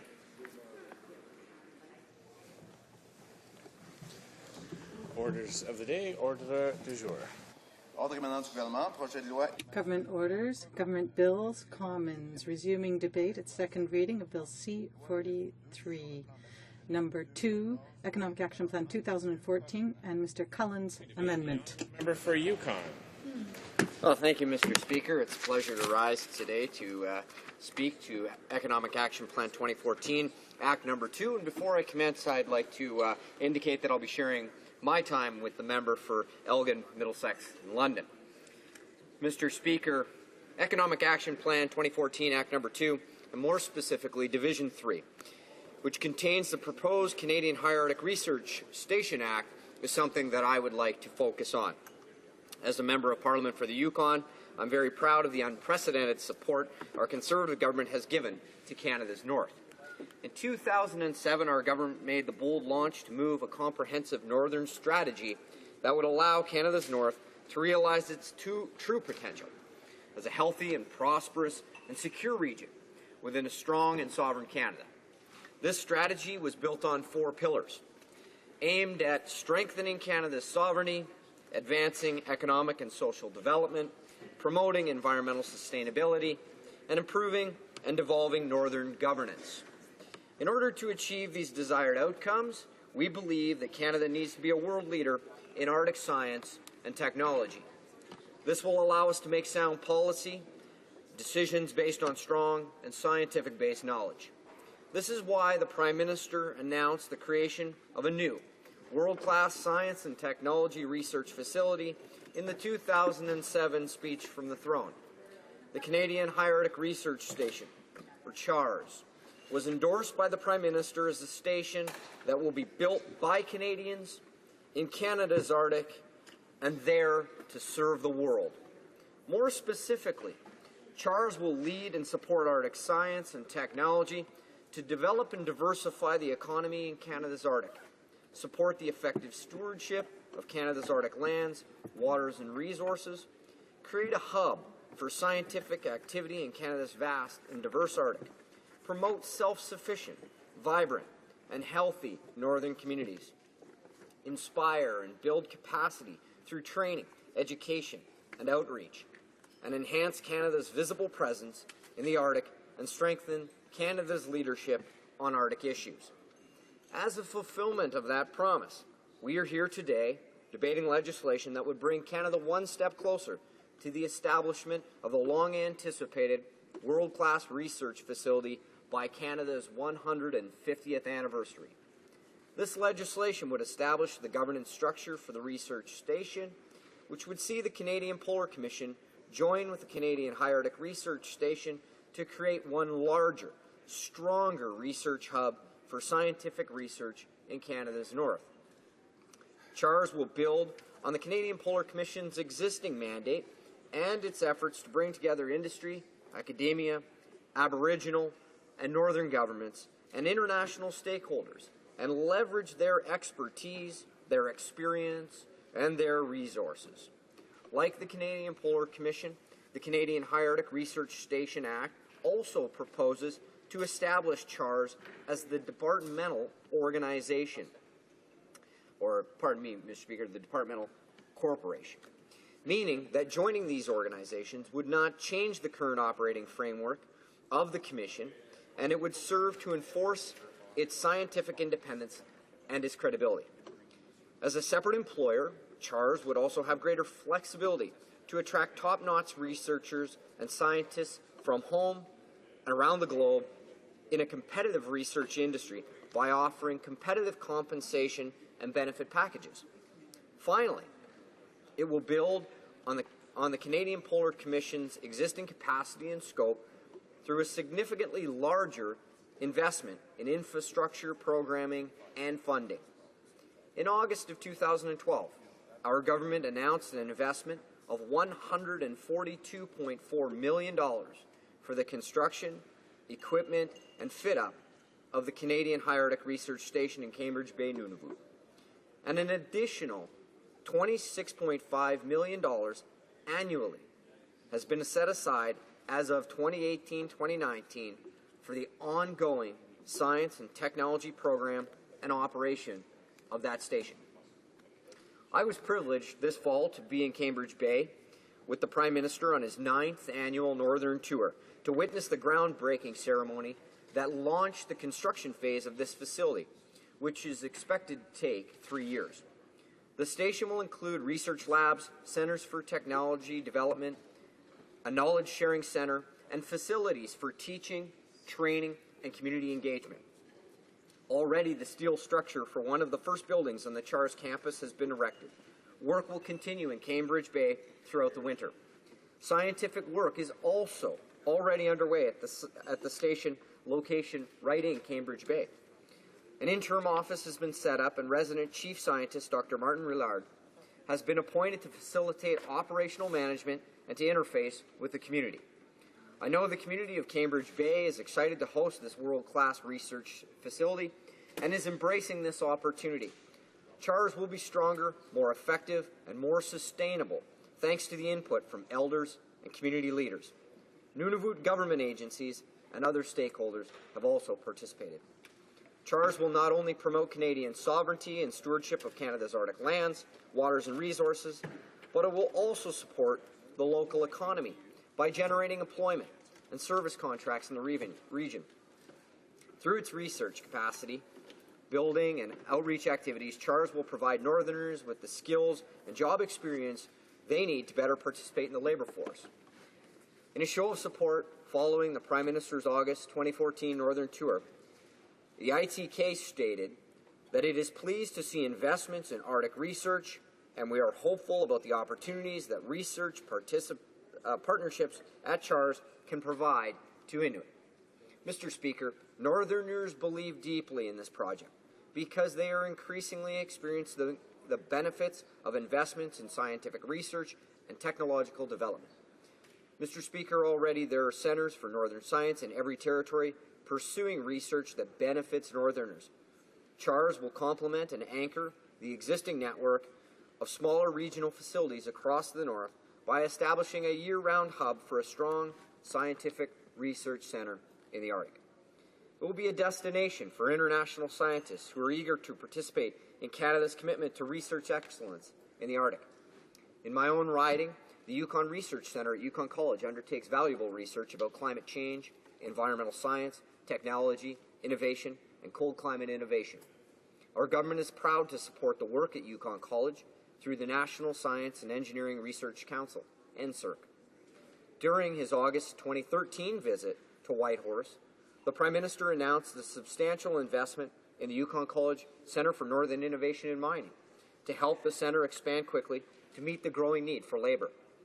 And through the $85 million Arctic Research Infrastructure Fund announced in Economic Action Plan 2012, the college was granted $2.5 million to renovate and enhance their research infrastructure, including areas that will contain research to advance cold climate innovations. Additional work at the Yukon Research Centre and other venues is exploring clean water land use, the impact of permafrost on infrastructure, indoor air quality, to name just a few. Mr. Speaker, targeted science and technology investments like this speak directly to the practical needs of Northerners, Northern businesses, and Northern families. Communities need the infrastructure, technologies, and skills to build prosperity, and true prosperity, of course, means ensuring sustainable, low-impact development of the North while increasing the quality of life for Northerners. For example, research into heat recovery ventilators. A current collaboration between CHARS and the Yukon Research Centre makes homes more comfortable and heating costs more affordable, and research into agriculture and access to healthy foods is advancing. Mr. Speaker, CHARS will build on the scientific and technological progress already taking place in the North, and it will add to our knowledge about the North and will allow us to prosper from the opportunities that develop. World-leading science and technology research will help provide Canadians with the knowledge and the tools that they need to transform current challenges into opportunities. The creation of CHARS is an important step in fulfilling this vision. Mr. Speaker, I encourage all members of the House to join us in supporting Economic Action Plan 2014, Act Number 2, and in particular, I encourage all members to realize the benefit of the Canadian High Arctic Research Station and the Act that's contained within the Budget Implementation Act to ensure that this important venue goes forward, not just for Northerners, but indeed for all Canadians. Thank you, Mr. Speaker. Questions and comments. The honourable member for Dartmouth Cole Harbour. Thank you, Mr. Speaker. I appreciated hearing from my colleague, the member from Yukon.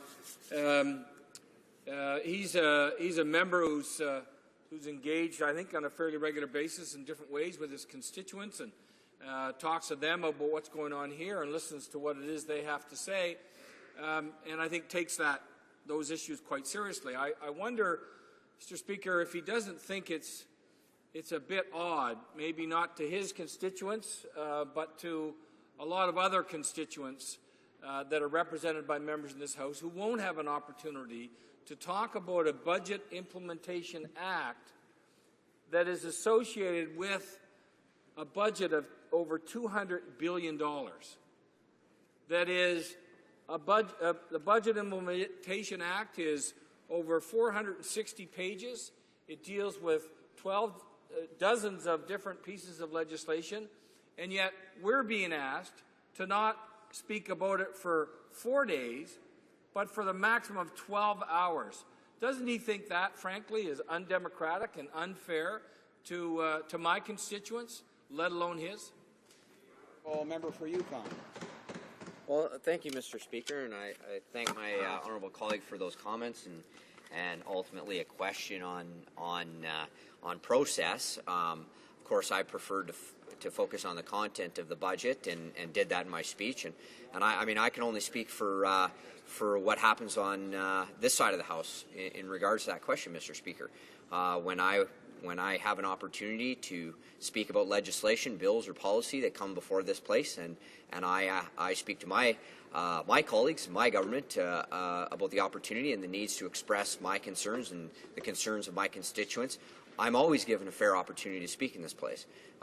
That's never been any different, and I'm not quite certain that would be any different on that side. If members on his side of the House would like to speak to that bill, then it's something he needs to deal with procedurally by asking the people that make those decisions on his side. But, Mr. Speaker, it's a big country.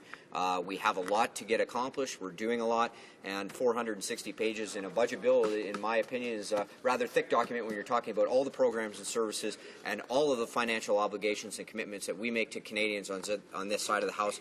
It's a lot of great work in a very small document, in fact, Mr. Speaker. Questions and comments? The Honourable Member for Kingston and the Islands.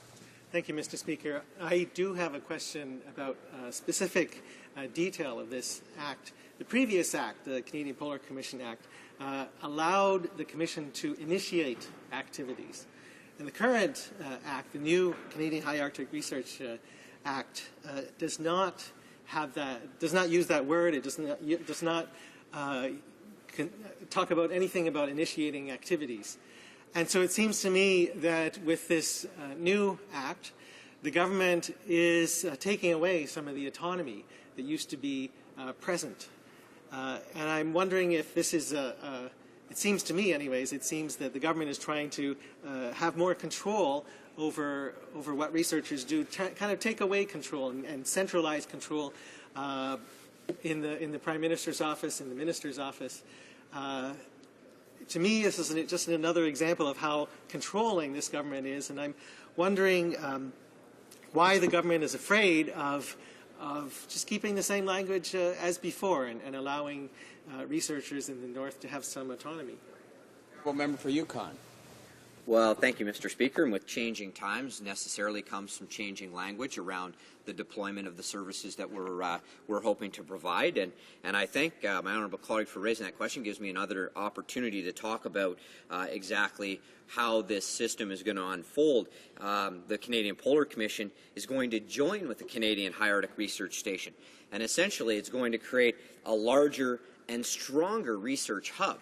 So building on the existing mandate of the Canadian Polar Commission, CHARS is going to be able to bring together, as I mentioned in my speech, academic, First Nation, Northern governments, international stakeholders to combine and congeal their expertise. So, Mr. Speaker, the language in the legislation is only set forward to facilitate a stronger and better organization of Canadian Northern High Arctic research. And I think that's great news for Canadians, and I hope the honourable colleague will look at that, look at exactly what CHARS will be able to do with this mandate, what they'll be able to do with their partners, including community partners in the North, and I hope he's willing to find a way to support that. Thank you, Mr. Speaker.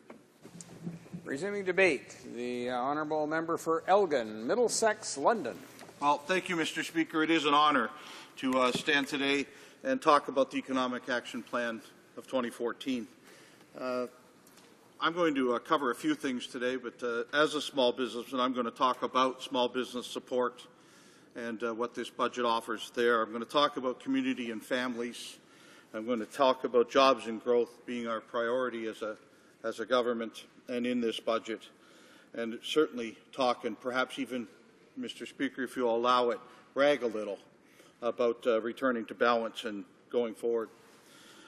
First, though, a little bit about Elgin, Middlesex, London, and how this pertains, and a little bit about why I think that the Economic Action Plan 2014 is the right way to go. Elgin, Middlesex, London is made up a very diverse riding in southern Ontario that includes a good piece of the south part of, as the member from London West, the Minister of Science and Technology would say, the 10th largest city in Canada, and an urban centre that comes with that. But the rest of the riding is very diverse from an agricultural point of view, and including about 80 miles of Lake Erie shoreline, where we even find commercial fishing. So very diverse from a heavy manufacturing in the one part of the riding and a pretty good urban base to a wide open economic part of agriculture, and then some great recreation that goes with it. I lead off with that so that I can talk about why small business growth is so important to myself. Certainly I am a small business person still. The business must be small. Because we have to move forward by expanding our small business base in this country. I see a couple of my colleagues got that, so I'll go along with that now. Yeah, I could hear the laughter over the airwaves too. But small businesses create so much employment in our country. So much of what happens certainly in small rural communities happens because of small business. And I don't just mean the jobs that those small business people create, because that's a given. Business people want to be successful and hire people. But stop to think of the purchasing of goods, the services that are purchased by small businesses in each of our small communities. And also, the really unique things that happen in small communities of, the small business owner not only being the sponsor of the local hockey team, but probably the coach too, or the small business being the place where we go to get our local news. So when we can make a decision in a budget that makes small businesses stronger, makes small businesses have the ability to hire more employees, this is something that can really, really make an impact. The small business job credit that's part of this, Economic Action Plan 2014, allows small businesses to not have to contribute some of the EI portion on for their staffs. And for anybody else in the House who is a small business person, I can certainly share with you my own habits and those of other small business people I know. If money is saved as a small business person, not very often is it profit, it goes back into our pockets. It's spent on expansion or spent on hiring or spent on the other things. And so the piece here that talks about the small business job credit truly will do exactly that. As small businesses find their savings, they'll certainly turn that into hiring new employees, buying new product, or whatever else it might be. The other piece that's throughout the Economic Action Plan 2014 that will affect small businesses in a great way is a continued reduction by this government on red tape for small businesses. Look, I love to go to work. In my businesses, love to come to work here, but I know many small businesses love to go to work, but not one of them said, but you know what I like to do? I like to go to work and sit in the back room and fill out government paperwork. It's not one thing I've ever heard at a Chamber of Commerce meeting or a Canadian Federation of Independent Business meeting. It's just not what people look forward to. So I think we can certainly suggest that those couple of things out of this budget from a small business and community point of view are very important. I said I would also talk about communities and family, and I've kind of crossed over to that when I was talking about small businesses, because in many communities, small businesses are a great part of the communities and the families that go with it. If those small businesses can't succeed in rural communities, we start to lose our families. And the families in rural communities are, of course, what makes it work. Also included in this, in the Economic Action Plan 2014 is a children's fitness tax credit that helps keep our communities more active. And certainly, you know, some of the most exciting things, and, you know, laugh if you will, but some of the exciting things we can do in small communities, head down to the local arena or head down to the local ball diamond and watch our kids being physically active. And something like the children's fitness tax credit being expanded to the way it is in Economic Action Plan 2014 adds to the fabric of rural communities in a way that maybe wouldn't be noticed in a large urban center. So the recreational facilities and the other pieces of that community piece is maybe a sidebar, something that happens because we're doing something like the child fitness tax credit. There's a couple other pieces in Economic Action Plan 2014 that affect communities, certainly rural communities, in a great way, and some of them have to do with competition in the telecommunications sector and ensuring that those of us in rural Canada also have the abilities that our urban counterparts have, and certainly an increase in the ability for broadband for our kids' use from an educational point of view. But I've already mentioned how vibrant small businesses help rural communities actually be that vibrant, and the access to good broadband internet service for those small businesses is a huge thing and needs to happen in our rural communities. We also talk about in Economic Action Plan 2014 an end to pay-to-pay billing for consumers. So from the community families in whether it's rural communities or urban communities, the stop of having to pay for a bill that comes to your house is just another important part on communities and families. I said I would also talk a little bit about how jobs and growth still continues to be what we must think as priority one, job one. We, in a heavy manufacturing centre in southern Ontario, did see a great loss of closure of some very large car plants and the like during the recession. We trade almost everything we make in Elgin, Middlesex, London with the United States. It's a huge, huge proportion of trade north-south from where we live because it's always been the easiest thing to do.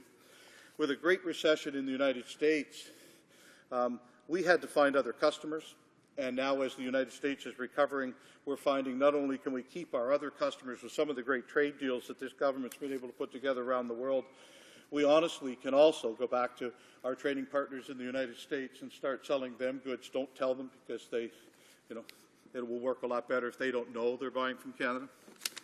But so jobs and prosperity is a very important piece. But Mr. Speaker, I wanted to finish off on what I think is truly what's the best thing that's happened from this government and from Economic Action Plan 2014, and that is the preparation to finish the balancing of this budget, to take us back into a balanced situation.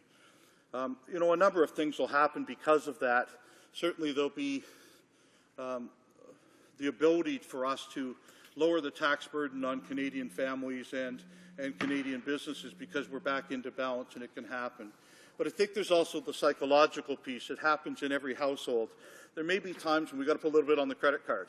There may be times when we've got to take out a little bit of a loan to do a renovation around the house. But there's always that bit of celebration when you pay that balance off, or when that mortgage ever gets paid off. It's incredible. And so to compare the country of Canada to the rural family in Elgin, Middlesex, London, it's a joyous time when we can celebrate returning to balance and being able to make good financial decisions, including allowing Canadians to keep a little bit more money in their pockets. And I thank you, Mr. Speaker, for your time today. Questions and comments. The honourable member for Beaches East York. Thank you very much, Mr. Speaker, and I thank my colleague across the way for his speech. But what it betrayed to me, Mr. Speaker, was a complete lack of understanding of cities in this country, as though his rural community is the only community that has ballparks and hockey rinks and all the rest of it, as though those of us who live in cities don't spend time in our local arena. I spend about 2 hours every weekend, Mr. Speaker, when events allow, at my local arena, watching my son play hockey, and from time to time the team that I sponsor. We've got 2 baseball leagues in my riding, Mr. Speaker. But what the member misses in talking about this sports tax credit is that there is also in our cities an enormous portion of people who can't afford to put their kids in organized sports, Mr. Speaker. And it's not just about the 400,000 manufacturing jobs that we've lost. It's about 50% of the jobs in our cities, in the city of Toronto and Hamilton, being precarious work. It's about huge growing informal economies where people are making less than minimum wage just to survive. They call them survival jobs in my riding, Mr. Speaker. And what does this budget have to do for cities? Nothing, Mr. Speaker. Honourable member for Elgin, Middlesex, London. Well, I apologize to the member if he thought I was downplaying cities, since I represent part of the 10th largest one in Canada. I was trying to draw the comparison between some of our rural lifestyles to our urban lifestyles, and I may not have got it absolutely right. We certainly travel into rinks in the city of London too, and watch our teams beat those teams too, and we're happy to do it. And the child fitness tax credit does exactly what the member asked, is what about the kids that can't afford? Well, that's what this is for. This is who it does help. I recognize there's great community groups that we all have to be part of that also help with that, and look to make our community stronger. Look, I tried to discuss during the speech that I made about how it's diverse. We have a great big country with a lot of different things in it, some great big cities, some very small rural ones. They all are happy to move forward when the kids are doing good, when the family's doing good, when the small businesses are doing good. Economic Action Plan 2014 makes that happen. Hear, hear. Questions and comments? The honourable member for Winnipeg North. Yes. Yeah, Mr. Speaker, I did want to ask the member in regards to employment insurance. The Liberal Party came up with a very bold, creative idea that ultimately saw EI premium exemptions for every new hire for small businesses. It was, Mr. Speaker, something that would have created literally tens of thousands of jobs all across Canada. And you contrast that to what the Conservatives are proposing, which is very minuscule in terms of the idea of job creation, and some have even suggested that it's a job disincentive. The question I have for the member is, does the government not have an obligation to actually contrast ideas, and where there is a better idea, maybe adopt it, even if it comes from the opposition benches? The honourable member for Elgin, Middlesex, London. Well, thank you, Mr. Speaker, and I do thank the member for his question of me earlier today. This one I may act a little different on. I tried to also in my speech talk about my role as a small business person most of my life, and the how it takes to make money in a small business and what we do with it when we make money. I'm sorry, but I have to, challenge the member a little bit on his math. First of all, a government, a Liberal Party who emptied the EI fund of every cent it have in it, and then asked, aren't you guys taking too much out of it in order to help small businesses grow and prosper, is a bit on the rich side. And the other part is, of course, I've been in the House long enough to hear recommendations from each of the parties opposite on a 45-day work year for EI, which would do nothing but absolutely drain the EI fund. Resuming debate. The honourable member for... we're resuming debate? Okay. The honourable member for Trinity Spadina, then. Thank you. Thank you very much. And, Mr. Speaker, I wish to inform you that I'll be splitting my time with the member from St. Leonard, St. Michel.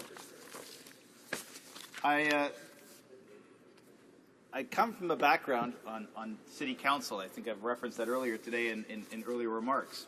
And when we're confronted with bills or motions that do multiple things, first of all, they're usually ruled out of order.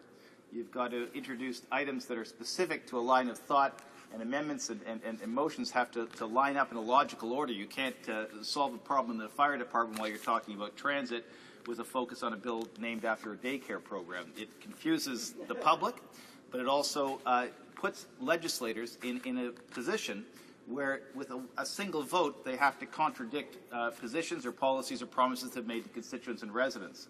And we find ourselves in exactly that situation right here today. There is a procedural process in many city councils and many legislatures across the country where you can split a motion so you can accurately record your position item to item to item. It's a shame that the government has chosen to proceed in the way they have and stack 100+ different intents all together under one umbrella, pretending it's a budget bill when in fact what it is, it's a sort of a cross-section of promises and announcements that have been made across the country, sometimes not even here in Parliament, and they're just landing in our desks and we have to make a decision, yes or no, up to all of them all at once. And I don't think that's a fair process. It doesn't accurately allow us to register or represent our position. And that's a concern. But I will try to address some of the issues that are specific and on the residents and folks that I represent. Sorry. There we go. First, the child fitness tax credit. We all understand that the goal here is to get kids physically active, but a lot of kids can't be physically active through disability, and as a result, this is not a tax break that is applied equally to all children. As well, many other children choose to exercise their mind, and many families put their kids into cultural programs. There is no corresponding tax cut for that, and that seems to be an oversight, and I think it's something which should be addressed. And is a concern because in cities, it's not as singular an approach to child rearing. You just don't stick your kid in a hockey rink if your kid wants to do something in particular, dance, which is also physically active but doesn't get covered under this program because it's an art, not a sport. Big problem. There's been reference from some members of the New Democrats that there's no initiative around housing. There actually are 2 initiatives around housing, and this government is doing something spectacular in the middle of a national housing crisis. They're actually looking for ways to increase the cost of housing. If you renovate a condominium and the renovation is significant, you end up paying more for housing. How is making housing more expensive a strategy that anybody in this country has embraced? In fact, making housing more expensive, in particular in the condominium market, is the housing bubble that the government is so concerned about. It once again shows, and this is the comment that was at the end of my member statement earlier today, that this government doesn't seem to understand that the C in front of CMHC stands for Canada. Canada has always had a national housing program in one way or another. The difference is, in the last 10 years, this government is walking away from that responsibility, and in this set of motions, beyond clearing up a past legislative error, the only real initiative underway from this government is to actually make housing more expensive, in particular in urban areas. That is so short-sighted, so ill-conceived, and such a wrong move. I don't know how to describe it, but what it really shows you is that when given half a chance, Tories do raise taxes. They just do it on the vulnerable. The other issues that are of concern are also items that have slipped in. And the one that concerns me the most, coming from a city with a very, very small port that somehow keeps getting privileges granted to it, is the changes under the Federal Ports Act and the Canada Marine Act around how federal ports can acquire new property. For municipalities, the federal port system and the Canada Marine Act grant powers to land use zoning patterns that are not regulated by the local city halls. So when you give the power to a port to acquire new land, they actually acquire land in very important, very sensitive parts of cities, sometimes environmentally, sometimes economically. And what the government has done is strip the power, local authority, away from that land and given it to federal agencies that are appointed largely through order in council. This is not good local planning, this is not good economic development, and this is not reasonable insofar as you have not consulted with a single city, let alone a province, on this fundamental power that you're extending to federal ports. That's a problem. And then finally, the issue of trying to pretend that a private member's bill is now something that was announced in the budget. And this, of course, refers to the move to suspend the requirement that all provinces support refugees with social assistance. Not a single province beyond Ontario was consulted. And when you talk to Ontario, they weren't consulted so much as they wrote you and said, don't do it. So the only person that speaks to the government on this issue says don't do it. And in an act of, I don't know how to describe it, an anti-democratic move is one way to look at it, but there is nobody asking for this. Nobody is asking for this change, and yet the change shows up mysteriously in a bill that is sold to Canadians as a budget bill, but is actually now just simply a mask or a diversion tactic to slip private members' bills, and they're too embarrassed to have voted on individually because they know how bad a piece of legislation it is. This is not good government. This is not good process.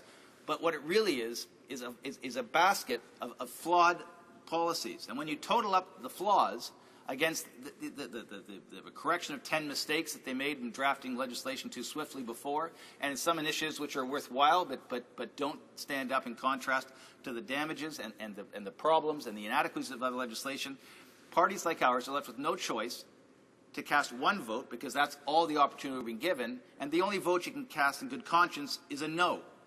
Because if you have to pass this legislation based on its weakest piece of legislation, you have to vote no.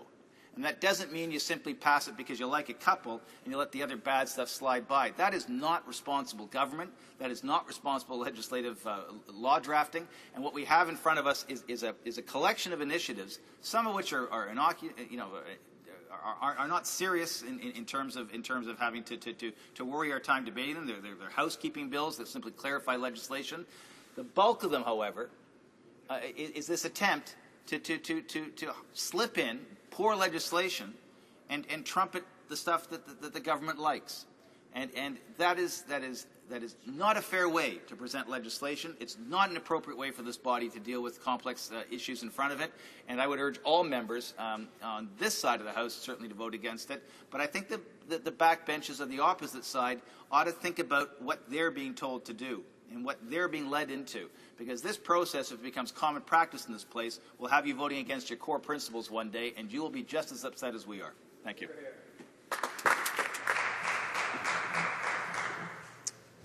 Questions and comments. The Honourable Member for Algoma, Manitoulin, Kapuskasing.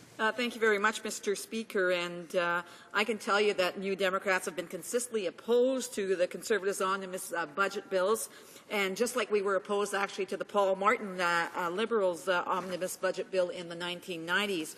So when I look at this bill, I mean, we notice that it is about 450 pages that touches 400 clauses and amends dozens of laws. Most of the changes in this huge budget bill have no connection whatsoever to the government's 2014-2015 budget from last spring. So there has been a lot of demands out there. We have seen that there is a surplus now, but the surplus on whose backs? On the backs of First Nations, on the backs of the most vulnerable, on the backs of seniors, and on the backs of municipalities, and on the backs of businesses as well. So when I look at this, I mean, I met with the CFIB this week, and they certainly are in favor of the NDP's proposal to actually ensure that we deal with the high credit card fees, and they are actually in favor of a national child care program. So I'm just wondering if maybe my colleague can speak to the fact that how desperately we do need a national child care program, and maybe why their government never actually implemented it with the many promises they made. For Trinity Spadina. I had the privilege of being a journalist here in some of those budgets that were passed in the 90s and 2000s, and I actually recall the NDP voting several times with the Liberals to promote some pretty good budget measures. The one that didn't get passed is a national daycare program, negotiated with the provinces an issue you'll soon be confronting if your motion around daycare comes to fruition, you ever form government. You can't negotiate with provinces quickly. We all know that. But the issue is this, is that when we have opportunities to agree, we should agree. And we should work together to get stuff done. But on some issues, you know, the last Liberal budget in 2005 had $2.4 billion for housing. If that budget had gotten through, it would have taken with it the Kelowna Accord, which would have had an extraordinary impact on Aboriginal First Nations communities. It would also have had a national child care policy from sea to sea to sea. Unfortunately, that budget didn't survive. Cooperation on that one, which was not an omnibus bill, would have been really, really good for cities and municipalities and provinces and communities, but most importantly, Canadians right across the country. We need to start to think about these issues in a more concise way. And I share the NDP concern that the other side has done one thing and one thing only in this budget, and that's make housing more expensive while ignoring all the other demands for housing. And on the single issue where nobody's asking for any action, on refugees looking for social assistance, they have listened to nobody because nobody's asked for this action. They have slipped in a private member's bill in a way that's only can be described as trying to hide their true motives. And on that one, I think I share the NDP's distaste for the way in which the government has moved forward on this legislation. Questions and comments? The honourable member for Scarborough-Guildwood. Thank you, Mr. Speaker. And I wanted to pick up on the honourable member's theme about all of the things that are hidden in this little gem of a budget. Mr. Speaker, I presented to this House a bill called C-474, a transparency bill for the extractive sector. And lo and behold, the government, in its wisdom, defeated the bill and then now have slipped that bill back into the omnibus bill. I suppose I should be flattered, Mr. Speaker. I can count that as maybe a half win. But nevertheless, Mr. Speaker, the irony is quite resplendent. This was a bill that demanded of the extractive sector accountability and transparency. Put in an omnibus bill of 586 pages, which has no accountability and no transparency. So I was wondering whether the honourable member might care to comment on all of these little gems, quote unquote, that are hidden in this bill, which make it very difficult for members to vote reasonably. The honourable member for Trinity-Spadina. Well, you know, I think you might see consensus emerging on some of these items if they are in fact presented one at a time in front of us as members of Parliament. The trouble is that quite clearly a game is being played. You can almost see the campaign being written by the members across the way. You voted against X, Y, and Z. What they don't tell the public is you have to vote for A, B, and C to get there. And that's the problem. It sets up a deceitful way of making members of this House express and represent their constituents. And that's just fundamentally wrong. But it also leads to the bad lawmaking that requires 10 corrections. There is great consensus on things like an urban agenda in this House, and yet we see nothing. The one thing the Tories have done is raise taxes on condominiums and made housing more expensive. And that doesn't help anybody in this country except for the folks that draft bills like this. Resuming debates, the honourable member for Saint Leonard Saint-Michel. Merci, Monsieur le Président. Thank you very much, Mr. Speaker. I'm pleased to rise on this debate on Bill 43. Implement certain provisions of the 2014 budget. I'm pleased to be able to speak to this issue. First of all, I think that it's logical to oppose bills that are too unwieldy, such as this one. There are too many subjects that are far from the budget tackled in this bill, and we don't have enough time to debate and analyze the bill in depth. The evidence, or the proof is that in this bill, it corrects several previous bills that were tackling other various elements. The government has a habit of tabling omnibus bills, and I find that unacceptable for a country like Canada. Today, we're not only debating the budget implementation, but also changes to the criminal code, to the awarding of patents, aeronautics, telecommunications, employment insurance, and also social assistance, which the government would like to deprive many Canadians of. I'm not the only one to point out the lack of respect that the Conservatives have for democracy. To come back to the bill that we are debating today, I believe that it deals with awkward measures and initiatives in response to the urgent needs of the middle class.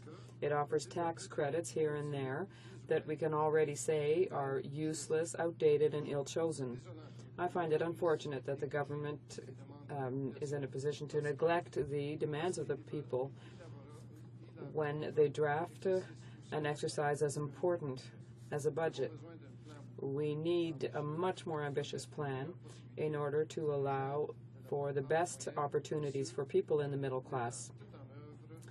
And we should be doing everything possible to establish sustainable economic growth. One subject I would like to address today in this bill is the increase in the children's fitness.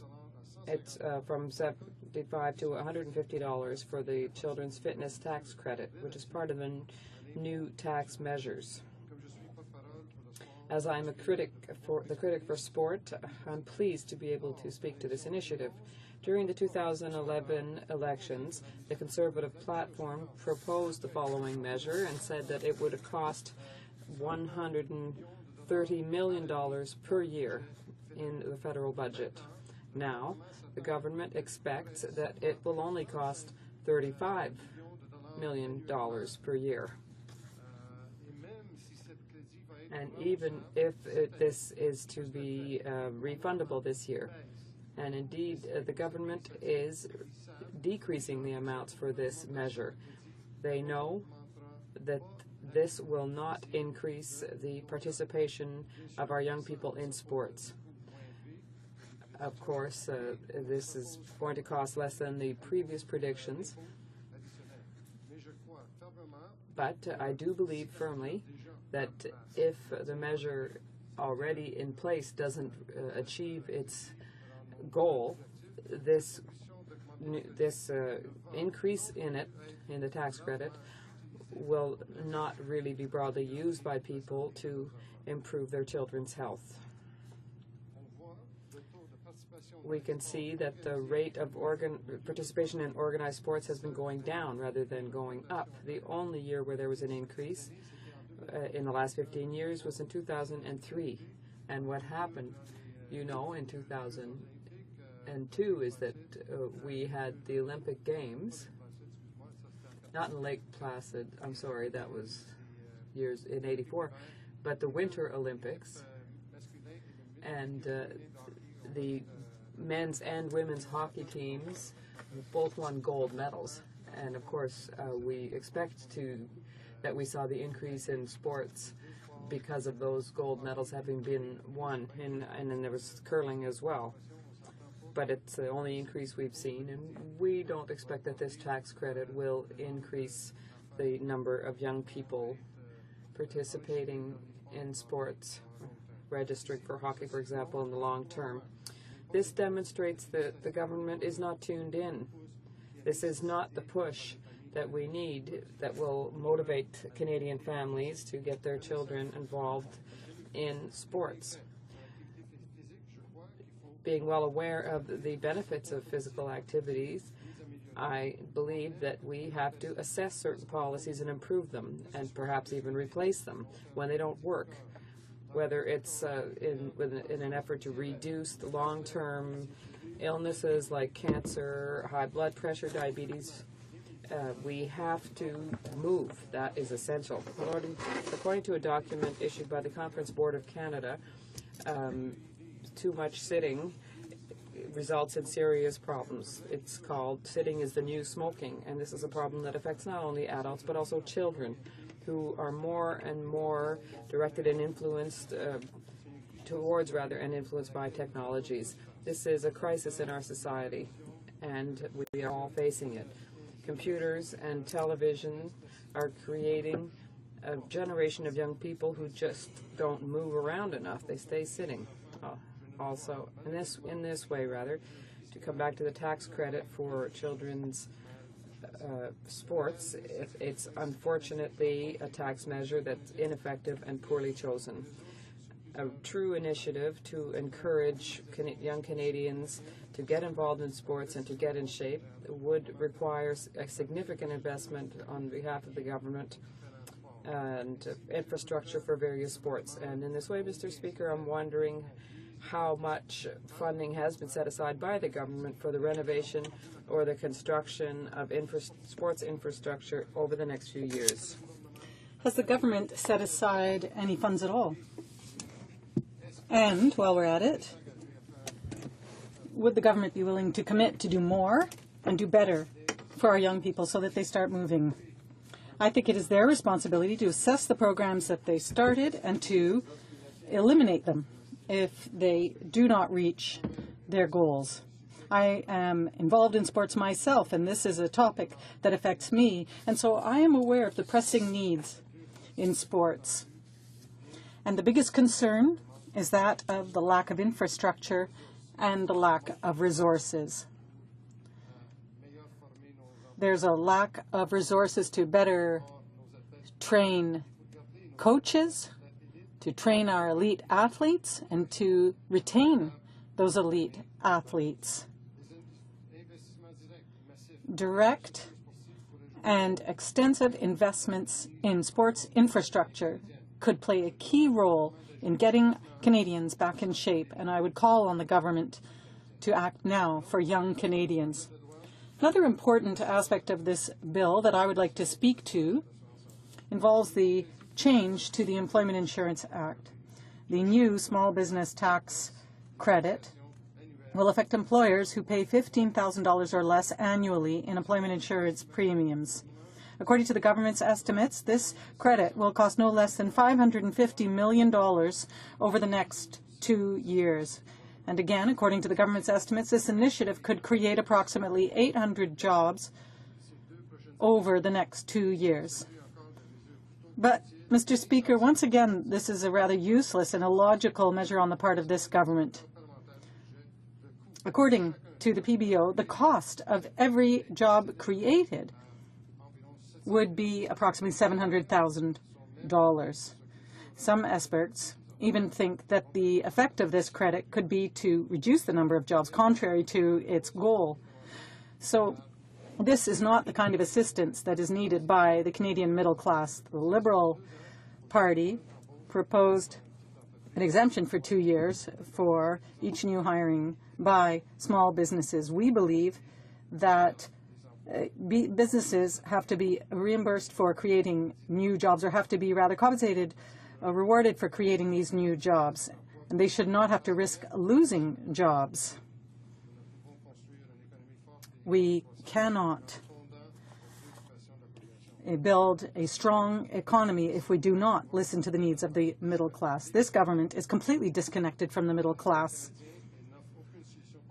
in Canada and provides no concrete and major solutions to increase sustainable economic growth. In conclusion, Mr. Speaker, I believe that Bill C-43 is not worthy of Canadians. We have to invest in infrastructure, invest in education, work with the province to promote access, and to be able to craft real initiatives for job creation in this country. The government has to do better. I think the government has to sit down with the provinces and has to listen to the various problems that they are facing. A few more. Merci. Questions and comments. The honourable member for Algoma, Manitoulin, Kapuskasing. Merci, Monsieur le Président. Thank you, Mr. Speaker. My colleague raised a point that we have also raised. He said that the Conservative government was not listening to the experts, and that Conservatives have listened more to lobbyists than anyone else, rather than come up with a plan. It will actually take $5 million out of the Employment Insurance Fund in order to create only 800 jobs. In White River, for example, there is a lack of about 60 staff in one of the companies. They have a hard time finding people, and you can see that throughout the province. There are businesses that have a hard time finding and training people. Now, they're taking all this money, and I'd like my colleague to speak further to that $5 million. Perhaps it would be better off invested in a training program to help people be better trained in order to be able to have access to these jobs, and perhaps even work with Right River. Thank you very much, Mr. Speaker. I'd like to thank my colleague for her question. Now, the government doesn't want to listen to the NDP and to the Liberals, so perhaps it should listen to at least the Parliamentary Budget Officer who has come up with estimates. Perhaps I went too quickly, but if you look at the math, as my colleague pointed out, the government initiative will cost $5 million and it will only create 800 jobs. Now, if you take $550 million and you divide it by 800 jobs, as I said in my speech, it turns out that each job costs $700,000. That makes no sense, Mr. Speaker. With that money, you could invest in ridings, such as my colleague's riding in Sudbury. Is it Sudbury? Or on Montreal Island, where there's a very high unemployment rate. So you could take that money and train our young people so that then they can find jobs in the future, and so that these jobs are sustainable. Thank you, Mr. The honourable member for Winnipeg North. Yes, thank you, Mr. Speaker. I believe that the member from St. Leonard and St. Michel has got it right, and I truly appreciate the comments that he has put on the record in regards to the government's budget. A very simple question for the member. When he talks about the needs of the community, and he makes reference to Montreal and others, but specifically in regards to Montreal, if the member could provide his thoughts in regards to how important it is that government invest in infrastructure today as an important economic tool into the future. The honourable member for Saint Leonard, Saint Michel. Actually, a very good question from my colleague from Winnipeg North. And the question does not relate to Montreal. I mean, urban centres all face the challenge, but we saw in the last budget implementation bill where the government committed to having tolls put on the Champlain Bridge. We have, just to the south of Montreal, we have 3 other bridges. If we put tolls on just the Champlain Bridge, we're going to have backlogs in traffic all the way to the east end. The Champlain Bridge is located on the west end. So we were meeting with some of the east end groups, business groups, and they were saying, you will not solve the problem. The problem is by setting tolls. The problem is by investing more in infrastructure. There is a chronic problem in this country getting goods from east to west and west to east, just through the provinces, but we have a huge problem on the island of Montreal getting goods from the east end to the west end because of tons of problems with infrastructure. And the Champlain Bridge and putting tolls on the Champlain Bridge will be one of the many problems that we will have if this government doesn't get its act together and put more money in infrastructure. Thank you, Mr. Speaker. Resuming debate, the honourable member for Mississauga East Cooksville. Thank you, Mr. Speaker, and I'm very honoured to have an opportunity to participate with my parliamentary colleagues on a debate on Bill C-43. And Mr. Speaker, I would like to let you know that I will be splitting my time with the member for Newmarket, Aurora. Mr. Speaker, throughout the past number of months, especially during the summer break in my riding, I spent a lot of time going door to door in neighborhoods of my riding, the riding I represent. And often, Mr. Speaker, residents were surprised to see me at the door in a non-election period, but appreciated the opportunity to serve, to be served by their member, and I appreciate the opportunity. And I appreciate the opportunity to listen to concerns and questions from my constituents. And of course, if there is something my office can assist them with. There are some common themes that I've heard from my constituents, Mr. Speaker. People are concerned about their families, about their friends and neighbors. They want to ensure that they will have a job to go to each day. They want to know they will be able to afford to feed their families and provide them with a safe home. They want to ensure their hard-earned income that goes to taxes is being used efficiently and wisely. Our government continues to work hard to create jobs, keep taxes low, and help make our streets and communities safer. And Mr. Speaker, on jobs, I would like to mention the record that we have. We have the best record in the G7, as mentioned often, and it deserves repeating. We've recovered every job that we lost during the recession. But better than that, we have 1.1 million new jobs that have been created in Canada since the depth of the recession. Over 80% of those jobs have been full-time. That is progress, Mr. Speaker, because every single one of those jobs means something very important to someone, to a father or a mother, to a young person starting their career, or to a new Canadian who is committed to doing his or her part in their new country of Canada. We're working hard to help students and apprentices. I recently had an opportunity to visit the Electrical College in Canada in my riding Mississauga, East Cooksville. The college prepares students with hands-on practical application of electrical theory and safety knowledge, and to get students started towards achieving electrician license.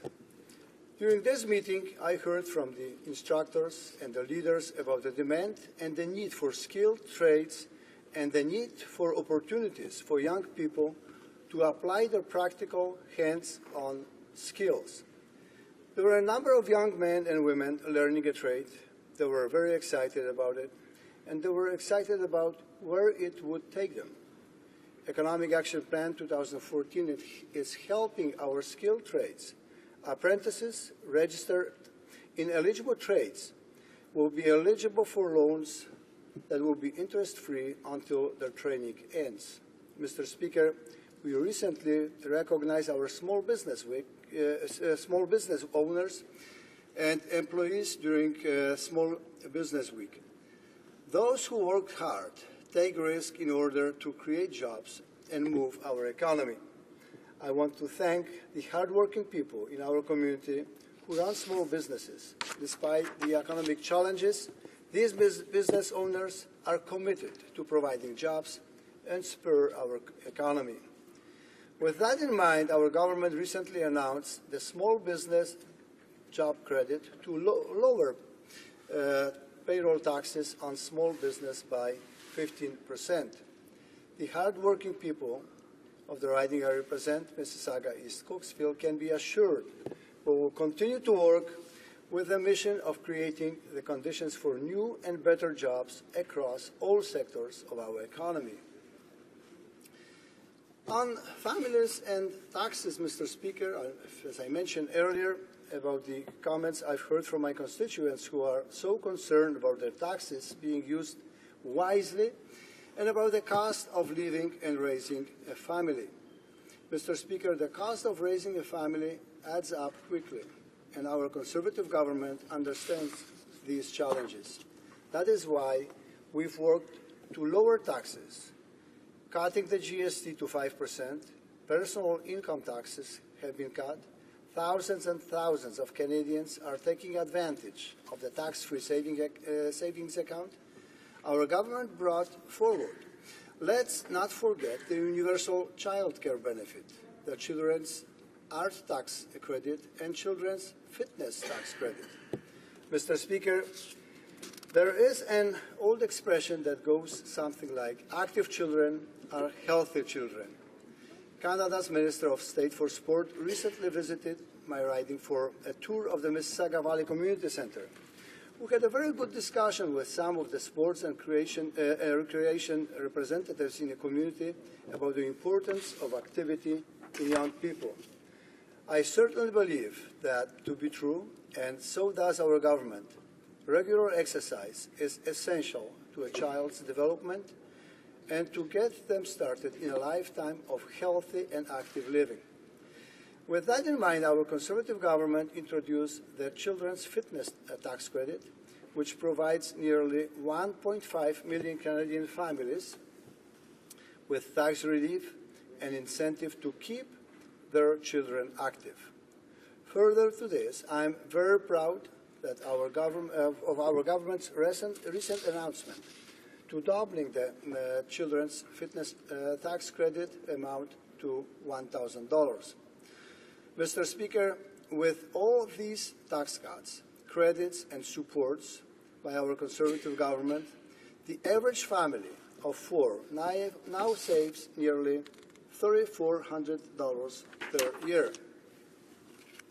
Mr. Speaker, families also want to know that they are safe in our communities. Of course, we must first thank our police and peace officers for all they do. Our government is doing its part to make sure the system puts the interest of law-abiding Canadians and their victims of crime first. We are toughening laws, supporting programs in this regard. I want to recognize the Minister of Status of Women who visited my riding in September and joined with Ms. Ashley Lyons, Executive Director of Safe City Mississauga, for a special announcement. The Minister announced over $166,000 in funding support to help prevent and eliminate cyber violence against women and girls in Mississauga and the region of Peel.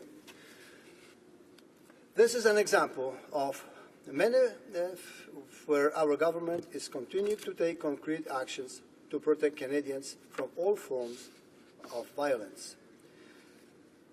Locally in Mississauga, we are seeing job growth and infrastructure investment in our community thanks to our government's focus on reducing red tape while increasing investment in skills training. Mr. Speaker, the City of Mississauga has received nearly $126 million of federal funding through the gas tax fund since 2006. And I will add to this that the Region of Peel gas tax fund is nearly $213 million since the same year, 2006. That is a long-term, predictable, and environmentally stable source of funding that has helped with major projects, including Mississauga Accessible Transit Fleet and the Transit Campus. I want to quickly share an email that I received recently from the City of Mississauga for the opening of Mississauga Transitway. And I quote, "As an important partner in the Transitway project, I would like to personally invite you to the official opening ceremony. It is our way of saying thank you for your commitment to the Mississauga Transitway project. I'm looking forward to joining with my Mississauga and Peel regional colleagues for this special event." Mr. Speaker, indeed, this is a government that is investing in our communities, our people, and our future. In conclusion, Mr. Speaker, Canadians can be pleased that this budget contains no new taxes on families and businesses, while also continuing to ensure government spending is efficient and effective as possible. Mr. Speaker, we will always put consumers first, expanding choice and reducing costs and keeping taxes low. We are helping and supporting families. We will always put Canada first, celebrating defending our country and working to keep Canadians safe in their communities. Mr. Speaker, these are the priorities of the hardworking people whose doorstep I visited throughout the summer and fall, and these are also the proud commitments of our government, and I would ask all members of this House to vote in support of the Bill C-43. Thank you very much. Questions and comments? The Honourable Member for Parkdale High Park. Thank you, Mr. Speaker, and I thank my colleague opposite for his comments. And like him, I, of course, have been knocking on the doors of many of my constituents in Parkdale High Park.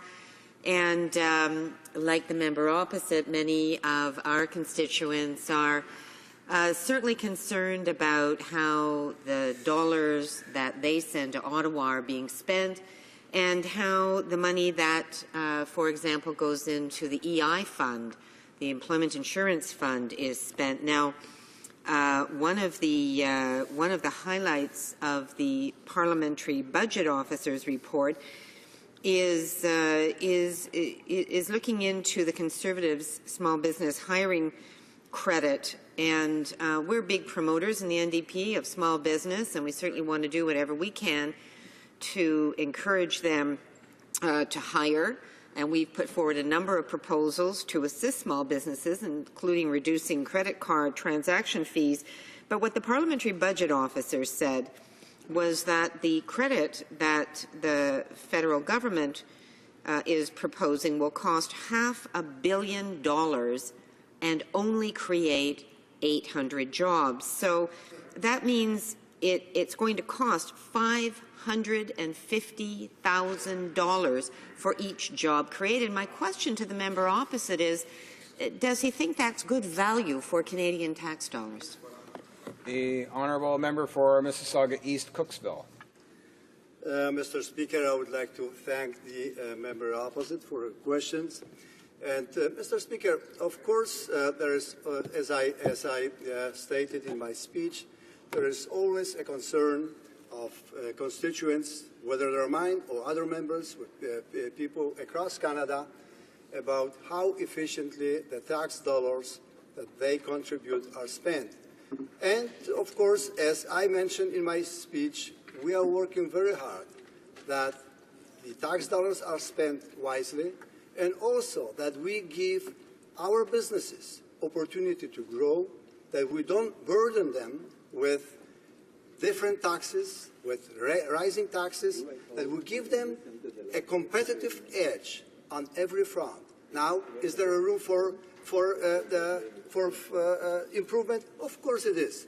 And that's why we will be working every day on improving the way the businesses can work and compete on the world market. Thank you very much, Mr. Speaker. Comments? The honourable member for Kingston and the Islands. Thank you, Mr. Speaker. I'd like to follow on with the last question, because it seems to me that this Conservative government has rejected what would be a very good improvement, and that is to replace their plan for EI tax credits with a plan that actually gives an incentive to businesses to create jobs. So it's one thing to give businesses money. They may or may not invest it. It's another thing to say, if you create a new job, you will get a credit. You'll get this incentive. Economic choices are made at the margins. This is basic economics. Why not? And I really would like the member to answer the question that was previously posed, and also to tell the Canadian people, why don't we give businesses an incentive to create new jobs instead of just a simple transfer of cash? Honourable member for Mississauga East Cooksville. Well, thank you very much, Mr. Speaker, and I would like to thank the member opposite for his question. Well, I'm not quite sure what he is talking about, government giving cash to businesses instead of incentives. Well, maybe he forgot, but one of the incentives, great incentives, is the hiring tax credit. That is given to businesses to hire new people. That is an incentive. This is an incentive for the businesses to grow. Therefore, we don't have a policy to throw money at businesses. Yes, our policy is giving all kinds of incentives for businesses to help them grow, not burden them with higher taxes. Thank you, Mr. Speaker. Before we carry on with resuming debate, it's my duty, pursuant to Standing Order 38, to inform the House that the questions to be raised tonight at the time of adjournment are as follows. The Honourable Member for Malpeque, in respect to the Canadian Wheat Board, and secondly, the Honourable Member for Algoma, Manitoulin, Kapuskasing, in respect to Aboriginal Affairs. Resuming debate, the Honourable Parliamentary Secretary to the Minister of International Development. Thank you, Mr. Speaker. Mr. Speaker, I am proud today to speak on behalf of my constituents in Newmarket, Aurora, on the second implementation bill of Economic Action Plan 2014. This is a tremendous piece of legislation that will benefit residents in Newmarket, Aurora, and indeed all Canadians. It responds to the priorities of my constituents by putting tax dollars back into their pockets, increasing transparency in government, supporting Canadian families, and helping to create jobs and opportunity. Newmarket, Aurora is home to thousands of families residents that work hard to raise their children and contribute to their community. Every day in my riding, thousands of children and youth participate in a myriad of sports and fitness sessions. Activities such as soccer, hockey, dance, baseball, gymnastics, swimming, and martial arts, just to name a few. Mr. Speaker, the benefits of fitness activity in children are well known. In addition to the physical health benefits, participation in sports can help build self-esteem and confidence, motivate children to excel academically, and build valuable social skills. That is why, in order to help parents afford the cost of enrolling their children in organized sport activities, Economic Action Plan 2014 proposes to double the Children's Fitness Tax Credit from $500 benefit to $1,000. This credit would also become refundable, increasing its benefits to low-income families claiming the credit. I remind Canadians that since 2006, our Conservative government has reduced federal taxes to the average Canadian family of four by over $3,400 each and every year. Indeed, the overall federal tax burden is now at its lowest level in 50 years. How did we do this, you ask? We reduced the GST by nearly 30%, a measure which benefits all Canadians whether or not they pay taxes. We also increased the basic personal amount, the amount that all Canadians can earn without paying federal income tax. We reduced the lowest personal income tax rates. And we reintroduced the tax-free savings account. Doubling the Children's Fitness Tax Credit and making it refundable is just one more way that our government is putting more money back into the pockets of families. Mr. Speaker, Canada is ranked as one of the world's most attractive countries for business. Bloomberg rankings recently saw Canada leap into second place, behind only Hong Kong.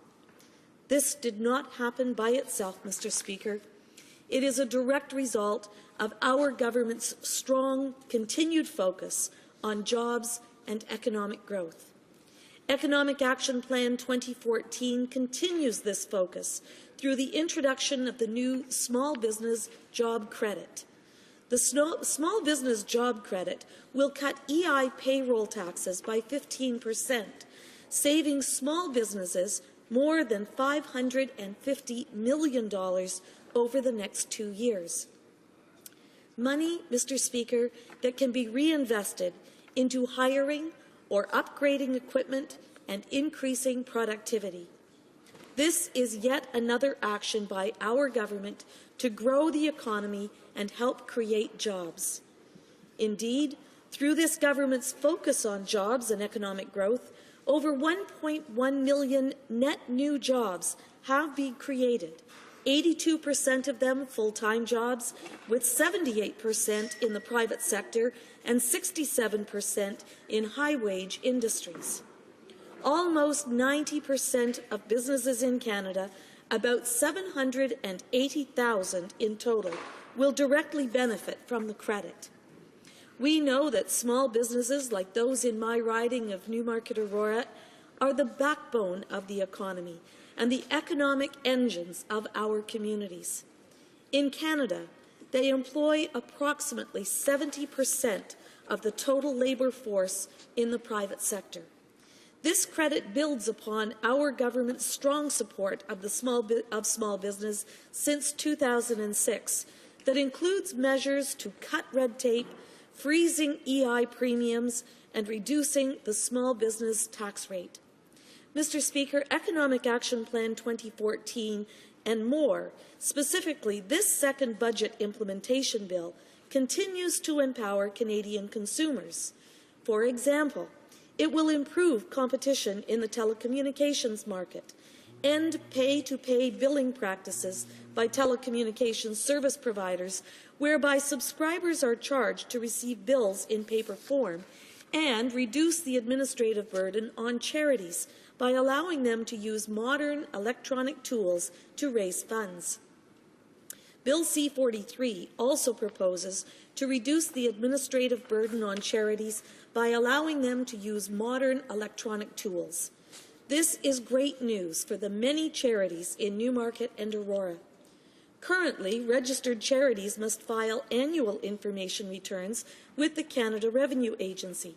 Unlike other groups, however, charities do not have the option of filing their information returns electronically.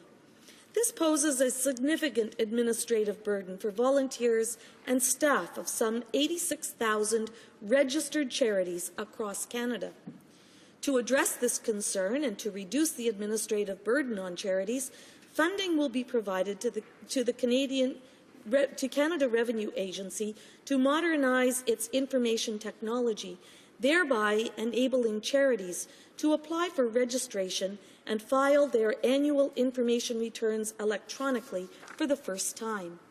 Mr. Speaker, to encourage Canadians to donate to registered charities, the Government of Canada provides individuals and businesses with tax incentives that have been described as among the most generous in the world. In fact, federal tax assistance for the charitable sector amounts to approximately $3 billion annually. This new measure will further assist charities to focus on raising funds to support the great work they do and less on administration. My constituents are also pleased that Bill C-43 will end pay-to-pay billing practices by the telecommunications service providers where subscribers are charged to receive bills in paper form. The practice of broadcasting companies charging a subscriber for providing that subscriber with a paper bill is an irritating and costly one. I have had numerous complaints from my constituents regarding this practice. We do not believe that Canadians should pay more to receive a paper copy of their telephone or wireless bill. That is why, as we set out in the 2013 speech from the throne, we are committed to ending this unfair practice once and for all. Bill C-43 sets out the legislation to do so. I can assure my constituents and all Canadians that our government will continue to promote policies that support Canadian consumers and put more money back in the pockets of hardworking Canadian families. Mr. Speaker, I've spoken in the House and in committee in the past about our government's concrete action to address the tragic issue of missing and murdered Aboriginal women. Economic Action Plan 2014 contains significant actions to further address this issue. $25 million will be allocated over 5 years to continue our efforts in directly addressing the issue, and over $8 million will be used to support a national DNA-based missing persons index. These two initiatives, together with other federal support for shelters, family violence prevention, and increased economic and leadership opportunities for Aboriginal women, will result in a total investment by the Government of Canada of nearly $200 million over 5 years. This builds on previous actions that include the passing of historic legislation that gave Aboriginal women living on First Nations reserves the same matrimonial rights as all Canadians, including access to emergency protection orders in violent situations. We have also passed over 30 justice and public safety measures, including tougher sentencings for murder, sexual assault, and kidnapping. Mr. Speaker, just to go back to some of the things that the Economic Action Plan will do, it will make key investments to ensure that today's youth have the skills they need to get the jobs of tomorrow. We want to see all young people have the opportunity, and I urge my colleagues on both sides of this House to support the speedy passage so that we can begin to see the results and the benefits. Questions or comments? La députée de The honourable member for Beauport-Limoilou.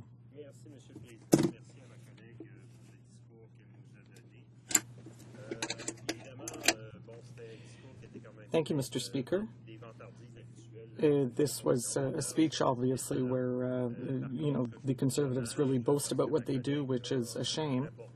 And I also find it a shame that when my colleague talked about support for small businesses, Well, she did so, but she didn't mention that the Conservatives' strategy with regard to small businesses has been very ineffective. When we look at the past 20 years, large companies have received major tax cuts, whereas small businesses have seen their tax rate reduced by only 1% from 12 to 11. The NDP defends the idea of reestablishing a fiscal balance by putting the tax rate for small businesses at 9% and for canceling these major tax cuts for large companies. So why didn't my colleague encourage her government to go in that direction? Because their strategy will hardly create any jobs. The Honourable Parliamentary Secretary. Thank you, Mr. Speaker. And Mr. Speaker, as a small business owner and someone who has worked in that space for quite a number of years, in fact, with the exception of 4 years, I have created my own paycheck all my adult life. Mr. Speaker, I know that any time you give a tax break to small business, they will look at reinvesting that in their business, they will create more services, and they will create more job opportunities. So anytime a small business gets any sort of a tax break, that is money that goes back into the economy. It generates more opportunities in the community. I attended over the Thanksgiving break week the Business Awards dinner that was held by our Chamber of Commerce. And people came up to me person after person from small businesses complimenting us on the proposals for EI because they're telling me they're going to create more jobs in Newmarket. That's great opportunities for young people in my community. Questions and comments? The Honourable Member for Kingston and the Islands. Thank you, Mr. Speaker. I have a question about the first item that my honourable colleague addressed, which was the children's fitness tax credit. And the question is about whether this tax credit is really, the changes to it, a tax measure or whether it's really about children's fitness. And the way to decide that is to ask the government, I believe, if it has any intention of measuring what the change in children's fitness or fitness activity will be, which results from the tax credit. Honourable Parliamentary Secretary to the Minister of International Development. Well, thank you very much for that question. And, Mr. Speaker, I have worked in the area of wellness promotion. And so for many, many years I have watched this. And, in fact, in 2004, when I was running for the nomination, I actually put on record that I would introduce a private member's bill to see a tax credit for people who had gym memberships. So I am absolutely delighted that the Conservative government has put in place a tax credit for children's fitness. Not only is it going to help families who are trying to give their young ones the opportunity to learn sports and to benefit from the social recreation and the leadership skills that it develops, but it is also going to create a new generation of healthy young people who are going to have less need for calls on our healthcare system. So, Mr. Speaker, I see the tax credit as an incredible asset to young families, and doubling it is going to be more money in their pockets. Time for a short question and response. The Honourable Member for Kitchener-Conestoga. Thank you, Mr. Speaker. It will be a very short question because my colleague just started on to explain the benefits of the increased tax credit for children. But I'd just like her to just highlight briefly the aspect of not only are we doubling it, but we're making it refundable. That's a key point for low-income Canadians. I wonder if she could just expand on that for 30 seconds. Thank you, Mr. Speaker. Parliamentary Secretary. Well, thank you, Mr. Speaker. Mr. Speaker, indeed, this is going to be of real benefit to low-income families, families who may not have been able to take or access any of the benefits of the tax credit. This is going to directly put money back into the pockets and going to give low-income families the opportunity to see their children participate in some of those recreational programs that perhaps they have not had the opportunity to do so. But, Mr. Speaker, most importantly, we are going to be creating a new generation of healthy young people who are going to focus for the long term on their own activity, their own fitness levels, and be encouraged to participate for the long run in what wellness can provide to them for a healthy lifestyle. Resuming debate, the honourable member for Dartmouth Cole Harbour. Thank you, Mr. Speaker. I'm pleased to have an opportunity to stand here for a few moments and talk about Bill C-43. Indicate to you that I'll be splitting my time with my colleague, the member from Beauport-Limoilou. I want to. I have to tell you, Mr. Speaker. I want to talk about this for a minute. I got to tell you, I do so. I do so with a real feeling of frustration and of disappointment in this process. I mean, here we have a bill which implements a budget to fund an organization that spends over $200 billion a year, Mr. Speaker. Over $200 billion. It's a budget implementation act that is 460 pages. It affects dozens of pieces of legislation. Things like, for example, a scheme that this government has come up with to use worker and employers' money, basically mainly just workers' money, to fund supposedly a job creation plan that the parliamentary budget officer said is going to cost over $500,000 per job. It's got those kinds of provisions in it, and yet we're being provided with 4 days to debate the bill. Now, 4 days in itself sounds like a paltry amount, but let's take a look at how many hours that is. 2 of those days, Friday, we have 2 hours in which to debate Bill C-43. Monday, because of the fact that we will be hearing in a joint session, hearing from the President of France, we are going to have, it's going to be considered a Wednesday, so we'll have another 2 hours. So if you stretch it out, we might altogether get 12 hours to discuss a bill. And, you know, some of the Conservatives opposite say I'm wasting my time. It's my time. And I will spend it the best way I know how, because I'm talking about the concerns of my constituents, Mr. Speaker. So not only is the process a sham, how can you possibly analyze a document of this size and this complexity in 12 hours, Mr. Speaker? But let's look for a second at what this government actually does with a budget.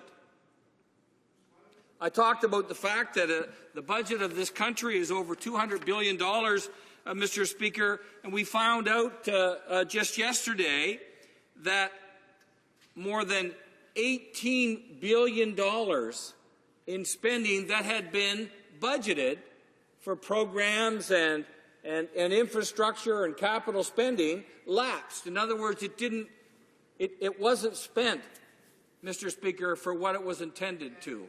In other words, for example, Department of National Defense, Department of National Defense, close to $1 billion that had been budgeted for the Department of National Defense wasn't spent. Oh, well, what does that mean? Well, that means, Mr. Speaker, that the men and women who protect our country, who go about with training and operations here and around the world don't have the equipment that they need in order to conduct their activities. That at bases like Shearwater in Nova Scotia, Mr. Speaker, they have to shut down the arena. They have to shut down their pool. They have to shut down their chapel because they don't have the money to be able to repair the infrastructure, Mr. Speaker. That's what happened. That's what we're talking about when we talk about money being lapsed, money that had been budgeted to be spent in areas of operation that had been deemed by somebody to be required in order to make sure that the particular department services were appropriate. I mean, bridges, roads, Mr. Speaker, have gone without the funds that are necessary in order to be properly operating. Now, the point I raise, you see, so here we are that we're talking about legislation to implement a budget that is frankly fanciful to begin with, to a large extent. This government just doesn't have a clue what it's doing. It doesn't have a clue. It doesn't follow budget. I get member after member on the government side to stand up and say, I'm a small business person, and I know how to run things. I know how to manage money. Well, I tell you, if you were a small business person managing your business in this fashion, Mr. Speaker, you wouldn't be doing it very long, because you wouldn't have a roof over your business, because you wouldn't have stock in your business, because you wouldn't be able to transport a stock and employees, because you wouldn't be able to ensure the employees in your workplace were safe. That's what I'm talking about, is responsible management of the resources, responsible management of the resources of the people of this country, Mr. Speaker. Now we have the Prime Minister out this afternoon making announcements that we don't know, Mr. Speaker. How can we believe those? I mean, it's like the plan that was announced in 2007 to build between 6 and 8 Arctic offshore patrol vessels. In fact, they were going to cut steel. The first one was going to be started in 2013. Yeah, that was last year. That's what this government promised. They went through at least 2 elections, Mr. Speaker, with the big promotions behind that. But it's become increasingly clear that the money's not going to be there. They're not going to be able to build 6 to 8 offshore or Arctic offshore patrol vessels, Mr. Speaker. Maybe 4. Maybe 4 they're going to be able to do. And if they keep delaying things the way they have been, it's going to be 3. Now, why is that important? Well, I'll tell you why it's important. Because we went through a process that we supported, and one of the places that was awarded to build those ships was in Nova Scotia. And there are hundreds and thousands of men and women around that region that are depending on these jobs, that are now traveling out west in order to find work, Mr. Speaker, but are counting on that investment that was promised to them by this government, by this Prime Minister, and as every single day goes by, it becomes increasingly apparent, Mr. Speaker, that that's just not going to come to fruition. We won't know about it probably until after the next election, because you can bet on the fact that somewhere, somehow, they're going to get a welder and a blowtorch, and they're going to cut some steel somewhere and say, this is what you're going to get if you elect us. When in fact they know, Mr. Speaker, they know that the money's not there. The Minister of Public Works knows, just like with the F-35s, just like with the replacement helicopters for the Sea Kings. They just can't seem to get it right. They cannot get it right. They cannot get the equipment in the hands of the men and women who serve this country, and that's shameful, Mr. Speaker. And that's what we're here to talk about. That's what we should be here talking about under Bill C-43, is whether or not we can believe anything that is in this document of 460 pages that talks about implementing the budget. A budget itself which frankly proves time after time to be fanciful, Mr. Speaker. And that's the concern that my constituents have, that this government is not able to produce the goods.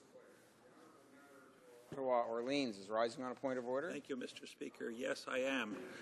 I'd just like to advise my friend that I'm trying to be attentive to what he says, and he says that he's talking about something, but really he's yelling about it. And I wonder if you could advise him that his microphone is working and he doesn't have to scream. Thank you, Mr. Speaker. I don't think that's a point of order, but I think we'll allow the honourable member for Dartmouth Cole Harbour to continue. He's got about just a little under a minute left in his remarks. Thank you, Mr. Speaker. And I'll tell you what, I'm not going to apologize for being passionate about what this government is doing to the constituents in Dartmouth Cole Harbour. I will never be quiet. I will never be quiet, Mr. Speaker, when they're making decisions that are having such an impact on the people in my constituency and the people across this country. And if that hurts, if that offends the sensibilities of the member opposite, then he can go somewhere else. Because this is my time. This is my time, Mr. Speaker. So let me say to you, in conclusion, indicate that my time has been chewed up by an irrelevant question, Mr. Speaker. But nonetheless, I wanted to take the opportunity to say that I think this process is shameful, frankly. It doesn't serve the interests of Canadians. It certainly doesn't serve the interests of the people of Dartmouth Cole Harbour, and that's how I plan to vote on Bill C-43. Questions and comments. The honourable member for Winnipeg North. Thank you, Mr. Speaker. I want to pick up on the issue of something my colleague from Toronto has made reference to, and it's been talked about to a certain degree in terms of the budget debate, and that's related to housing. There is a desperate need for stronger leadership from Ottawa dealing with the housing issues virtually in every region of our country, where there's a genuine need for low-cost housing, low-income housing in particular, but also within the middle class, Mr. Speaker, that we are finding it very challenging in order to be able to own a home nowadays. And the government within this budget has done nothing to make it easier for people to take ownership of homes, or to even look at retrofit type of programs that would be better for the environment. In fact, the whole housing file seems to be completely missing in this budget. And if the member might want to provide some comment in terms of the actual importance of having a more proactive approach at dealing with nonprofit housing in particular. Member for Dartmouth Cole Harbour. Thank you, Mr. Speaker, and I appreciate the question from the member from Winnipeg North, because it is very serious what's been happening with the cost of housing. I would say, in particular, the cost of affordable housing in this country, and that began to happen back in the late 90s when the Liberal government pulled out in a big way to supporting the affordable housing strategies across this country. It was a shameful process to watch, and it has continued under this government to the point now where it's estimated that there are 250,000 families living homelessly in this country. We simply have to do better. The federal government has a responsibility to partner with the provinces to make sure that we not only fix the stock from the 70s and 80s that is falling apart, but that we find other ways to provide new stock in our communities to make sure that we have affordable housing available for Canadians. Question commentaire. The Honourable Parliamentary Secretary to the Minister of Public Works. Thank you, Mr. Speaker. You know, I actually found it kind of ironic. For a little while now, more than a day, we've heard the NDP talk about the size of the omnibus budget bill, as it's some overly large bill. But rather than actually talk about the budget bill, we heard the member talk about things that aren't in the budget. He talked about the National Ship Procurement Strategy. He talked about the Arctic Offshore Patrol Ship. So apparently there's not enough content for them, not enough meat, not enough to criticize that's actually in the budget bill. They have to go fishing for other topics to talk about. So I guess while we're on that topic, it's because of our strong fiscal position that we're actually able to invest in our armed forces, invest in military equipment, invest in the Coast Guard. And so, I'd like to, if he wants to talk about that topic, even though it's not specifically addressed in this budget bill, why don't we talk about our fiscal capacity, the fact that it's because of our strong fiscal measures that we've taken that we've got the room to afford to invest in our military and get our military back on track. Thank you, Mr. Speaker. Honourable member for Dartmouth Cole Harbour. Well, I tell you what, I've got a few veterans, a few members of the Canadian Forces that live in Dartmouth who would love to have a little chat with my friend opposite about what his government is doing in terms of supporting the women and men who serve this country through the Canadian Forces, because it's frankly despicable in far too many cases. I talked to a constituent the other day whose brother committed suicide after having served within the armed forces, Mr. Speaker, for 23 years. He suffered from post-traumatic stress disorder, and the government did not heed his cry, and he ended up taking his life. You see, that's what happens when, for example, $1 billion is left unspent in the Department of National Defense. That's, you know, members opposite got to understand what this is about. This is real. This isn't funny. These aren't games. These are affecting real people, real families. And that's what I'm talking about here today in my remarks. Resuming debate. The Honourable Member for Beauport-Limoilou. Thank you, Mr. Speaker. Thank you very much. I would like, first of all, to thank my colleague for Dartmouth Cole Harbour for having shared his time, which is precious, given that we have this mammoth, monstrous bill, and, you know, 10 minutes to tackle certain issues is not enough. So I thank him from the bottom of my heart for having given me time to deal with certain aspects of the budget that really affect people in my riding. I can't help but react to what the parliamentary secretary said. Where are the jets? Where are the boats, the ships that are supposed to replace the old ones and improve the operational capacity of our armed forces? We could ask what part of the St. Lawrence River has the paintbrush that we're supposed to use to repaint the Quebec Bridge. All of the shortcomings of this government would take too long to list, but I'd like to speak to a few issues that directly affect people in my riding. Really, I don't have enough time. So we have emphasized the omnibus character of this bill, more than 450 pages, more than that number of sections in the Act, but we're not even talking yet about time allocation, which has so limited our debate, and the joke of a study that will happen at committee level, because, you know, much of this will be sent to the Finance Committee, but the Conservatives will continue with their contempt for most of the Canadian population to try and do a study that's really impossible to amend, particularly in the Industry Committee, which I'm proud to be a member of. So, you know, let's go move on from this shame to concentrate on an aspect that deals with Section 16 of the bill, which deals with changes to Canada's Marine Act, Division 16.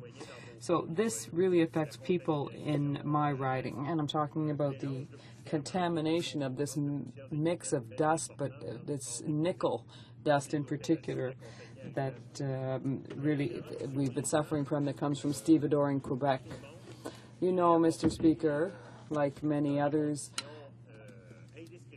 I have tried to tackle reading this bill in indescribable conditions, and after having read the summary, I decided to concentrate on that section, because there are many changes that open doors much too broadly, and we can maybe wonder about what the government's real intentions are when we try to concentrate on the changes made to certain aspects of our legislation.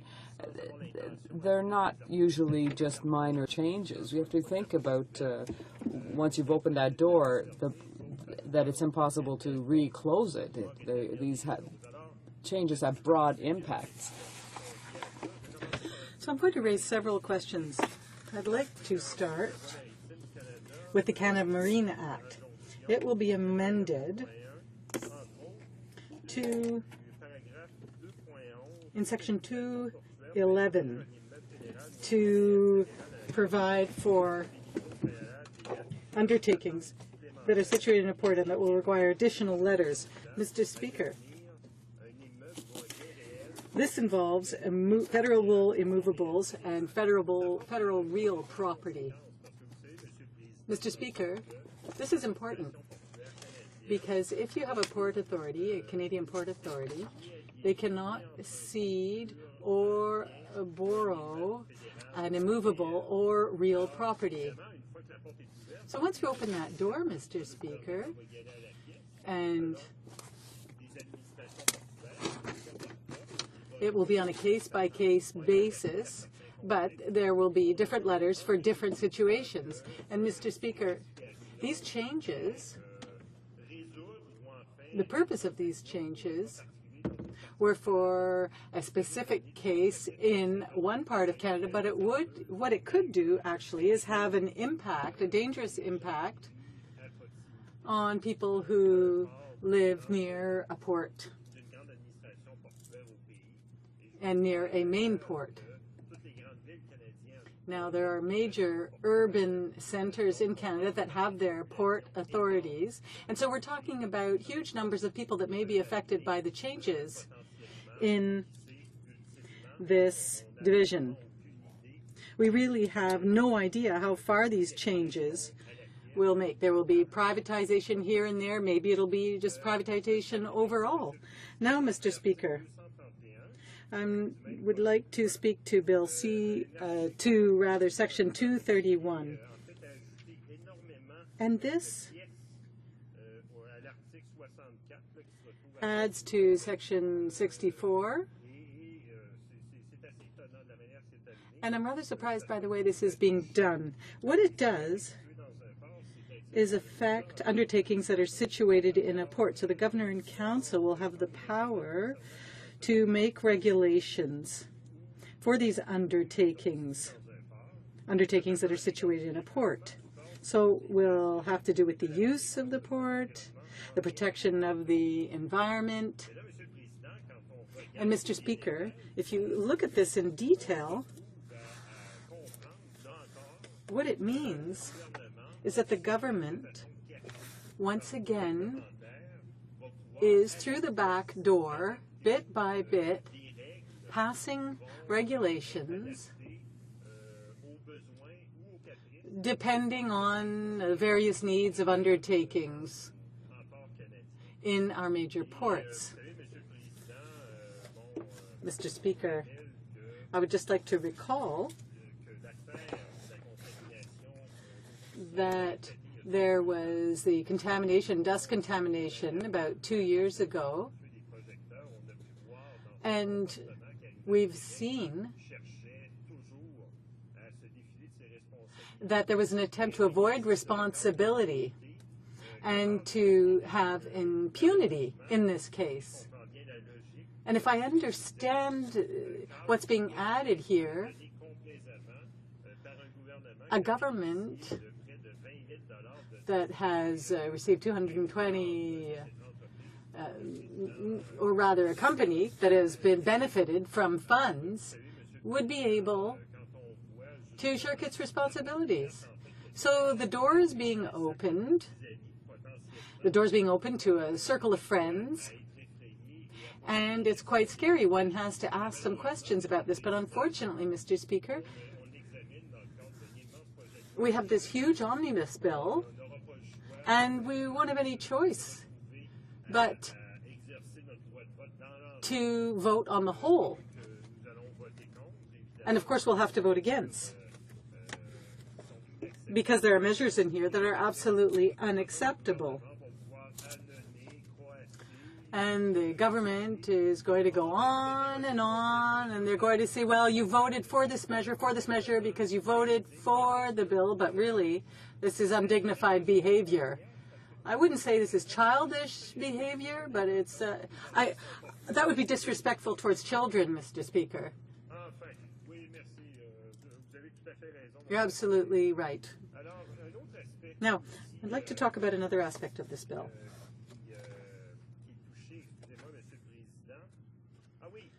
Mr. Speaker, I think I'm going to conclude with this. I mean, I could go on and on and on, but I want to talk about 64.73. So it's after 231. Now, if this is passed, it means that regulations that are passed under 264 will not be able to use for any court proceedings or civil proceedings, and there will be no fines, and there will be no pecuniary penalties in these cases in the ports. So we're going to have to see what the scope of this is, Mr. Speaker. It raises more questions than it answers.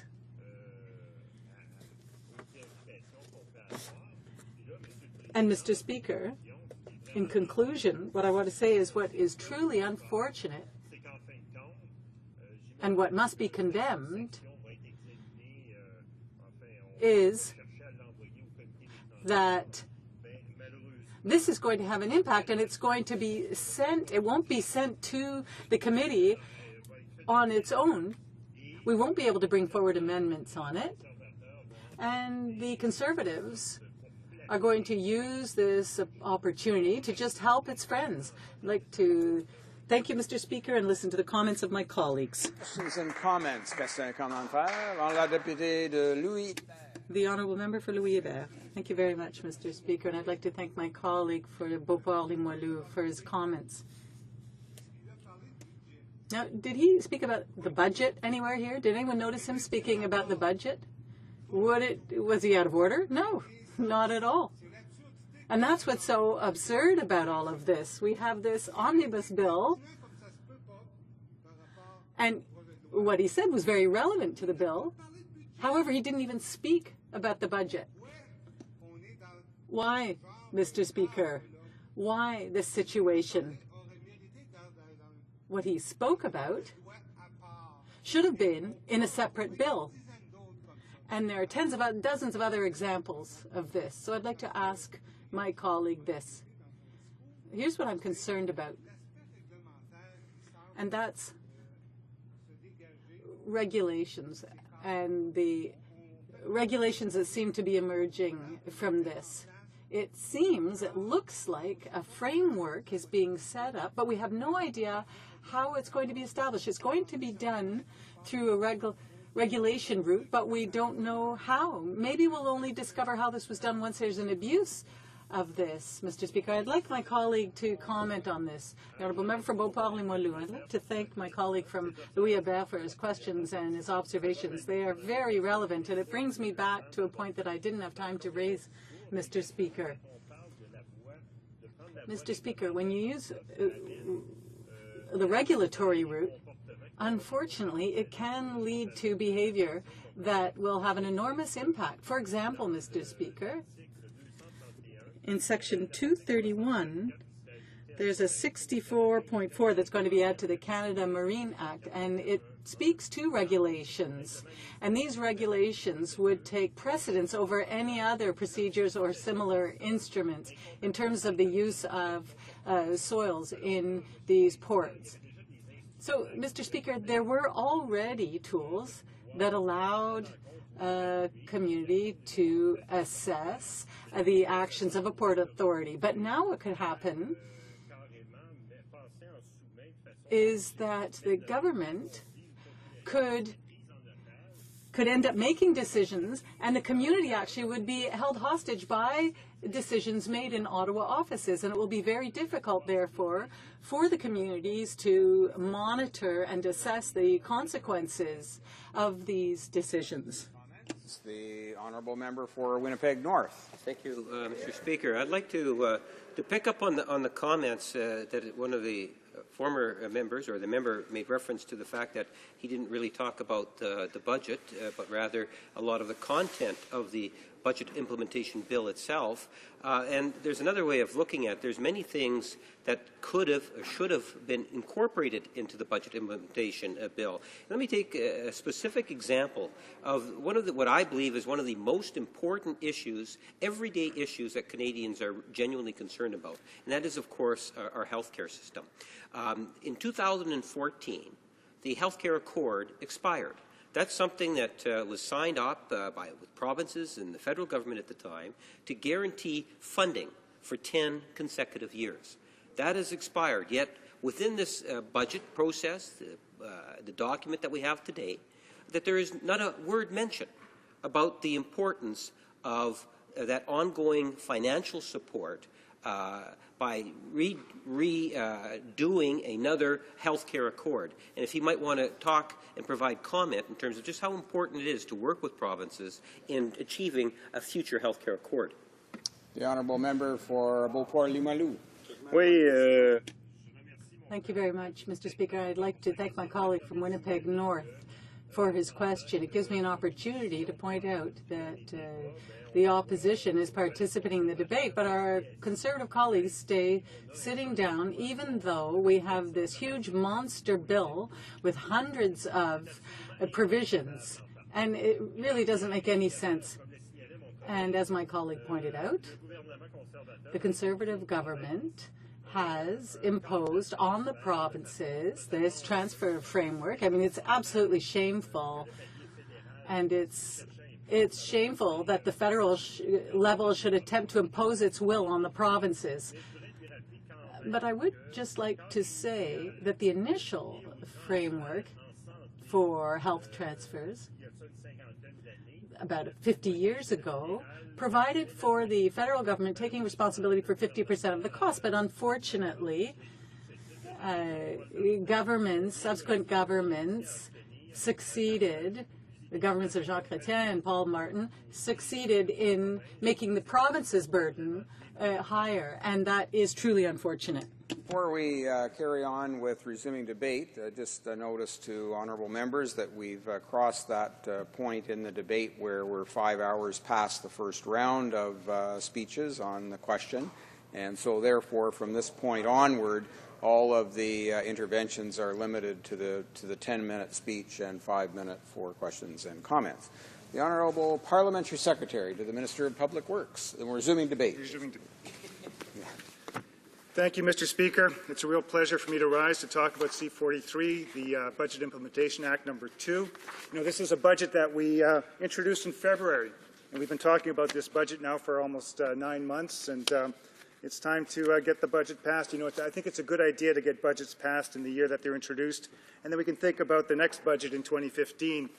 I know sometimes the opposition would like to extend the debate on this for several more months, but I think it's time for us to get acting on this. Some very important measures for the fiscal health of the country. First of all, I want to talk about the benefits of balanced budgets. That's the framework, really, that we're working within. When we talk about this budget, there's obviously tax measures here, but also spending measures. And combined, the good measures that we've taken over the last few years have gotten us to a point where we're looking at balanced budgets again in 2015, and that's very, very important. I also want to talk about small business because they're so important. So many jobs are created in this country because of small business. Some of them become very successful and become larger businesses, but they're this engine of growth, engine for employment, and there's some very important measures in the BIA, in the Budget Implementation Act, to support small business. I also want to talk about support for students and getting young people their first jobs. Youth employment is always a challenge in every country in the world, and Canada, frankly, has done a better job than most countries when it comes to youth employment. So I want to talk about that. And then a last item that's really given some real framework within the BIA Act number 2 is the DNA Missing Persons Index. I want to talk about that. We haven't spent enough time talking about it, I think, in the debate. I noted that some of my colleagues opposite wanted to deviate from the actual content of the of Bill C-43 and wanted to talk about things that were outside of the budget, and I want to focus my comments on the budget, Mr. Speaker. So when it comes to the benefits of balanced budgets, I know on this side of the House we understand how important it is. We know we're the only G7 country that has a rock-solid AAA credit rating. And why is that important? Well, it keeps our interest rates low. And when we have lower interest rates, That means that we pay less in interest costs. It means we have more fiscal capacity to do other things. It frees up taxpayer dollars that are otherwise spent on interest payments. We can spend money on programs instead. You know, the major credit rating agencies, Moody's, Standard & Poor's, and Fitch, all gave us that AAA rating. It's something a lot of other countries, including G7 countries, don't have, and we're very proud of that. And that's because we've made sound fiscal decisions in the last few years to give us that AAA credit rating. But the other benefit of that strong credit rating is it gives us an environment where business has confidence to invest and create jobs. Also gives consumers confidence when it comes to buying homes, to buying other real property and making investments that stimulate activity in the economy. It also strengthens our ability to respond to emergencies. Because we've got some fiscal capacity, we can adapt to global shocks. We can also prepare for an aging population. The reality is we're going to have some challenges in the coming years, and because of the wise decisions we've been making since 2006, and especially since we've had a majority government since 2011, we've really wrestled with the issue of balancing the books. I'll just mention also that it's also a fairness and equity when it comes to generations. I think it's a responsibility for us as parliamentarians and legislators to not leave our children's generation and our grandchildren with a debt that we accumulate. I think it's very important. Those people who aren't old enough to vote today shouldn't be burdened with the debt that our generation creates.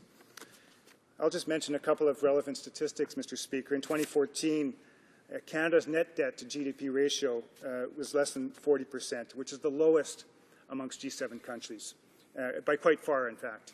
Germany's the second lowest at only 52.9%, and the G7 average is about 87%.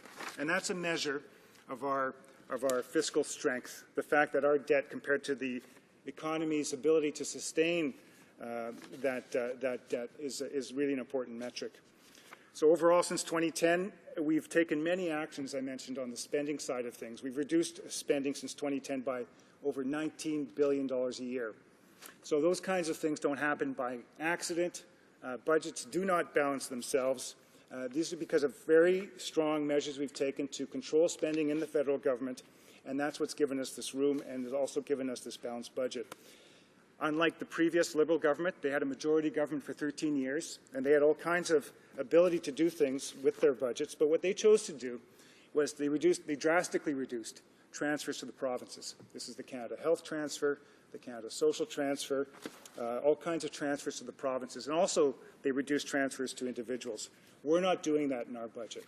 We haven't done it in any of our budgets. In fact, we've increased transfers to the provinces, almost $65 billion in 2014-15, which is a 50% increase since 2006. So we're balancing the budget, but we, unlike the Liberals, are not doing it on the backs of the provinces. That's a very important thing to state. I know the previous debater from the NDP talked about the reductions in the Canada Health Transfer, and in fact it's completely untrue. And I'll just give the example of Ontario, where the Canada Health Transfer has been increasing by 6% a year, but Ontario has actually only been increasing its health spending by 2% a year. In other words, they've been using the annual increases in the Canada Health Transfer, pocketing the 4% difference and using it for other programs. So we made an adjustment to the funding formula based on input from the Canadian Institute for Health Information that showed that there would be declines in healthcare spending in all provinces because of better health management within the provinces, also because of technology, and that there's significant administrative costs going down because of technology, but also the equipment, the diagnostic equipment, is the cost of that are going down. So that's what's resulting in a different way to transfer money to the provinces for healthcare. I'm going to talk about small business, Mr. Speaker. I know I don't have that much time, but it's a very important topic. Very important topic. You know, we reduced the small business tax rate some time ago from 12% to 11%. So all small businesses have benefited from that. But the thing that small businesses talk about more than anything are payroll costs. They actually talk a lot about utility costs in Ontario, but payroll costs are a big challenge for them. And so we froze EI premiums, and small businesses were very thankful for that. And then we took a step further. For the smaller businesses, those that pay less than $15,000 a year, we reduced that by a further 15%, and they're very, very thankful of that. The CFIB, they mentioned when this was announced, they said, and I quote, "This announcement is fantastic news for Canada's entrepreneurs and their employees, and as such can only be a positive for the Canadian economy," end of quote. You know, it's interesting. Small businesses, when they get that extra cash, what do they want to do? They want to grow their business. And sometimes it means adding hours. Sometimes it means hiring new people. Sometimes it means investing in new technology to increase their productivity.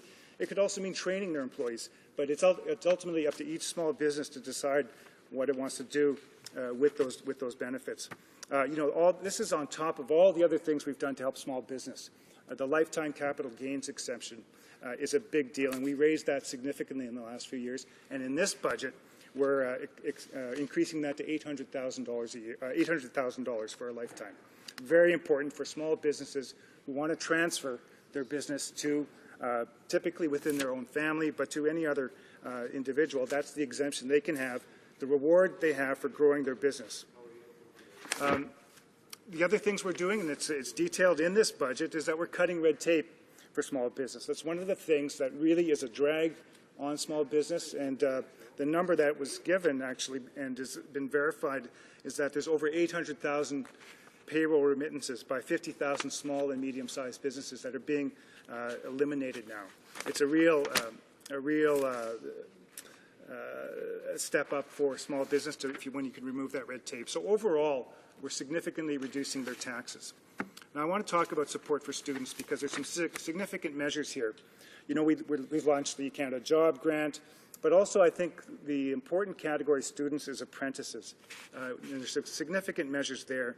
When you look at the Apprenticeship Incentive Grant, the Apprenticeship Completion Grant, and the Tradesperson Tools Deduction, there's all kinds of things that really get people into the trades where they can get those great jobs. And if we look at other measures that have been extended in this budget, the Youth Employment Strategy, you know, $330 million a year in the Youth Employment Strategy is very significant. In the time I have remaining, I just want to talk about the DNA-based Missing Person Index because that's such an important measure. And this Budget Implementation Act gives the framework for that. You know, the $8.1 million to create a DNA-based Missing Persons Index. This is going to be a very valuable tool for investigators, for coroners, for law enforcement agencies to find missing people, to investigate crimes. And we've created these indices now through this BIA that will really will give the structure for the DNA profiles and making sure that it's used effectively. It's got the budget behind it, and it'll also have the rules for how to use that index. So it's a very important measure. I'm very proud of our government. So in conclusion, Mr. Speaker, I think it's a terrific budget. It's the right budget for Canada, and I hope all members of the House will support it. Thank you, Mr. Speaker. Questions and comments. The honourable member for Ottawa Centre. Thank you, Mr. Speaker. I thank my colleague for a very thoughtful speech. I want to give him credit for it. He gave some very specific examples as to why he thinks the budget implementation is a good bill from his perspective. One of the things that troubles us on this side is not just the process, and he'll be glad I'm not going to talk about the ominous omnibus aspect of this bill. I think that's been well stated, and I think people will understand why we are against it. But there's a couple of things that have troubled us on the revenue side, and it is because the government hasn't been able to, and we had it in the question period today, been able to actually invest its own appropriations, and people should know this is very important. As you know, the government goes to Parliament every year to ask for money to appropriate. And it hasn't been able to actually invest the money that's been appropriated. And from where I come from, I'm a son of a public servant. That means you failed to actually fulfill your mandate.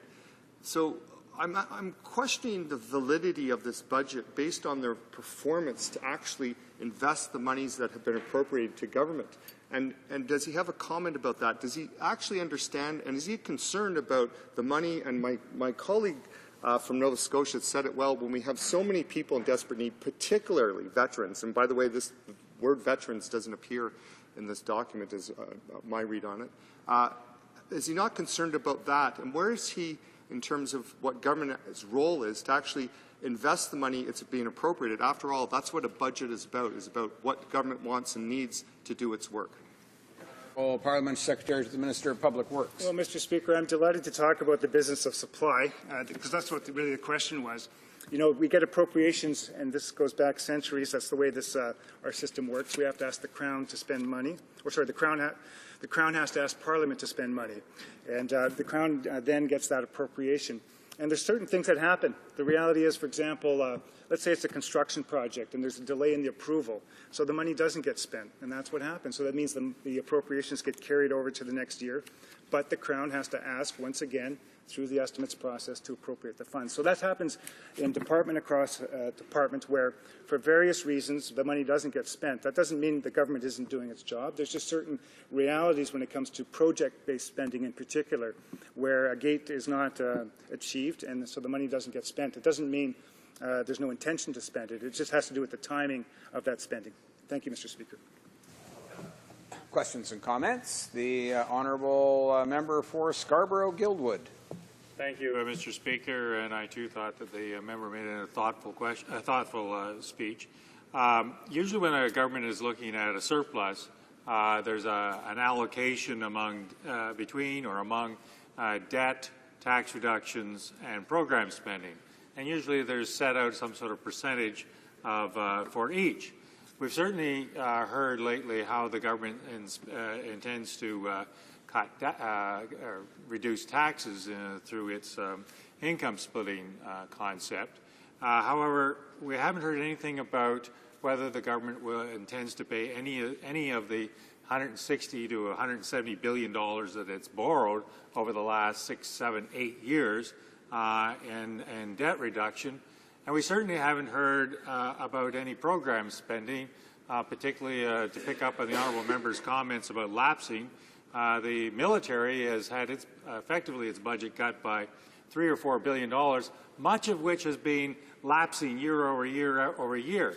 It's taking lapsing to its almost to an art form. So I wonder whether the honourable member would be prepared to comment on whether the government is prepared to commit to percentages between debt reduction, tax cuts, and program spending. The honourable member for Etobicoke Lakeshore. Thank you, Mr. Speaker, and I thank the member for Scarborough-Guildwood for his question. I'm not sure if he's talking about this year's budget or next year's budget, but when we talk about spending the surplus, that would be next year. And, you know, we're going through a consultation process. I know the Minister of Finance is consulting with stakeholders across the country. I know the Finance Committee is doing those consultations also. I'm actually doing some of those consultations with stakeholders in my community and getting what their thoughts are. So that's a bit of a mug's game in terms of predicting what next year's budget would look like in terms of an allocation percentage-wise, but there will certainly be some mix of debt reduction, some mix of debt relief, and of course there's going to be some new programs. In this year's budget, there's such a long host of new spending programs in all different areas. I think when we went through the recession of 2008 and 9, we had to really trim some spending, and so the last few budgets have really introduced some new spending in some very important areas. The one that I'll just mention specifically is the infrastructure program. It's very important for Toronto, for Scarborough-Guildwood, as well as for Etobicoke Lakeshore, and we're working with communities to make significant investments in infrastructure now. Thank you, Mr. Speaker. Reprise de débat. Resuming debate. The honourable member for Rivière-du-Nord. Thank you, Mr. Speaker. So here we are before the Budget Bill C-43, the Budget Implementation Act, Economic Action Plan 2014, number 2. We know, once again, that this is a mammoth budget bill, which has about 450 pages and 400 clauses that affect over a dozen pieces of legislation. Now, we on the opposition side have no delusions or illusions about the future of this bill. It will be adopted because the 80th gag order of this government was issued today, and this bill will be pushed through very quickly like the other ones were. I think C-38 or C-45, there were 500 amendments that the NDP moved for a bill that had some 600 pages that affected dozens and dozens of laws, and none of those amendments were accepted by the government. So we know pretty well where we're heading with this bill as well. I would like to mention something that an editorialist wrote for a preceding omnibus bill, and I think it refers to what is happening here. This floats the convention that protects bills that otherwise would be defeated. We have no idea whether the members were for or against certain bills. All we know is that they voted for the bill as a whole, the omnibus bill as a whole. There is no guiding directive for these bills, and there is no fundamental principles. It's a type of invisible buffet. And this was an article in the National Post, and it states that the government is trying to push through its legislative agenda in a single sweeping fashion. This bill contains measures that seek to refuse social assistance to refugee claimants. And this was an idea that was put forward by a government backbencher, so here it is in the bill. There is also the small business hiring tax credit. So I could go on and on. There is a long list of bills, of laws that are affected by this bill, but I will stop at these two elements. So how could I analyze this budget? You can't analyze a bill, this bill, without taking into account the general context of the Conservative government. Since the Conservatives came to power, is the economy doing better? Well, they throw out all kinds of figures. The parliamentary secretary to the Minister of Finance tells us about figures, 1 million jobs here, 3,000 unemployed. People they can't keep track. They don't know what the truth is and what kind of figures are being manipulated. I did a survey in my riding, and as to whether the economy is doing better. Do families have more means? Are people less poor?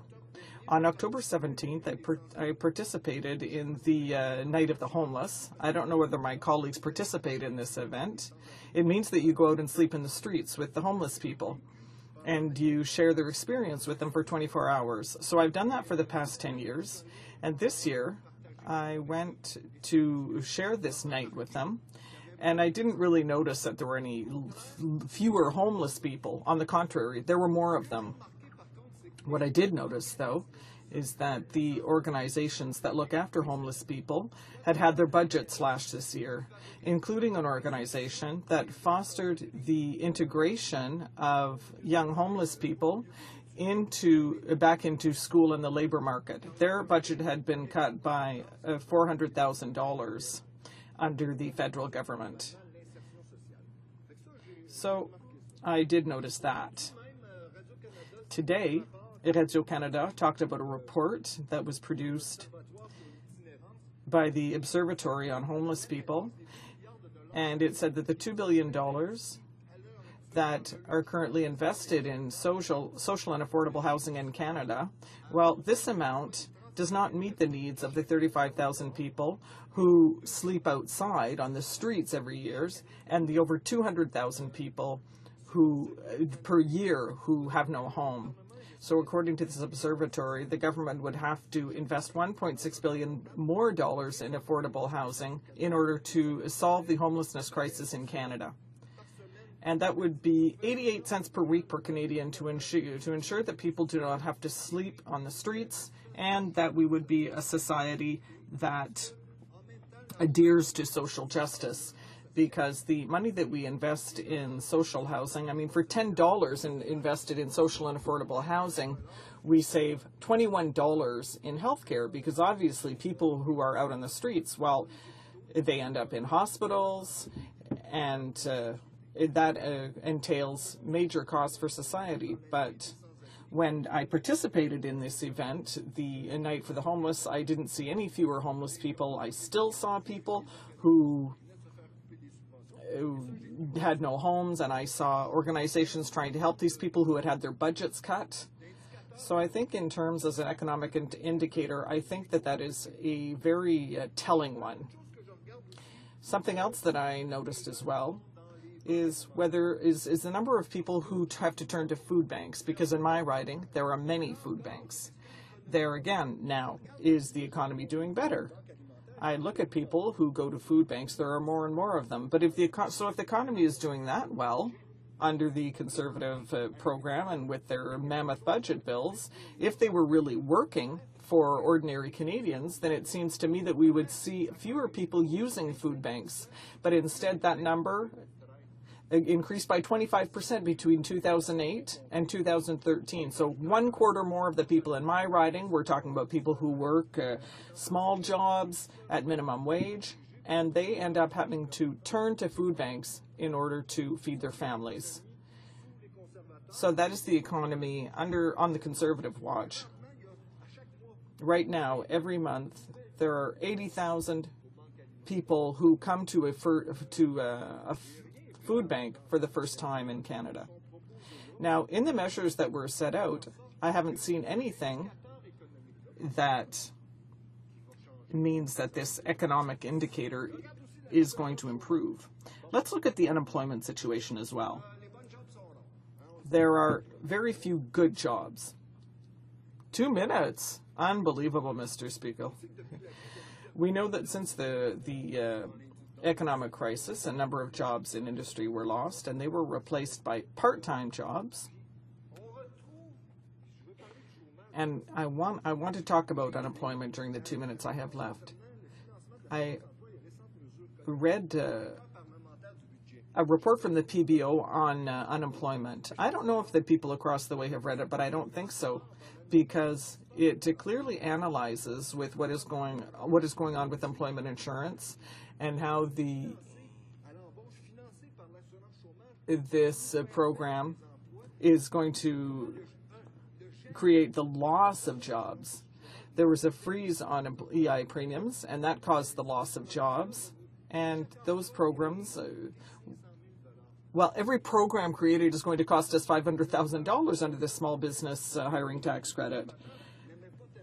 And I know that the Conservatives didn't like Mr. Page because he had drawn their attention to the folly of the F-35 program, but they didn't like the following report either that was presented on the viability of old age security, because the old age security program in Canada is viable. Well, they won't like this report either. And if the Prime Minister thought that he had a good idea to change the PBO, I think that he made an excellent choice with Mr. Fréchette. He's doing a great job, and I invite all parliamentarians to read this report because it explains what terrible managers the Conservatives are, and they need to be replaced as soon as possible. And I would be pleased to take any questions from my honourable colleagues. Thank you, Mr. Speaker. Any comments? The honourable member for Winnipeg North.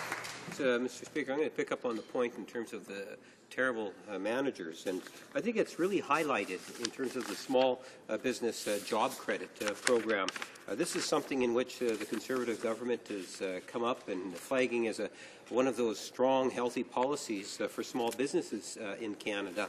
And quite frankly, Mr. Speaker, one can very easily become disappointed and somewhat dismayed in terms of why it is the government, when presented an alternative that was far more effective, will generate literally tens of thousands of additional jobs. It's far more cost efficient, and it's not just the Liberal Party that is saying this, Mr. Speaker. There are other stakeholders that are saying this. And what I'm referring to, of course, is the EI premium exemption that would be allowed for employers from all across Canada that actually hire a new employee would be entitled to this tax break on their EI.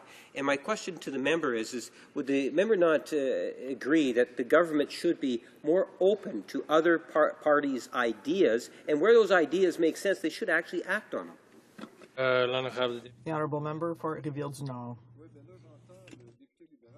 Well, I heard the Liberal member present the Liberal vision of how to use EI, but unfortunately the EI fund, and unfortunately for him, And luckily for the New Democrats, we consider that the money there is for the unemployed.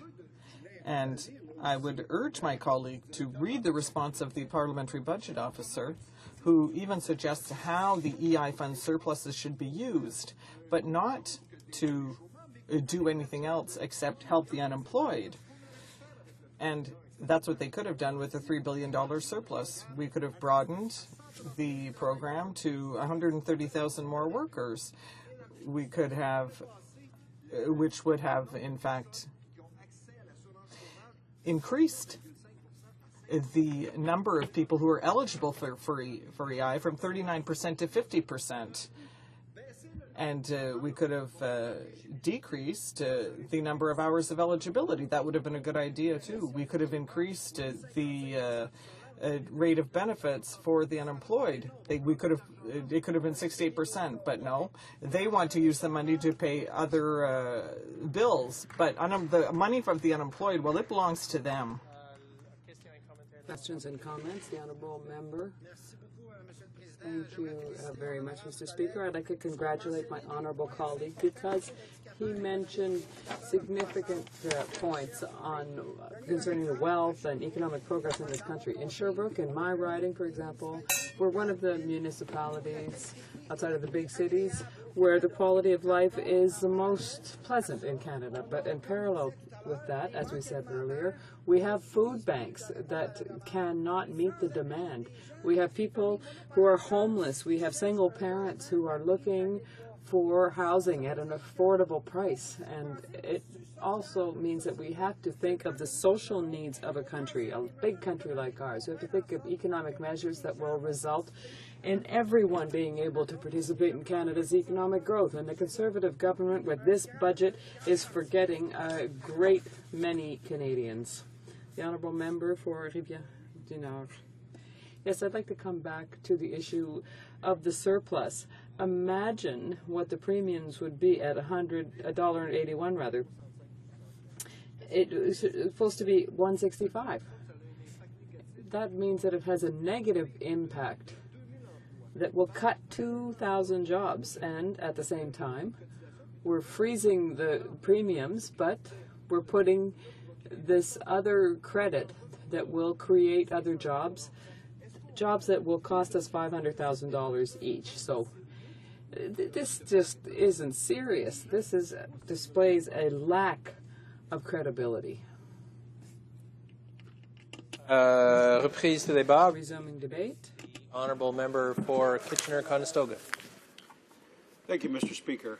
Mr. Speaker, when I rose earlier this year to speak to the budget, I began by thanking, on behalf of the people of Kitchener-Conestoga, whom I remain privileged to represent, I thanked our friend Jim Flaherty for his work. He managed one of the toughest portfolios in government through some of the worst challenging times in recent history. Looking back, I'm so glad that I took that opportunity to pay tribute to Jim. Canadians are indeed indebted to him for his prudent fiscal leadership. Looking forward, Bill C-43, the second budget implementation bill, will continue to move Canada forward along the road to balance, creating jobs and opportunities for Canadians. I'm grateful to our new Minister of Finance, the member for Eglinton Lawrence, for his commitment to Canada's ongoing prosperity. Contrary to a belief held by the third party in this House, budgets do not simply balance themselves. The previous Liberal government had to slash transfer payments to the provinces, much-needed funds for health care, post-secondary education, and social assistance in order to balance the books. The current Liberal leader seems to feel the previous Liberal government cut support health care just for fun, if he really believes that budgets will balance themselves.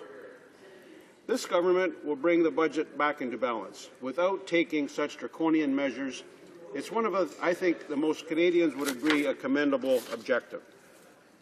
But we're accomplishing so much more than just a balanced budget. We're building the foundation for Canada's long-term prosperity. In my home of Waterloo Region, we've seen world-class post-secondary facilities like Sir Wilfrid Laurier University, University of Waterloo, and Conestoga College all greatly increased their capacity for both teaching and research, all thanks to our federal government. Our government has fostered entrepreneurship by supporting programs like the University of Waterloo's Velocity program, which provides an entrepreneurial education. We invested in the Communitech Hub, a hotbed of high-tech entrepreneurial activity. We made it easier for business to access the expertise of Conestoga College to improve internal processes and designs. Both parties opposite refused to support any of these worthwhile activities. Our drinking water is safer. Our air is cleaner. Our communities are more livable. Our greenhouse gas emissions have dropped. And our competitive position in the global economy are all now improved, thanks to federal investments. Investments proposed in budgets that were opposed by Liberals and the NDP. But I'm not here to review our past successes as a country, as a community, or as a government. I'm here to highlight some of the measures in this bill of which I am particularly proud. Mr. Speaker, I was born on a farm just outside of Kitchener, Ontario. I've owned a farm most of my adult life. Most importantly, though, agriculture remains one of the most important economic engines for Waterloo Region. This bill extends the lifetime capital gains exemption of farm property. Now, that's a very technical amendment, but let me state it plainly. The family farmers of Waterloo Region and elsewhere in Canada will find it easier to pass their farm on to the next generation, thanks to this government. On this side of the House, we stand in support of those families who provide the best quality food in the world. I invite the opposition to join us. When our government created the Agricultural Flexibility Fund to improve our agricultural sector's competitiveness, the Liberals and NDP refused to support our farmers. When we offered support to hog farmers to restructure their debt, the Liberals and NDP refused to support our farmers.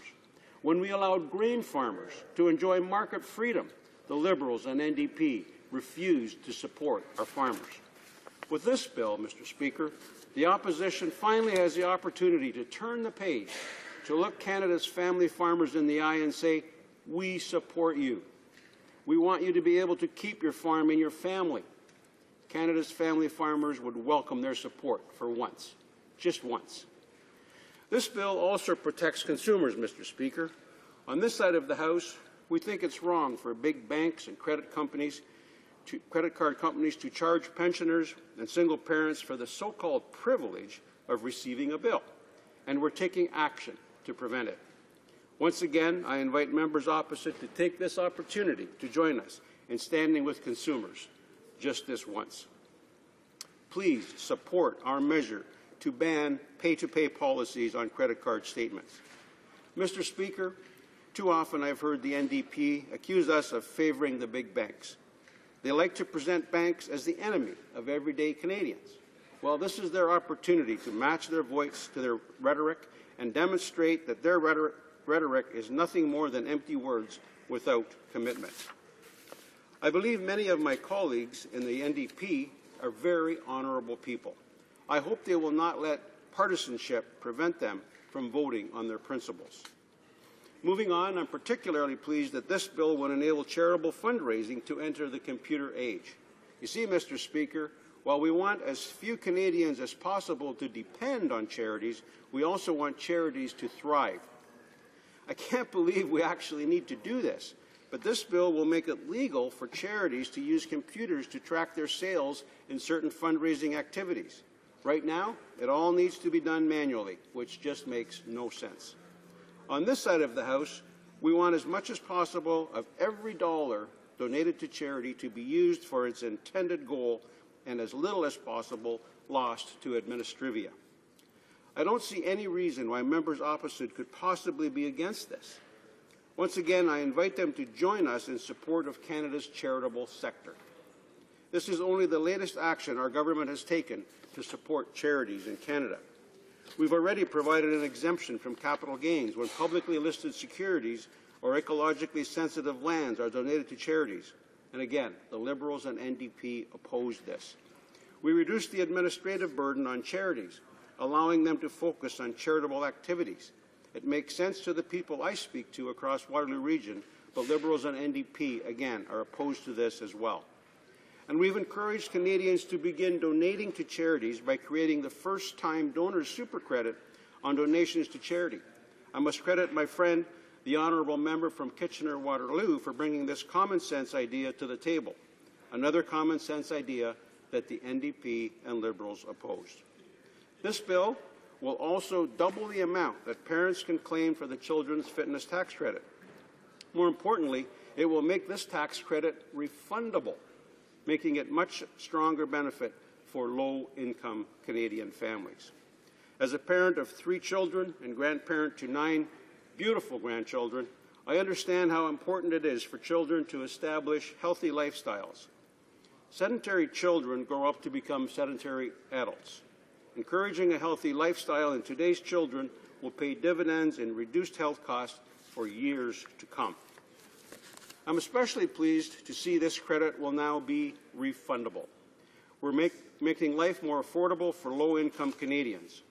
I hope the opposition will find it in their hearts to stand with us in supporting low-income Canadians. Mr. Speaker, our Conservative government remains focused on what matters most to Canadians: jobs, growth, and long-term prosperity. We weathered the global recession better than our peers, and even through the recovery, we continue to chart one of the world's best economic performances. In fact, since we took office, we've focused on 5 priorities to ensure Canada's continuing prosperity: a tax advantage, reducing taxes for all Canadians and establishing the lowest tax rate on new business investment in the G7; a fiscal advantage, eliminating our net government debt within a generation; an entrepreneurial advantage, reducing unnecessary regulation and red tape, increasing competition in the Canadian marketplace; a knowledge advantage, creating the best educated and most skilled and flexible workforce in the world; and an infrastructure advantage, building the modern infrastructure we need to compete abroad and enjoy livable communities at home. Economic Action Plan 2014 continues this focus on positive initiatives to support job creation and economic growth. It continues to connect Canadians with available jobs. It continues to improve support for families and communities, and it continues our difficult road to balancing our budget. It provides good news to the families of Waterloo Region, as well as farmers and small businesses. I ask members opposite to put aside their partisan interests and look at this bill for what it truly represents: modest steps forward on the priorities of Canadians. I invite them to join me in supporting this important legislation. Thank you, Mr. Speaker. Questions and comments? Honourable Member of Parkdale High Park.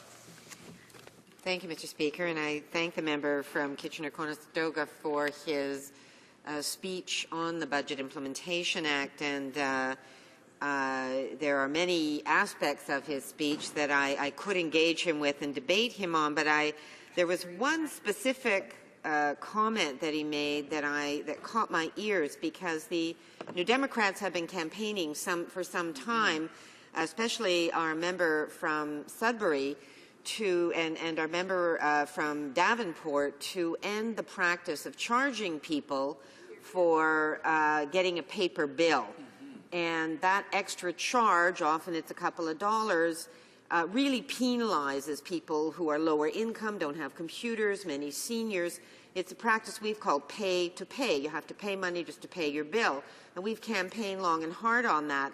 And in this budget, there was the promise of ending pay to pay, but it in fact only does it for the telecom companies. My friend across the way said it also includes the banks. I don't believe that's correct, and I'd like him to clarify his comments. The honourable member for Kitchener-Conestoga. Well, thank you, Mr. Speaker. I want to thank my colleague for the question. It's my understanding that it does include the banks. However, I'd have to double check that. But again, Mr. Speaker, I want to highlight what I said during the moments I had for my speech, that we have to focus on the real issues that are part of this bill. Real issues, like especially for my riding of Kitchener-Conestoga, which is a rural-urban riding, and the farmers there, and allowing farmers to increase that tax exemption on capital gains is an important thing for us as we try to help farmers maintain their farms within the family context. We know that if the farms are in the family context, some of these farmers produce the best quality food in the world, and I'm certainly committed to continuing that process. Thank you, Mr. Speaker. Questions and comments? The Honourable Member for Winnipeg North. Thank you, Mr. Speaker. I am sure, absolutely confident that PMO would be very pleased with the member's speech. There are many aspects of it that I could address, but there's three that really stood out in my mind. One was that they're dealing with the deficit. Well, Mr. Speaker, it's important to recognize that they're the ones that created the deficit. They even created the deficit prior to the recession. So what they're fixing is something that they put into place. He made reference to the pork industry. If the member were to take a tour of the Brandon facility, you will find that there is needs that this government is not meeting, so it's limiting the amount of production going out of the Brandon pork assembly line. He mentions wheat. This government is the one that killed the Canadian Wheat Board without even going to the farmers. Even though the law said you had to have a plebiscite, they didn't even allow for the plebiscite, Mr. Speaker, because they knew they would have lost the plebiscite. So, Mr. Speaker, my question for the member is, when he reflects on those 3 points, how does he justify making those type of comments when in reality they're part of the problem that was created, or they're the ones that created the deficit. They're the ones that caused more problems for the pork industry, and they're the ones that killed the wheat board, even though the majority of the farmers said that they wanted to keep it. The Honourable Member for Kitchener-Conestoga. Well, Mr. Speaker, a couple of key points. First of all, as it relates to the agricultural sector, I have never, in my almost 9 years as being an MP, I have never had a period of time where the farmers in my riding have been happier about the policies of this government. In my riding of Kitchener-Conestoga, we have a meat packer, Conestoga Meats, and they're expanding it's a farmer-owned cooperative, hog farmer cooperative, and they have never been doing better, Mr. Speaker. As it relates to grain farmers, our grain farmers are happy. But, Mr. Speaker, when it comes to talking about the deficit and balancing the budget, how this member can stand and with a straight face talk about balancing the budget when his previous Liberal government balanced it on the backs of the provinces, $25 billion out of health care and education, $52 billion out of the EI fund. And by the way, Mr. Speaker, I wonder if my colleague could answer, where's the $40 million? Resuming debate, the Honourable Member for Parkdale High Park. Thank you, Mr. Speaker.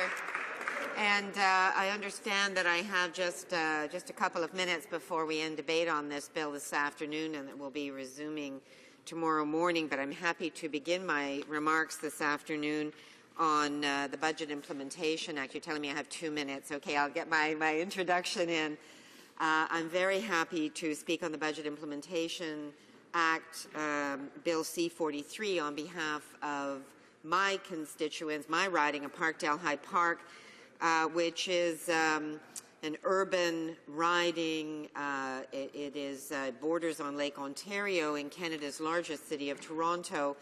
And when I go door to door and I speak with members of my community, I hear people concerned about the lack of decent jobs. We have far too many people who are falling through the cracks and either underemployed or unemployed, people who are falling into the cycle of temporary work or part-time precarious work, young families who are paying sometimes $2,000 a month for childcare, who are strapped with massively high housing prices, whether it's rents that are rising constantly, whether it's mortgages that are unbelievably high because of the dramatic increase in housing prices in our city.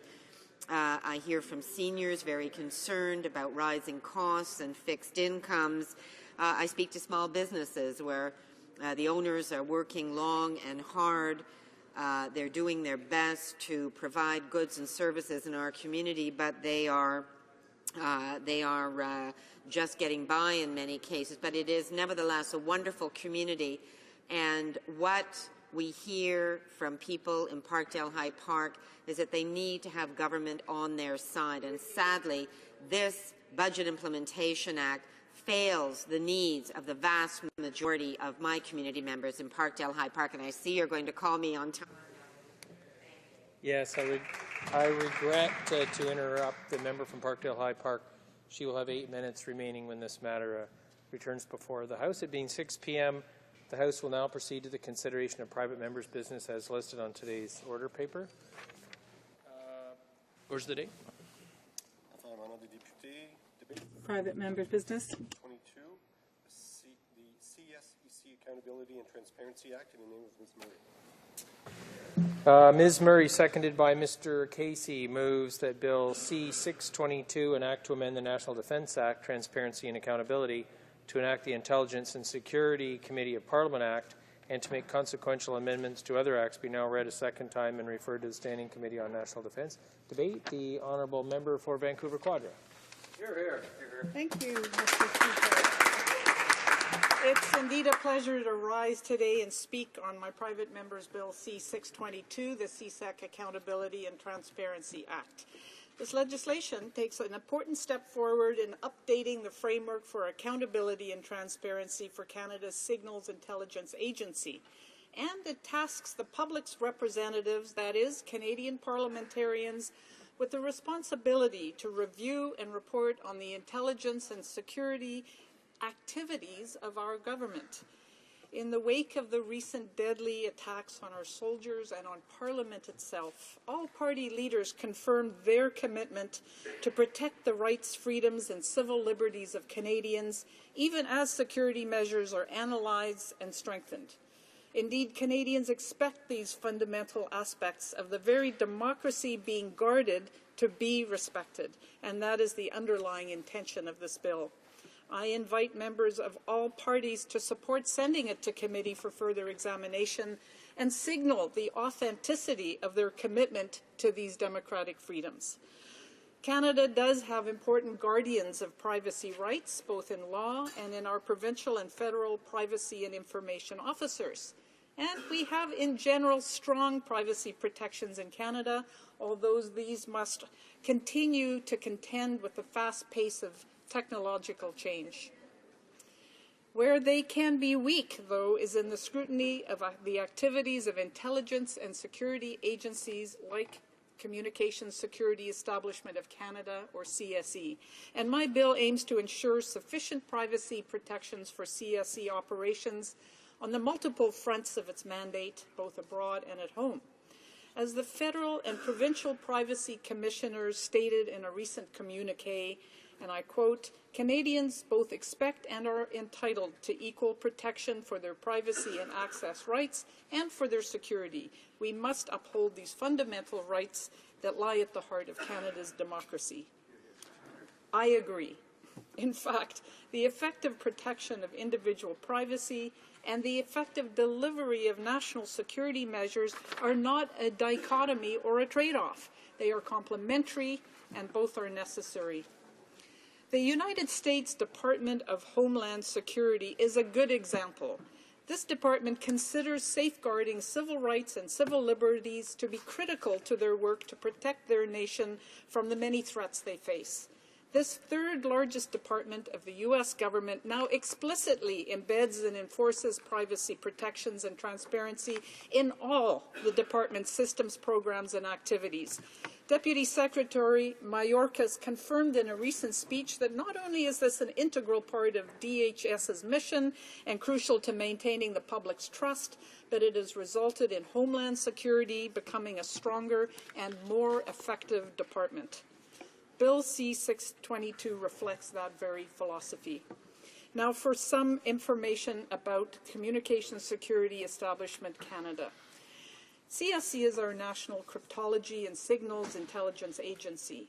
It functions within a global alliance of partner signals intelligence agencies in the US, the UK, Australia, New Zealand, known as the Five Eyes. CSE intercepts and decodes foreign communication signals. It is the lead agency for cybersecurity for the federal government. And it uses its technological capacities and expertise to assist domestic law enforcement and intelligence agencies. As this three-part mandate suggests, CSE is an important and powerful contributor to Canada's national security, and we want it to become a stronger and more effective department. Much of CSE's work today focuses on internet and mobile phone communications between foreigners who might pose a threat to Canada. CSE does not have the mandate to spy on Canadians, except when it is assisting other federal security and law enforcement agencies who have the appropriate permissions, such as a warrant. However, its powers were extended in 2001 to allow it to inadvertently collect Canadian communications when it is targeting a foreign entity or conducting cybersecurity operations. Here's the challenge. The capability of information and communications technologies has skyrocketed over the past 13 years. However, the laws governing CSE have not changed once in that time.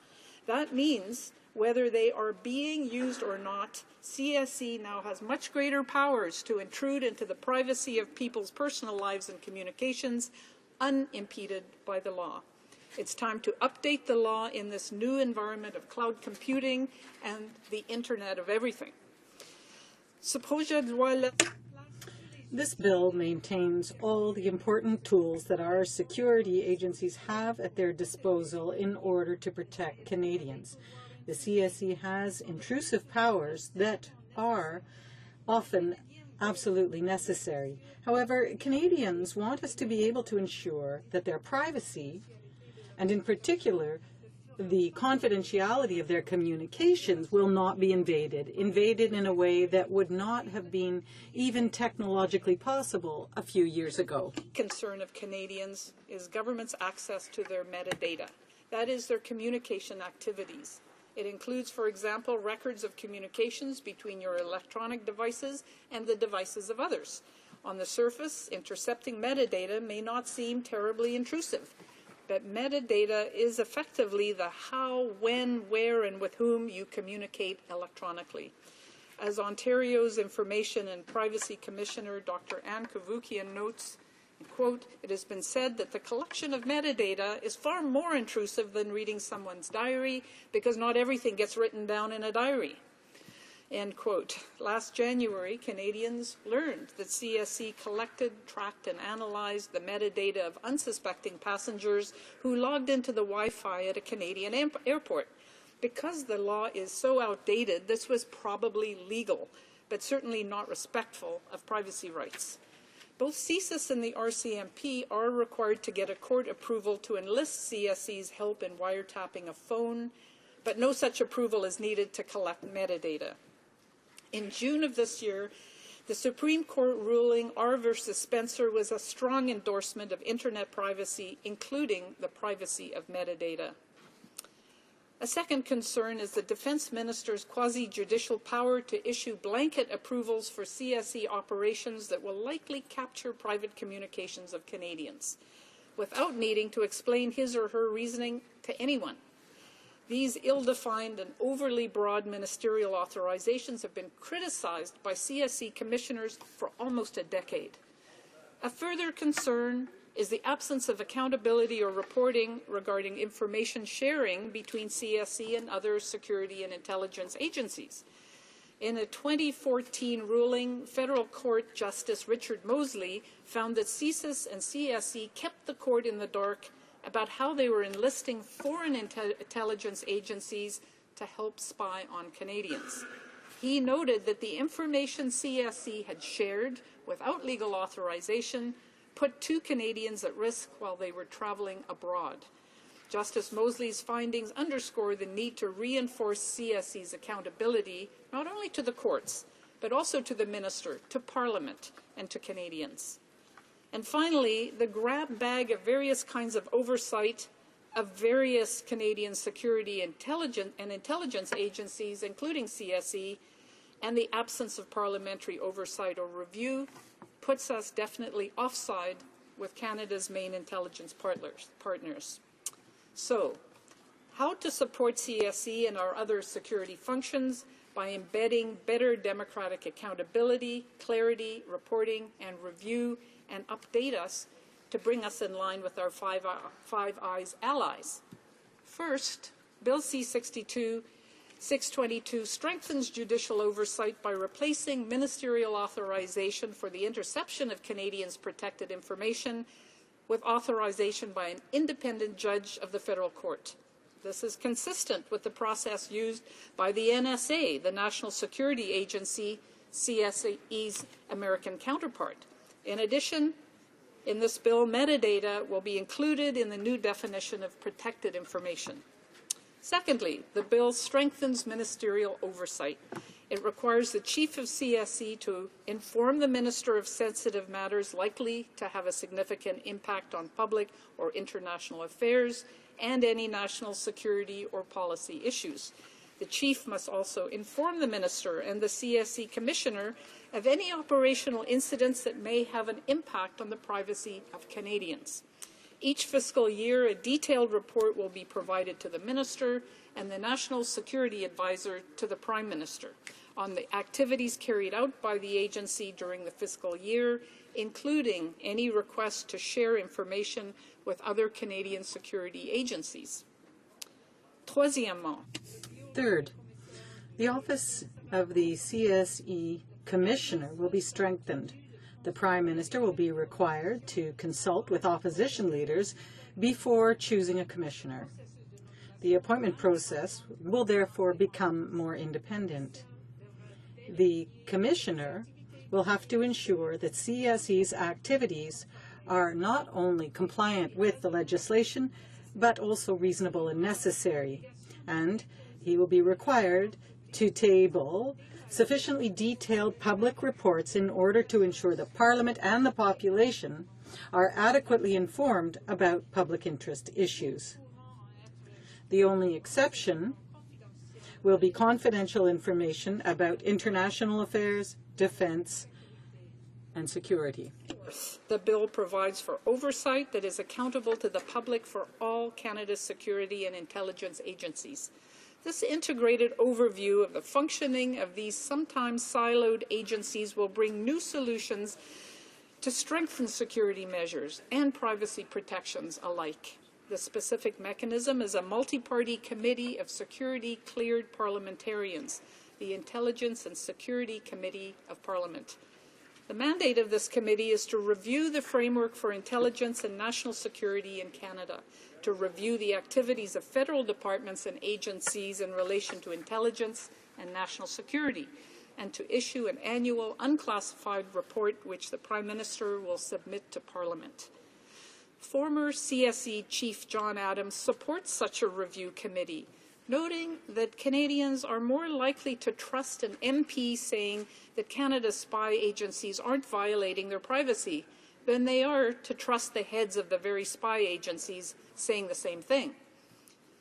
And I want to thank my Liberal colleague from Malpeque and the retired Conservative Senator Hugh Segal and Senator Romeo Dallaire for their hard work writing legislation to customize a very successful British parliamentary oversight model for our unique Canadian needs. Les pouvoirs et le CSE's powers and the scope of its surveillance abilities will be increased. Therefore, its accountability to the public will also increase. The current system is outdated and flawed. Parliament is not able to fulfill its oversight duties, and the National Defence Minister's ability to authorize the CSE to monitor Canadians' communications is too broad. By adopting my bill, Parliament will increase CSE's accountability and will give Canadians privacy protection that is closer to that the Americans and the British already take for granted. Bill C-622 seeks to modernize outdated laws and embed individual privacy rights within the framework of security and intelligence. Its accountability and transparency measures will restore Canadians' freedom to communicate with each other and with the world without the fear of unlawful or unethical access to their private communications. It seeks to ensure that Canadians can have confidence in the work of CSE and can trust that government's intelligence and security activities are held to account by the Parliament of Canada, whose duty it is to ensure that Canadian democratic rights and interests are properly protected. Public trust. Trust that our civil liberties are respected. Trust that our rights and freedoms are embedded. These are key ingredients in the strength and effectiveness of the critical work that security and intelligence agencies do to protect the safety and security of Canadians. I'd like to express my gratitude for the help and support of some of Canada's top experts in privacy, security, and intelligence, notably Professor Wesley Wark of U of Ottawa and Stephen McCammon of the Ontario Privacy Commissioner's Office, and the many others who helped me develop this essential step forward in protecting the fundamental Canadian securities and freedoms. Thank you. Questions and comments? Honourable Member for St. John's East. Thank you, thank you, Mr. Speaker. And I want to thank the member for bringing forth this legislation to allow the debate that we're having here today. I just want to let her know that we do support this at second reading and want to see it studied in committee. But I would ask a couple of questions. One, she knows, of course, that we have a motion, or I have a motion, M61, which is to set up an all-party committee of this House to examine the entire issue and come up forward with the best model. If her own bill here is not accepted by the House, would she support that approach, having a committee of this House, all-party, to look into the whole issue and come up with a model that can be recommended to the House? Secondly, if she wants it to be a democratic committee and have the confidence of the public, as she said, that MPs can say that their security is protected, why do we not have simply a committee of this House for oversight? Why would we want to include unelected senators? And thirdly, I recognize the importance of metadata, and as her definition of it is actually quite good. But I do note that part of the mandate of CSEC is the third mandate of CSEC requires or allows or provides for the CSEC to assist. Order.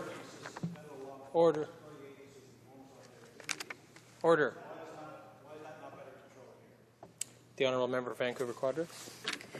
Thank you, Mr. Speaker, and I want to thank the NDP National Defence Critic for those questions. Firstly, I am optimistic that I will have support from all sides of this House for this very nonpartisan effort to strengthen both our democracy and our security.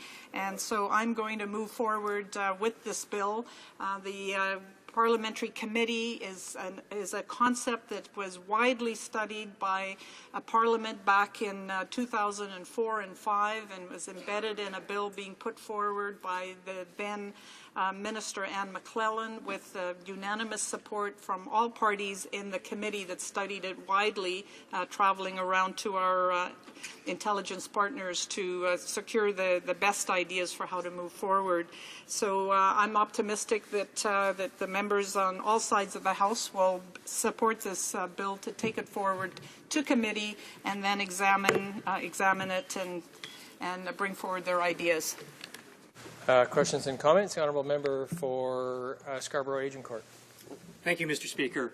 First of all, I want to congratulate my friend from Vancouver Quadra for bringing forth this very important private members bill. I think it reflects, in an important thesis that's coming from the opposition benches, which is the importance of parliamentary oversight.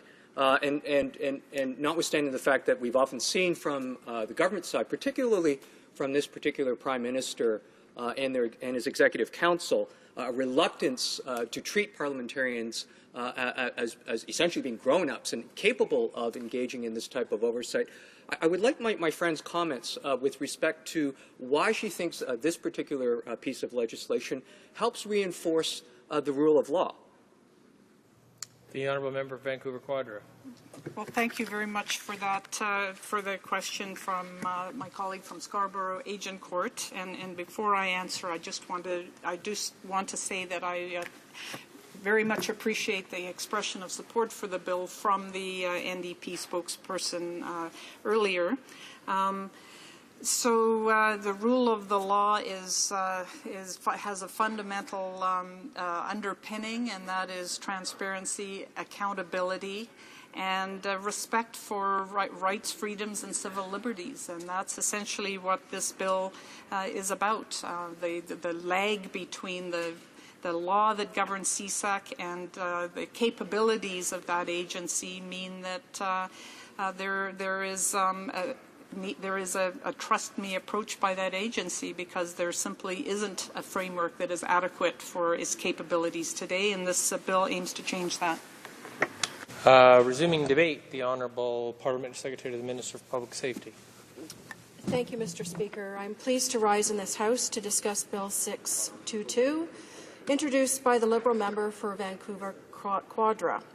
This is, in fact, a well-intentioned private member's bill, and the member's interest in this area is certainly understandable, given recent threats to our national security posed by radical terrorist groups such as ISIL.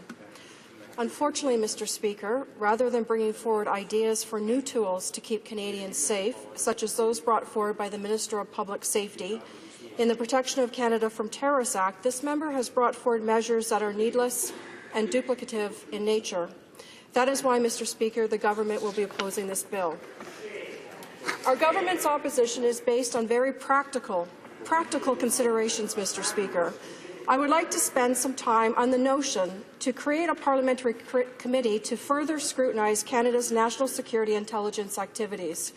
Mr. Speaker, I emphasize the words further scrutinize quite intentionally. We have debated this issue in the House several times, and our government has been clear and we have been consistent. Robust review of our security agencies already exists. In the case of CSEC, for example, it is already one of the most highly scrutinized federal government departments. Indeed, in 1996, the Commissioner of CSEC was established for two reasons: to review the organization's activities and to hear complaints against it. Further, CSEC is subject to review by the Privacy Commissioner, the Information Commissioner, the Auditor General, and the Canadian Human Rights Commissioner. In the case of the Canadian Security Intelligence Service, its activities are subject to review by the Security Intelligence Review Committee, also referred to as CIRC, which has a similar mandate to that of the CSEC Commissioner by focusing on the activities of CSIS. And finally, in the case of the Royal Canadian Mounted Police, Mr. Speaker, I would like to remind all members that in 2013, it is our government that strengthened the mandate of the Civilian Review and Complaints Commission to review the national security activities of the Mounties. These external review bodies, all of which operate at arm's length from the government, provide a review function that works extremely well. Notably, they provide a window into the activities of these organizations, activities that often must be undertaken outside of the public eye.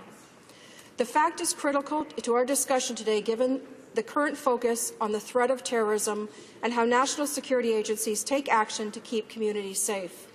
Importantly, these review bodies produce annual reports, and I know the member talked about her bill and that it would create reports. There are already annual reports that are submitted to Parliament summarizing their findings and recommendations, providing assurance of the legality and propriety of operational activities undertaken by these organizations.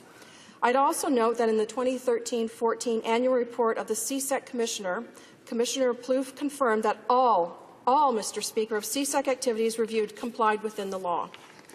He asserted the effectiveness of the review of the intelligence agencies in Canada and that in the interest in transparency, he makes public as much as possible about his investigations.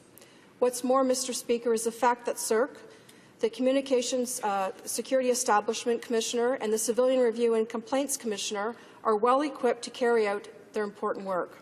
For example, each review body benefits not only from the skilled staff in their employ, but also from unfettered access to the information held by the respective agency in review. Further, the federal court is another important element of the overall review system. Mr. Speaker, now that I've outlined the robust system of review that already exists and works well, I would briefly touch on how Bill 622 would depart from the current system and why, in fact, we cannot support this private member's bill. First and foremost, the proposed committee's reviews of national security-related activities would overlap with and be duplicate in nature to the system of review already in place. Additionally, this bill does not establish whether or how the committee would interact with the existing review bodies. In practical terms, the lack of such a mechanism over the committee's reviews could have serious implications, including gaps in accountability and inconsistent or differing conclusions. This, Mr. Speaker, is clearly not in the best interest of national security, especially now, and certainly not in the best interest of Canadians. Finally, I would note that this would also increase costs to taxpayers.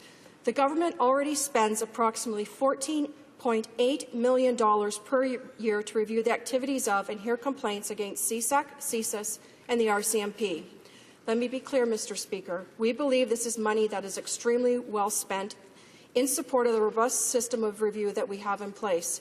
However, the creation of the committee proposed in this bill, another committee, would require new expenditures and, as I have noted, would not provide added benefit to Canadians above what already exists. In fact, it could very well hinder the work of the existing review bodies. One fact I'd also wish to emphasize today is that the existing parliamentary committees are free to study issues related to national security and in the related agencies as needed. In fact, Mr. Speaker, as members in this House and those on public safety recall, just a few weeks ago, the Minister of Public Safety, accompanied by the head of CSIS and the Commissioner of the RCMP, in fact, appeared in that committee and spoke candidly about the terrorist threat to Canada. I realize that my colleagues opposite may say that in light of the recent CERC report, we must take strong action to enhance the oversight of intelligence agencies. To that, I would say that CERC plays an important role in ensuring that our national security agencies are held fully and publicly accountable, Mr. Speaker, and I'd also like to thank them for doing their job and preparing that report. CSIS is reviewing the recommendations and will implement those that will best keep Canadians safe while protecting the rights and privacy of Canadians. In closing, Mr. Speaker, and in light of the recent terrorist attack that happened just steps from this House, I would be remiss if I did not reiterate that the first responsibility of any government is the safety and security of its citizens. We will not overreact. We've said it time and time again. We will not overreact, Mr. Speaker, but at the same time, as legislators, we must not underreact to the threats that are upon us. We will never turn our back on the fundamental Canadian values of respect for individual rights and the rule of all. This is imperative, Mr. Speaker. And I can assure this House that at all times our Conservative government will bring forward legislation that ensures Canadians are protected from terrorists who would seek to do us harm, while also ensuring the rights and freedoms of Canadians are protected. For all of these reasons, Mr. Speaker, our government will not be supporting Bill C-622. We continue to be confident that a review system we have in place serves our government and indeed all Canadians extremely well. Thank you, Mr. Speaker. Resuming debate, the Honourable Member St. John's East. Thank you, Mr. Speaker. I'm pleased to have an opportunity to speak on Bill C-622, and I have to say I'm not surprised by the remarks I just heard from the government. But let me first of all talk about the bill itself, and I do want to thank once again the member for Vancouver Quadra for bringing forth Bill C-622. It seeks to do two things, as has been pointed out by her. It seeks to change some of the change the nature and all of the Signals Intelligence Agency, CSEC, and the Parliament's ability to oversee its activities. So it's two separate things, and divided in two parts. The Minister of National Defence has a lot of control over the activities of CSEC, and in fact can make legal things that would otherwise be legal in such a way that we actually don't know what the rules are. And the second one, and deal also with the issue of metadata, but Part 2 seeks to establish an Intelligence and Security Committee of Parliament, not of any particular House of Parliament, but of Parliament itself, and it's not a parliamentary committee, with members of Parliament and senators together to provide oversight. And then those are the two separate parts. We know that there have been plenty of warnings that CSEC needs greater oversight, and that as we move with changes to greater security measures and greater powers, we also need greater oversight. But it's pretty clear that the Conservatives have been refusing to act, and we heard the same thing today. Under this Conservative government, the spying activities of CSEC and its budget had ballooned, in fact, 4 times what it was in 1998. But yet Canada remains the only member of the Five Eyes Intelligence Alliance that doesn't have parliamentary oversight of its intelligence activities. And by parliamentary oversight, clearly we're talking about members of Parliament to whom this government is accountable, having oversight over the intelligence activities of the executive. We support the spirit of Bill 622 to establish this parliamentary oversight, but we don't think the bill is robust enough, and we think it should also, not include senators, because that destroys, we think, the democratic legitimacy of the kind of oversight that we're talking about. And our proposal, which I mentioned in my question to my colleague from Vancouver Quadra, was a plan to have a comprehensive parliamentary oversight by a committee of Parliament of all intelligence activities, of course not just CSEC, crafted to take into account the modern realities. Now, we know something was done 10 years ago. Things have changed since then, but we want the whole thing evaluated and looked at afresh to craft the best possible committee, taking into account the changes in the modern technology, to hear from experts about what is the best way to do this, to deal with the technology that we have. Given the indication from the other side that the government will not be supporting this bill, is not likely to even get to the committee, so we won't have the opportunity, unfortunately, to deal with the questions of the bill itself. But I do want to indicate that we do support the measures that are included in it that would make a change, particularly in the role that the minister has in terms of giving authorities under the existing National Defence Act to allow the collection of metadata and other kinds of information without the oversight or even the knowledge of the Canadian public of what the authorities are. And it's easy enough to say by the member or the commissioner for CSEC that in all of the matters that he reviewed, the law was complied with. We don't even know what the law or what the rules were, and we do know that he didn't certainly review all of the things that CSEC did. One aspect of that, and I referred in my question, although I know the member from Vancouver Quadra didn't have time to deal with all the questions that I had. One area of significant concern is the relationship between CSEC and other agencies of government, whether they be law enforcement agencies such as the RCMP, the Canadian Border Service Agency, provincial and municipal police forces. There is the role, part of the mandate of CSEC, the Communications Security Establishment, is to provide technical and operational assistance to federal law enforcement and security agencies in the performance of their lawful duties. And although you constantly heard that CSEC is not allowed to spy on Canadians or look at Canadians' activity, clearly under that particular provision, that is almost all what they're doing, is looking at Canadians' activity. And we don't have, unfortunately, in this bill, the bill going far enough to deal with that relationship. We had an earlier report this year that the government agencies requested the involvement of CSEC in many, many occasions. And that is something that we need to have proper oversight as well. And we also have found out, and we don't get the right answers for this too, that CSEC has a relationship with telecommunications companies which is problematic.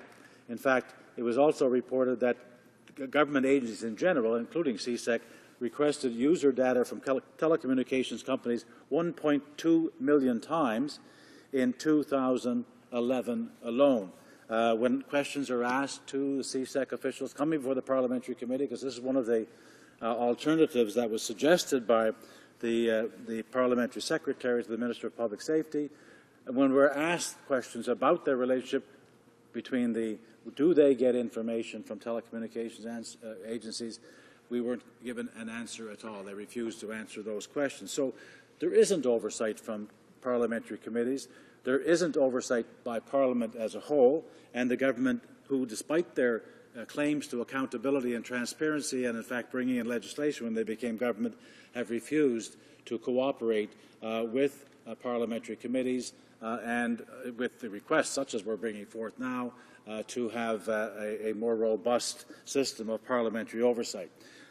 I don't think I go into too many of the details. I know that the model of the bill is based on the former Senator Siegel did a good job of modernizing to some extent or adapting the UK legislation with the House of Lords and members of the House of Lords and members of the UK Parliament not sitting as members of those parliaments, but sitting as so-called parliamentarians outside that parliament.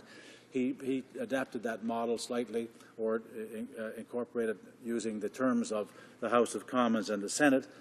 I don't think that's the model that we like. It would give not a recommendation, not a report. It does not report to Parliament. It reports to the Prime Minister, who has the right to veto anything in the report before it's tabled in the House of Commons or in the Senate on the grounds of his opinion. In the opinion of the Prime Minister, it would be injurious to what?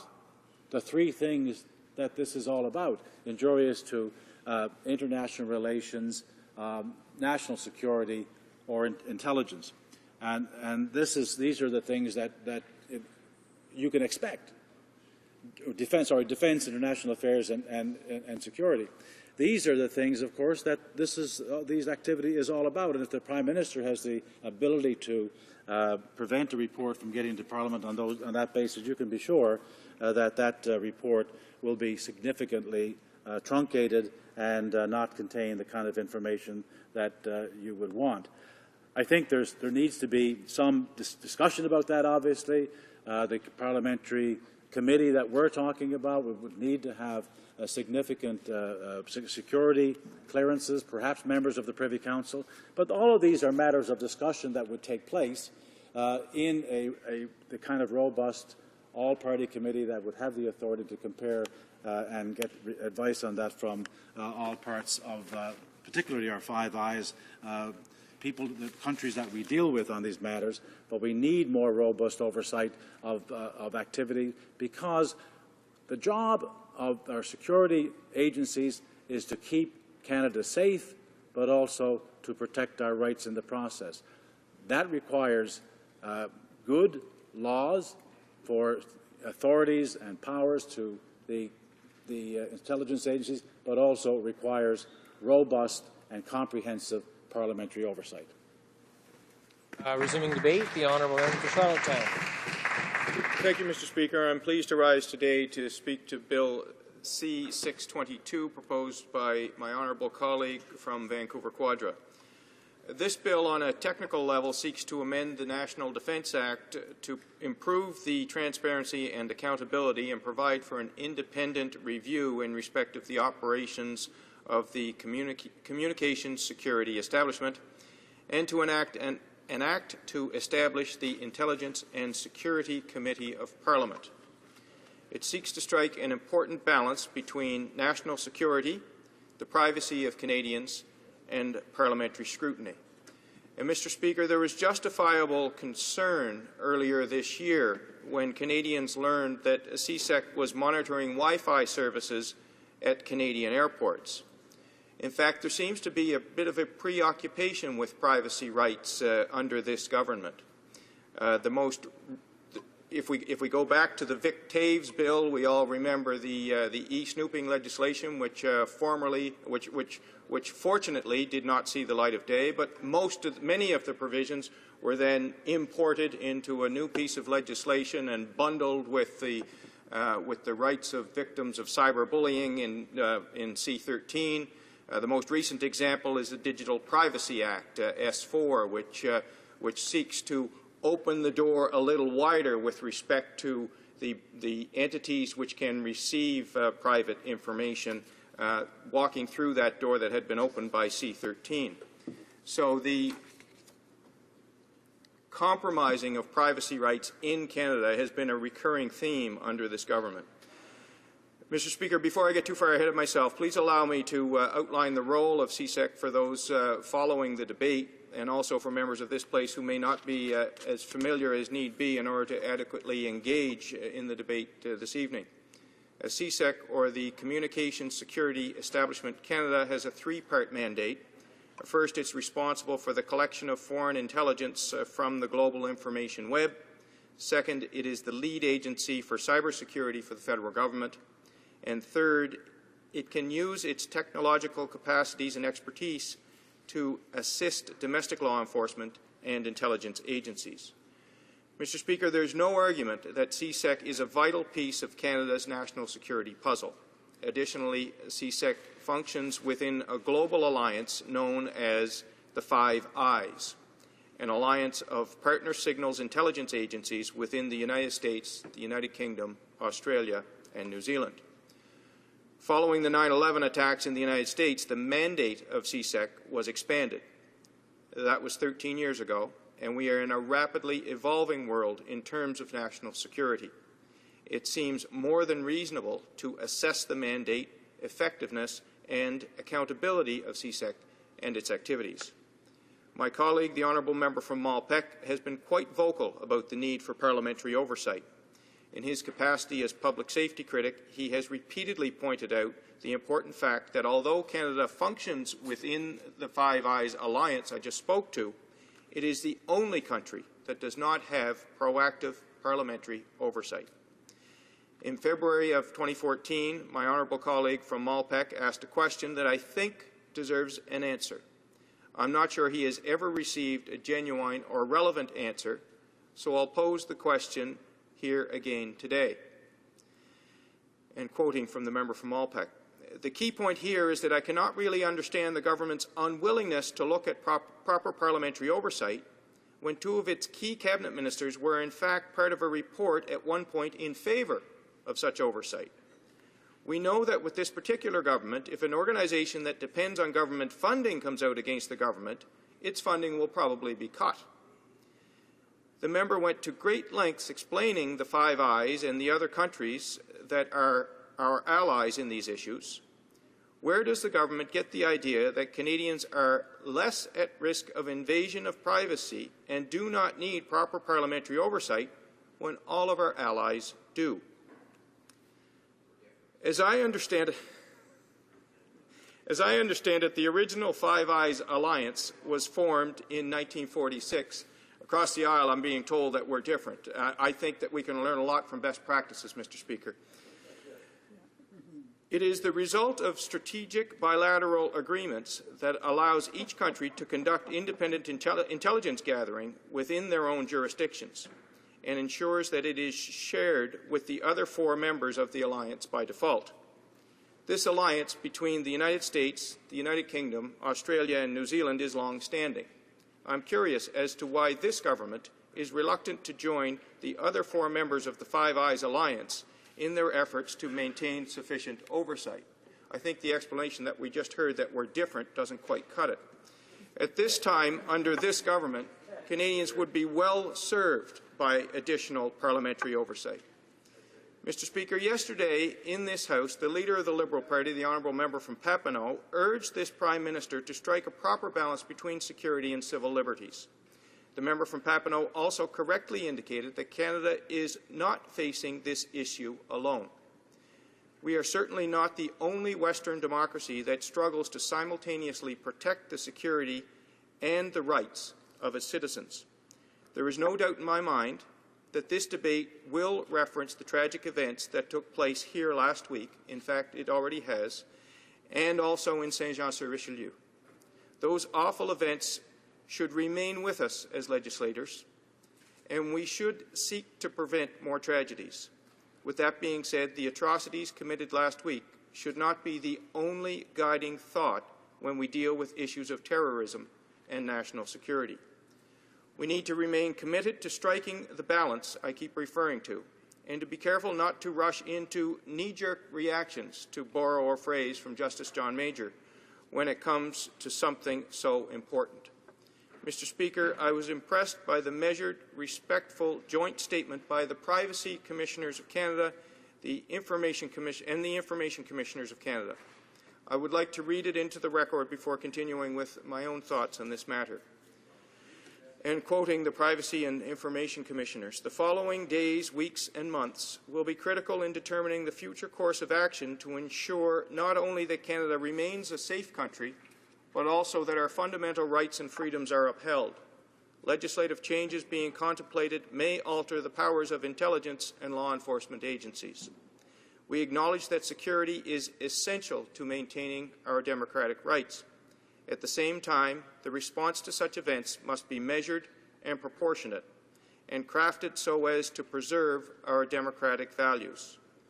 To that end, the Privacy and Information Commissioners of Canada call on the federal government to adopt an evidence-based approach as to the need for any new legislative proposal granting additional powers for intelligence and law enforcement agencies, to engage Canadians in an open and transparent dialogue on whether new measures are required, and if so, on their nature, scope, and impact on rights and freedoms, and to ensure that effective oversight be included in any legislation establishing additional powers for intelligence and law enforcement agencies. Canadians both expect and are entitled to equal protection for their privacy and access rights for their security. We must uphold these fundamental rights that lie at the heart of Canada's democracy, and that from the Privacy and Information Commissioners of Canada. Mr. Speaker, I'm sure you can understand why I felt it was so important to read that statement into the record. The third recommendation from the Privacy and Information Commissioners of Canada is most important to the subject of this bill. The Commissioners are requesting effective oversight. Effective oversight consists of a parliamentary committee. We are all here in this House to, I hope, uphold the fundamental rights that lie at the heart of Canada's democracy. We do that on behalf of our constituents and on behalf of our country. Mr. Speaker, let me say this in closing. We cannot simply accept short-term political considerations based on a reaction to fear to be our guiding principle in matters of national security and intelligence gathering. Likewise, fear should not and cannot trump our fundamental rights as Canadians. Our rights do not flow from security laws. They flow from our fundamental values and freedoms, and to exercise those rights even when our sense of security is under attack. We must not subjugate our rights to the ebb and flow of circumstances or tragedy.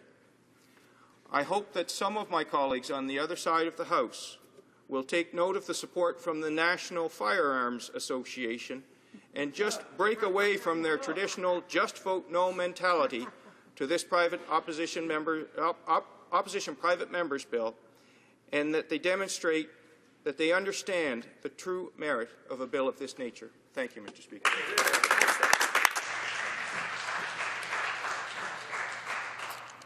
Resuming debate. Reprise de débat. Does the honourable member for Vancouver Quadra wish to take her 5-minute right of reply?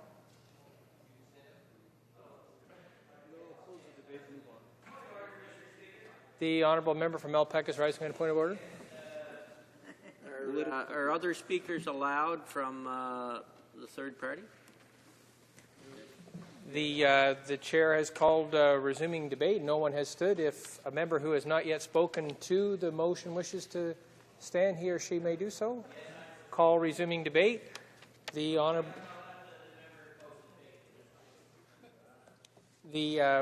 honourable member from Vancouver Quadra with her 5-minute right of reply.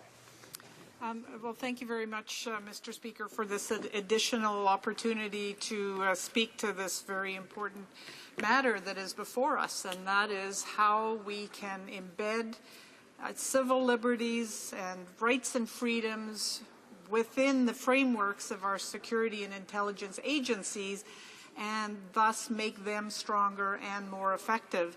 And I would like to respond to a few of the comments that the Parliamentary Secretary for the Government made in her remarks.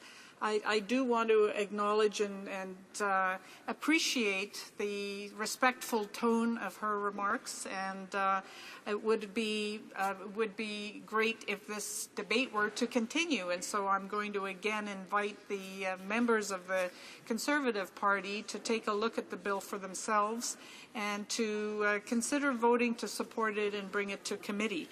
But, Mr. Speaker, the parliamentary secretary talked about the various oversight capacities of the organizations, the agencies such as CSEC, and the RCMP, and each of them is very different.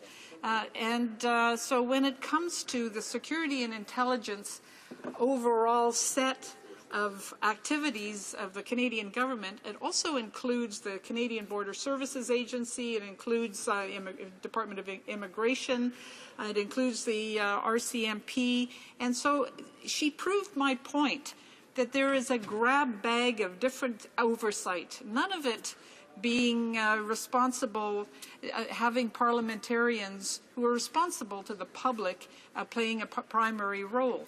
But in that grab bag of different kinds of varying oversight, it's clearly a challenge to have an integrated look at the security and the privacy of Canadians, because there is a citizen is one citizen. So whether it is one agency or another out of the 6 or 7 agencies, it is that citizen's right to privacy and security that we're talking about. And without any integration of the oversight, there can only be gaps and duplications. So one of the very strong arguments for a committee of parliamentarians, and the reason that our Five Eyes partners have adopted that model, is because the Committee of Parliamentarians can look at that entire landscape of security and intelligence activities. That's not happening now. Each of those organizations have some oversight functions by commissioners or committees, but to look at the entirety and identify where there are gaps and duplications is exactly how this parliamentary committee can add value to the ministers responsible. And we heard this morning from a former Minister of Public Safety, he was a former Minister of National Defence, he was a member of the HoC committee for 7 years, and that person said that the key value of the parliamentary committee that is looking at all of these agencies is that that committee can identify pitfalls, identify barriers, and can alert the ministers to those so that the ministers can be stronger and more effective in doing their jobs in ensuring the security of Canadians and the privacy of Canadians. So it is a very strong argument, and in addition, the fact that the committee are members, are parliamentarians who do have a responsibility to the public is a far more powerful approach than we currently have with HoC or with CSE, in which a commissioner has very little requirements to bring any detail forward to the public. The current commissioner, I believe, is doing a good job, but much of what he's doing is voluntary. So that's why the strengthening of the CSEC commissioner is an important element. One last point I want to make, Mr. Speaker, is that the prior commissioners of CSEC and prior chiefs of CSEC or CFE have called for this very committee themselves. So I am wondering why the Conservatives disagree with those who should know best what will be the most effective oversight model for our security and intelligence agencies in Canada. Thank you. The question is as follows. Ms. Murray, seconded by Mr. Casey, move that Bill C-622, an act to amend the National Defence Act, Transparency and Accountability, to enact the Intelligence and Security Committee of Parliament Act, and to make consequential amendments to other acts, be now read a second time and referred to the Standing Committee on National Defence. Is it the pleasure of the House to adopt the motion? Yes. All those in favour will please say yea. All those opposed will please say nay. Nay. In my opinion, the nays have it.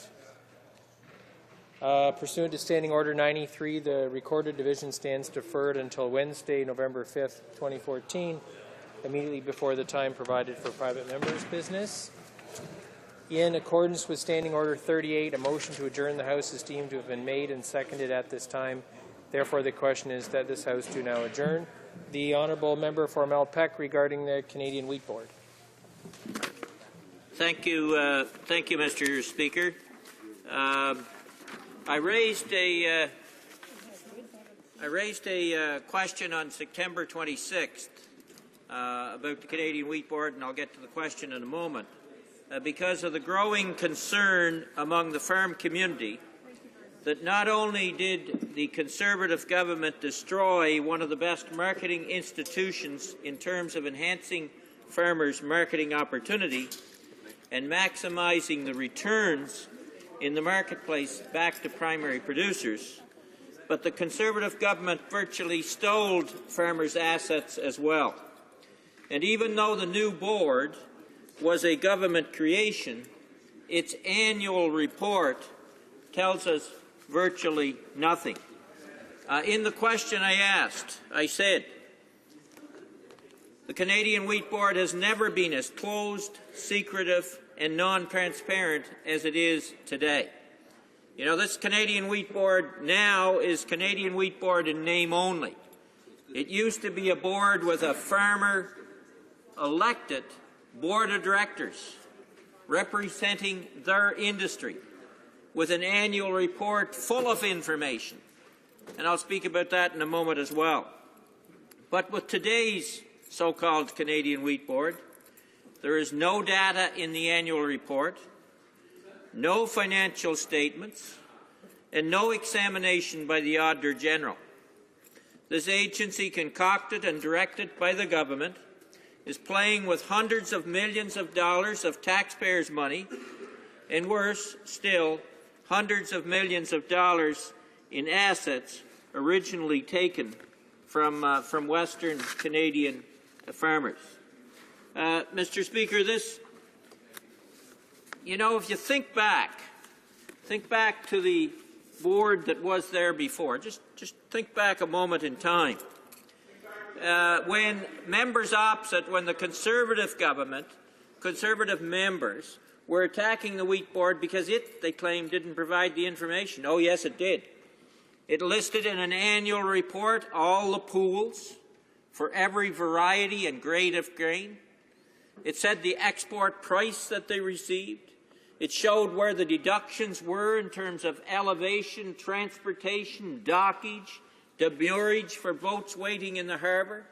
And you could calculate from that what was the cost of marketing a bushel of grain. You could calculate from that how big a share farmers were getting of the export dollar. And, Mr. Speaker, then they were getting about 87 cents of the export dollar. Today they're getting less than 50 cents of the export dollar, Mr. Speaker.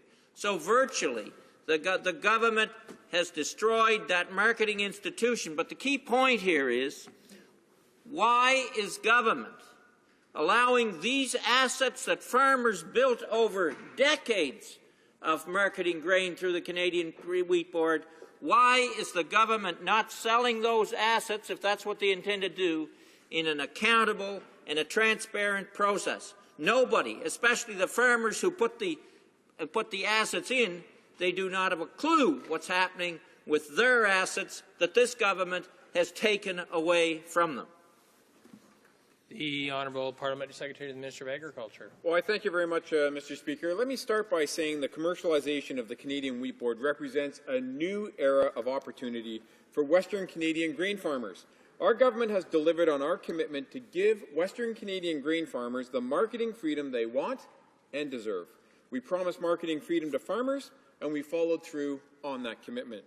As part of that commitment, our government continued the Canadian Wheat Board as a marketing choice for Western Canadian farmers who choose to take advantage of the CWB's risk management pricing tools. As the CWB now competes in the open market, it has a right to protect commercially sensitive information. As required by the Canadian Wheat Board Interim Operations Act, the CWB submitted its financial statements for the 2012-2013 crop year to the Minister. That crop year was significant, as it was the first year for the Canadian Wheat Board as a commercial entity in an open Western Canadian grain market. Before tabling these financial statements in Parliament, the Minister carefully assessed the sensitive nature of the commercial information contained in this report, because the Board's competitors are not obliged to publish this kind of information and do not do so. Pursuant to the Canadian Wheat Board Act, interim operations, the Minister excluded from the report the information because if its publication could have been harmful to the trade interests of the Board. The CWB will assess all serious bidders and then submit a plan for commercialization in accordance with the legislation passed December 2011. As such, the CWB is increasing its capacity to remain a vibrant marketing option for farmers, and we're encouraged to see the CWB continue with this plan. Unlike the Liberals and the NDP, our government has jobs in the economy as our top priority. Farmers want the numerous benefits that are available in fair, competitive, and open markets. Our government promised to deliver on this. We have, and the Canadian Wheat Board can now be an effective competitor. Thank you, Mr. Speaker. The honourable member from Malpeque. Yes, Mr. Speaker, the government promised to deliver, but farmers actually believed they'd have a vote. The government never gave them that opportunity. They just destroyed the old Canadian Wheat Board by the stroke of a pen by legislation. And the member talks about a marketing opportunity. It's only a selling opportunity, Mr. Speaker, and the new system is allowing the grain companies to gouge farmers very considerably. As I said, it used to be 87 cents of the export dollar returned to farmers. Today, it's less than 50 cents of the dollar. Mr. Speaker, I'd conclude with this. Andrew Brunn, a Winnipeg lawyer, when talking about the assets that farmers have, he said, quote, "These monies were withheld to cover severance pay, pension expenses, and numerous other expenses. These monies were not paid out to producers as they should have been." End of quote.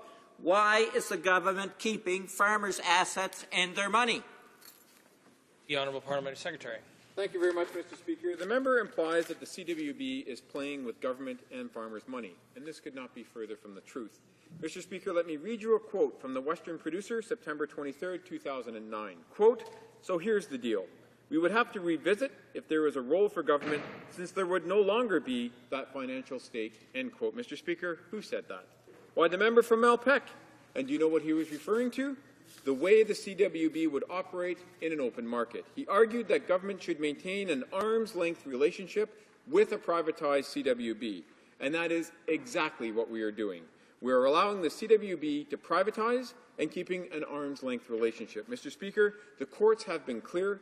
Farmers and the government do not own CWB assets. It is time for this member to take his own advice and let the CWB move forward and privatize in the manner it sees fit. Thank you, Mr. Speaker. The honourable member for Algoma, Manitoulin, Kapuskasing regarding Aboriginal affairs. Thank you, Mr. Speaker. It's difficult to accept that in the 10 years since Amnesty International Canada released a major report documenting the violence against this country's Indigenous women, there still hasn't been a strong federal response on the issue. There has been ample opportunity for both Liberal and Conservative governments, but a full decade later, we are so mired in the problem that the only reasonable response is a national inquiry into missing and murdered Indigenous women. The current government refuses to budge despite overwhelming and ever-growing support for an inquiry. Instead of recognizing the benefit the process will have, they manage to plug their ears and claim these are all just crimes which are being dealt with by the police. All the while, the stats keep mounting, and the direct line that runs from the brutal murder of Helen Betty Osborne to the discovery of Tina Fontaine's body in the Red River this past summer is being dismissed as nothing more than a number of unconnected crimes. But the real crime is inaction and indifference, as well as viewing these women and girls in the worst light far too often. Mr. Speaker, disappearances are too quickly dismissed as runaways or substance abusers that is supposed to excuse a lackluster effort to find these women. Also, when these instances are seen as nothing more than simple crimes to be dealt with by police, we forget that these women are almost 7 times more likely to be the victims of violence than any other societal groups in Canada. Too often, we have heard members of the government wonder what good an inquiry would do. My colleague from Timmins James Bay did a great job of explaining that.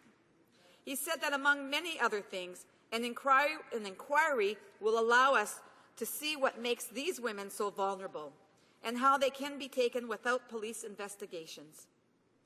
It will let us talk about how children and young women can be taken from their homes because the federal government will not allow therapy and in-house support for their families. We will hear how they get put in foster care and so often end up on the street. Most importantly, an inquiry will send a message that these women were people who were loved and should be respected, and that our Canadian society is ashamed that so many people could be allowed to disappear or die. An inquiry is about a commitment to make societal change, like the change that came to the OPP because of the Ipperwash inquiry, Mr. Speaker. That showed us an inquiry process can and does work. With all this in mind, Mr. Speaker, will this government reconsider and call an inquiry into missing and murdered Indigenous women? Honourable Parliamentary Secretary for the Status of Women. Thank you, Mr. Speaker, and let me be clear that the Government of Canada has been very clear that these abhorrent acts of violence against Aboriginal women and girls will not be tolerated in our society. Canada is a country where those who break the law are punished, where penalties match the severity of crimes committed, and where the rights of victims are recognized. That's why we committed in the Economic Action Plan 2014 to invest an additional $25 million over 5 years to continue in our efforts to reduce violence against Aboriginal women.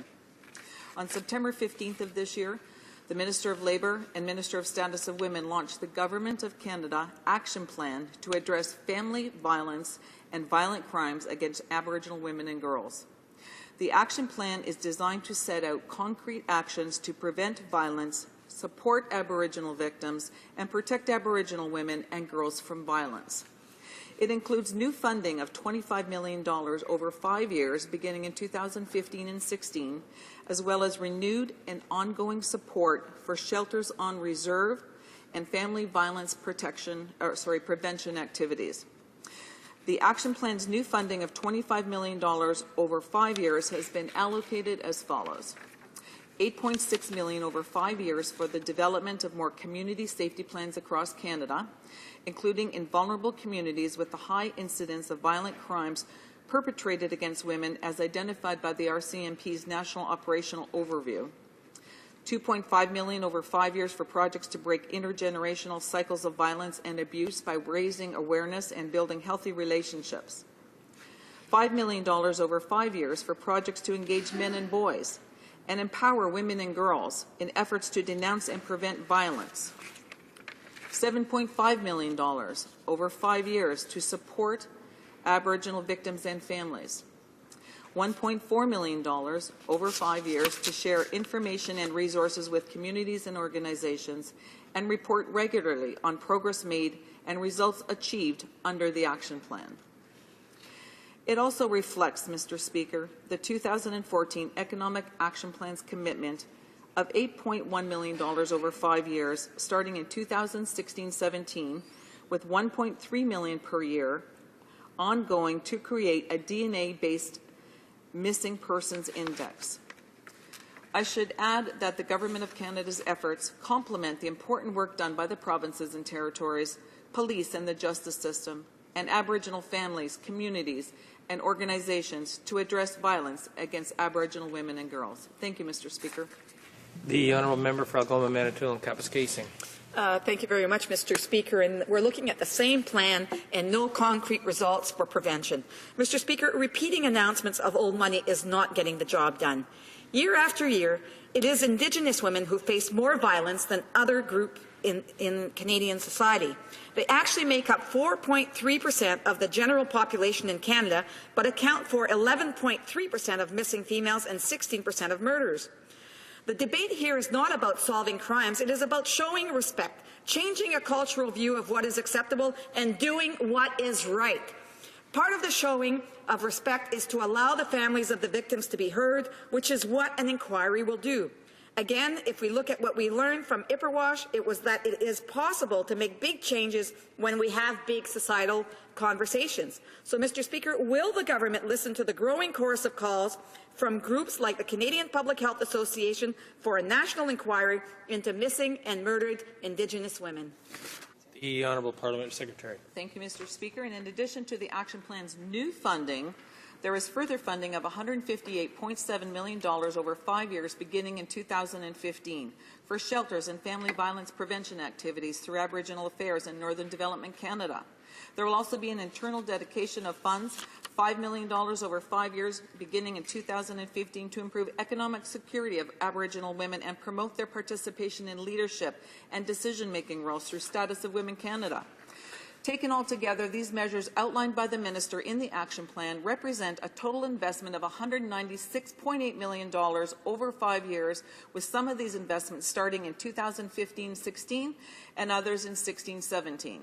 As you can see, Mr. Speaker, we, on this side of the House, are listening to Canadians, and we are taking action on this very important issue. Thank you, Mr. Speaker.